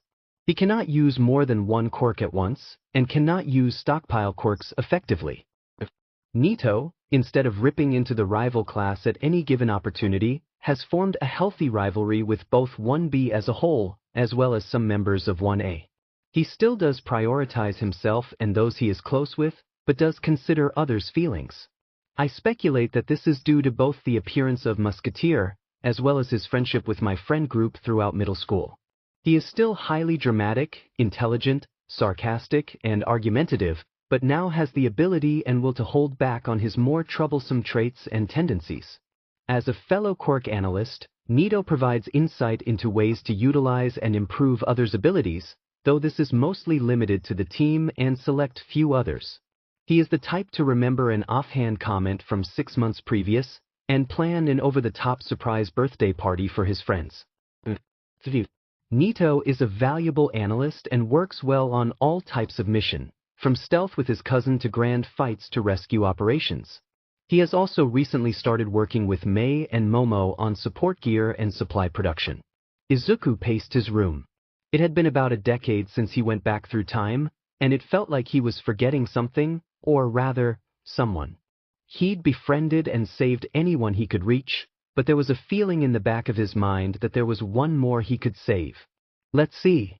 He mumbled to himself, Kaken, Tenko, Hitoshi, Shudo, Nito, Tuya, Himiko, Dad, Oboro, Aizawa-sensei, and Mei are all those I have the most contact with that were significant in the future, and the rest of the class should be fine. So who dashed? He had forgotten to check up on the Shai Hasaikai. Throwing himself at his computer, he quickly hacked his way into the police database, and soon enough the cameras around the Yakuza's base. She should be fine, or at least, Izuku hoped she was. She would only be in danger if Chisaki was. Izuku cursed himself. Chisaki was in the Yakuza. Damn it. And Izuku wouldn't be able to take out the 8 bullets, and Chisaki, no matter how many quirks he had, he wasn't strong enough yet. There were only 4 heroes Izuku trusted this case with, and only 2 of them were viable options. Mentally apologizing to future past Aizawa, Izuku hit print on the information he had already gathered. Dead. Hisashi looked up from his newspaper to his son, who was holding a stack of papers. Yes, Izuku? Something told Hisashi whatever Izuku wanted was important, so he stowed his paper. I was looking around, reading my old notebooks, so it was about what had been the future, and I remembered an old case that you should look at. His son all but dropped a stack of paper about as tall as his coffee mug, and turned to get his own cup. Blinking at Izuku's apparent lack of sleep, Hisashi set himself to look through the stack. Thankfully it was his day off. Toshinori, in recent months, had become acutely aware he was getting old at A. Already he had lived longer than all his predecessors, was one of the oldest in the hero business, and, to be quite honest, didn't have the same drive as he used to. Don't get him wrong. He still loved saving people. But with the lack of all for one in the last decade and the more obvious signs of aging setting in, aching joints, more easily fatigued and the like, his sense of purpose had been waning. Something to give him a new sense of purpose would be wonderful, albeit unlikely. Perhaps it was nearly time to pass on the torch. A younger person, perhaps one soon to start a hero course, would be best. He'd make a note to contact Nizu. The principal could certainly help him. Or perhaps Sir Night Eye had some suggestions. Notes of Future Past. Volume 1. Entry 11. Toga Himiko, left page.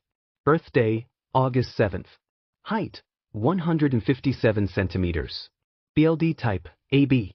Quirk, transform. Toga, after drinking someone's BLD, could temporarily transform into that individual.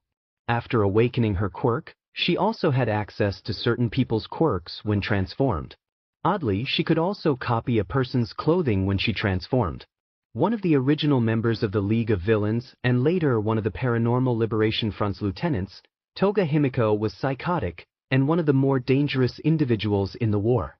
She would occasionally infiltrate our ranks, foiling both plans and operations, and was one of the most fervent in hunting the ISN. Not much is known about her background before her joining the LOV, but it is clear that she held no love for her past life. Still alive, albeit heavily injured, by the time Operation Butterfly went into effect. It is unknown what happened to her after I came back, though I doubt she would have been sent on any missions for a while. Izuku was restless. He couldn't help it.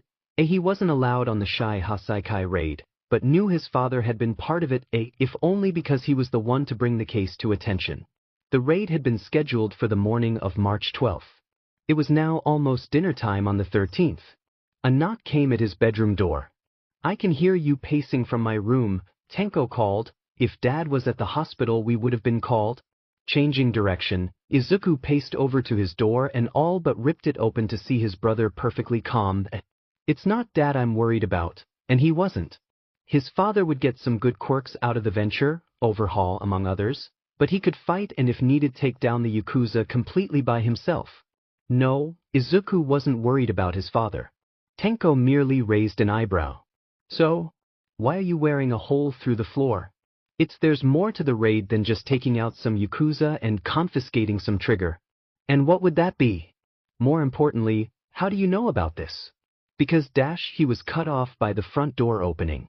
Not being able to wait even a moment longer, Izuku activated several of his quirks and bounced downstairs. Izuku No bouncing on the walls, Izuku! He ignored the calls of his family and skidded to a halt in the front hallway. His father had just entered and had taken off his shoes, but he was kneeling down to help a small figure take theirs off. At Izuku's entrance, however, the smaller of the two seemed to shrink into themselves. Izuku! Please be more careful. We don't need more holes in the walls from your bouncing. Sorry, Dad, but His father chuckled, cutting him off. You were worried, I understand. Everything went better than initially expected. Now, I believe introductions are in order. This is Eri.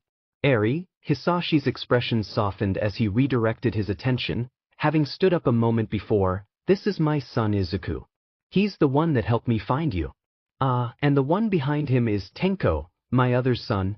Tenko heard that then. Izuku ignored the stare drilling into his back, instead smiling at Eri, so small, and kneeling down to her level. Hello, Eri-chan. I'm sorry for scaring you earlier, but I'm glad you're all right now, and away from the bad birdmen. She looks at him from behind his father's leg, seemingly looking for any kind of aggression. Finding none, she steps out shyly, looking at Hisashi for assurance, and stops in front of Izuku. She pauses there, hesitating. Then she lifts her hand and settles it on his head. Thank you. It's so soft Izuku almost misses it, but he doesn't, and that's what mattered. Of course, Eri-chan. It's what a hero would have done. It was after everyone else had gone to bed when Tenko snuck into his brother's room that night. Theories and questions had been running through his mind the entire evening. Little things from over the years that he had ignored now fitting into place. Mostly, at least, Izuku knew almost too much about heroes, their operations, their support gear. He sometimes went out at night, not coming back for hours. Sometimes he would mysteriously be injured and wave it off when asked about it. The way he randomly found Himiko, how he had Hitoshi adopted by Eraserhead of all people, it all pointed to him being a vigilante. A more than competent one, too, if their father let him do it. That would be fine, except he would have needed to be doing it for years, and Izuku was only at the end of his second year of middle school. So how does he know what he does, what he does, if he's 14? Tenko? His brother asked, clearly only just starting to nod off to sleep. Too bad for him. Izuku, this was more important in Tenko's eyes than a few hours of sleep. We need to talk. Notes of Future Past. Volume 1. Entry 11. Toga Himiko, right page. Birthday, August 7th. Height, 159 centimeters. BLD type, AB. Quirk, transformed. Toga, after drinking someone's BLD, can temporarily transform into that individual. Oddly, she can also copy a person's clothing when she transformed. Himiko is more mentally stable during this timeline, likely due to a provided supply of BLD, friends, and being cared for by her aunt and uncle. She has so far had no need to awaken her quirk this time around, though I believe that is only a matter of time. Joining the hero course a year before most of the rest of us, Himiko was the only one spared from Aizawa's mass expulsion. She has also decided to take the underground hero route, likely inspired by Eraserhead himself. She has special support gear made for her to allow her to store and drink BLD safely. In the team, Himiko is mainly in charge of infiltration and investigation, alongside Hitoshi. She brings a unique optimism and cheer to the team, and is surprisingly good with kids. Izuku, we need to talk. Izuku took a moment to process. Okay? What about? He asked as he sat up and leaned over to turn his bedside lamp on. You probably being a vigilante for one. Well, he knew that one was coming sooner or later, but also that you sometimes know too much, and that you somehow seem to attract hero hopefuls like a black hole? He pursed his lips. That was unexpected, and largely inconvenient. But I can confirm I'm a vigilante dash. I knew it. His brother hissed triumphantly, which he ignored. But for the rest of it I should tell all of you. Mom and Dad already know, so maybe tomorrow? At the park? A moment of silence passed, Tenko piercing Izuku with his stare. Fine, he acquiesced, but I expect answers. Izuku just sighed and turned his light off. Of course. Now good night. 3 p.m. the next day found them all, Izuku, Hitoshi, Kaken, Nito, Shudo, Tenko, Tuya, and Himiko, at the local park. Izuku himself was nervously SWNG as all but Shudo almost loomed over him. Or, well, it seemed they were, anyway. Shudo was on the swing next to him. So, Tuya began, what are we all doing here? Not that it's terrible that we are, it is a nice day, but Tenko said you were going to explain something. Oh, is Izu-chan finally going to tell everyone you're static? What? Yurei static? A Thea vigilante static? You're a dumbass. Of course Zuku is a vigilante. He's many things, but subtle is not one of them. Idiot. Considering some of the things Aizawa has said, it was pretty obvious. Izuku lowered his face into his hands, already done with the conversation. That's not all of it, started Tenko, but it was part of it. Static, Izuku? You couldn't have come up with a better name? It was the police that chose that name. He cried out, affronted. Tenko merely waved it off. Whatever. But you still have to explain why you know so much about people. And why you're a hero hopeful magnet, added Tuya. That too. He breathed, steadying himself. He still didn't know if the rest of his friends, his A family, were ready, but I'm a from the future. Total silence from everyone. Well, a future, I guess. Or a future that was. A future that won't be? I don't know how specifically how it works. Most of us were heroes and those who weren't were villains and we fought and killed each other but the heroes were losing and we found a girl whose quirk could send us back in time and Kaken tested it a few times and it worked so we planned on using it to send me back to when I was 9 but she was still a kid so even with Maze Tech I still went back too far so I've been trying to fix things as best I can and Mom and Dad know and I'm pretty sure I fixed everything I could so far but the future was an apocalypse, so really there's only going up from there and I'm rambling aren't I? It was silent again as Izuku caught his breath. He could tell his face was bright red in a mix of mortification and embarrassment, and probably a lack of oxygen too, but he forced himself to not look away. Hitoshi was the one to end the silence. That was a lot. Tuya finished for him, before a dark contemplative look took over his face. Was one of the villains, wasn't I? Startled, Izuku could only nod. You and Tenko and Himiko. Tuya acknowledged the confirmation with a nod of his own. Thought so. That makes sense. Himiko mused. And the rest of us? Nito was oddly quiet. Heroes, he started to explain, but by the end there were only a few heroes left, and as far as I know Himiko was alive but heavily injured, and Tenko was still hunting us. Of us heroes, only myself, Kaken, Hitoshi, Nito-kun, Mei-chan, and a couple I haven't met yet in this timeline. Shudo startled as much as he ever did, which wasn't all that much. Wouldn't you be older than all of us? Doing a quick mental maths, Izuku nodded. Physically I'm still 14, but cumulatively I'm 38. I still feel like a teenager, though. Maybe something to do with the physical brain development and Herm levels. He shrugged. But yeah, I'm older than Aizawa-san. A shiver passed through the group at the thought, and they descended into silence once more. A minute passed before it was interrupted by Kaken. Right, well, I'm going to go work out. Later, losers. Tenko and Dabi had gone on patrol, and everyone else had scattered home, so Izuku was alone as he passed under the bridge. Don't worry, kid. You'll be my hero in about 40 seconds. He had forgotten, how could he not? It had been one speck in a series of cascading events that had happened years ago. But he had, and now he was paying for it.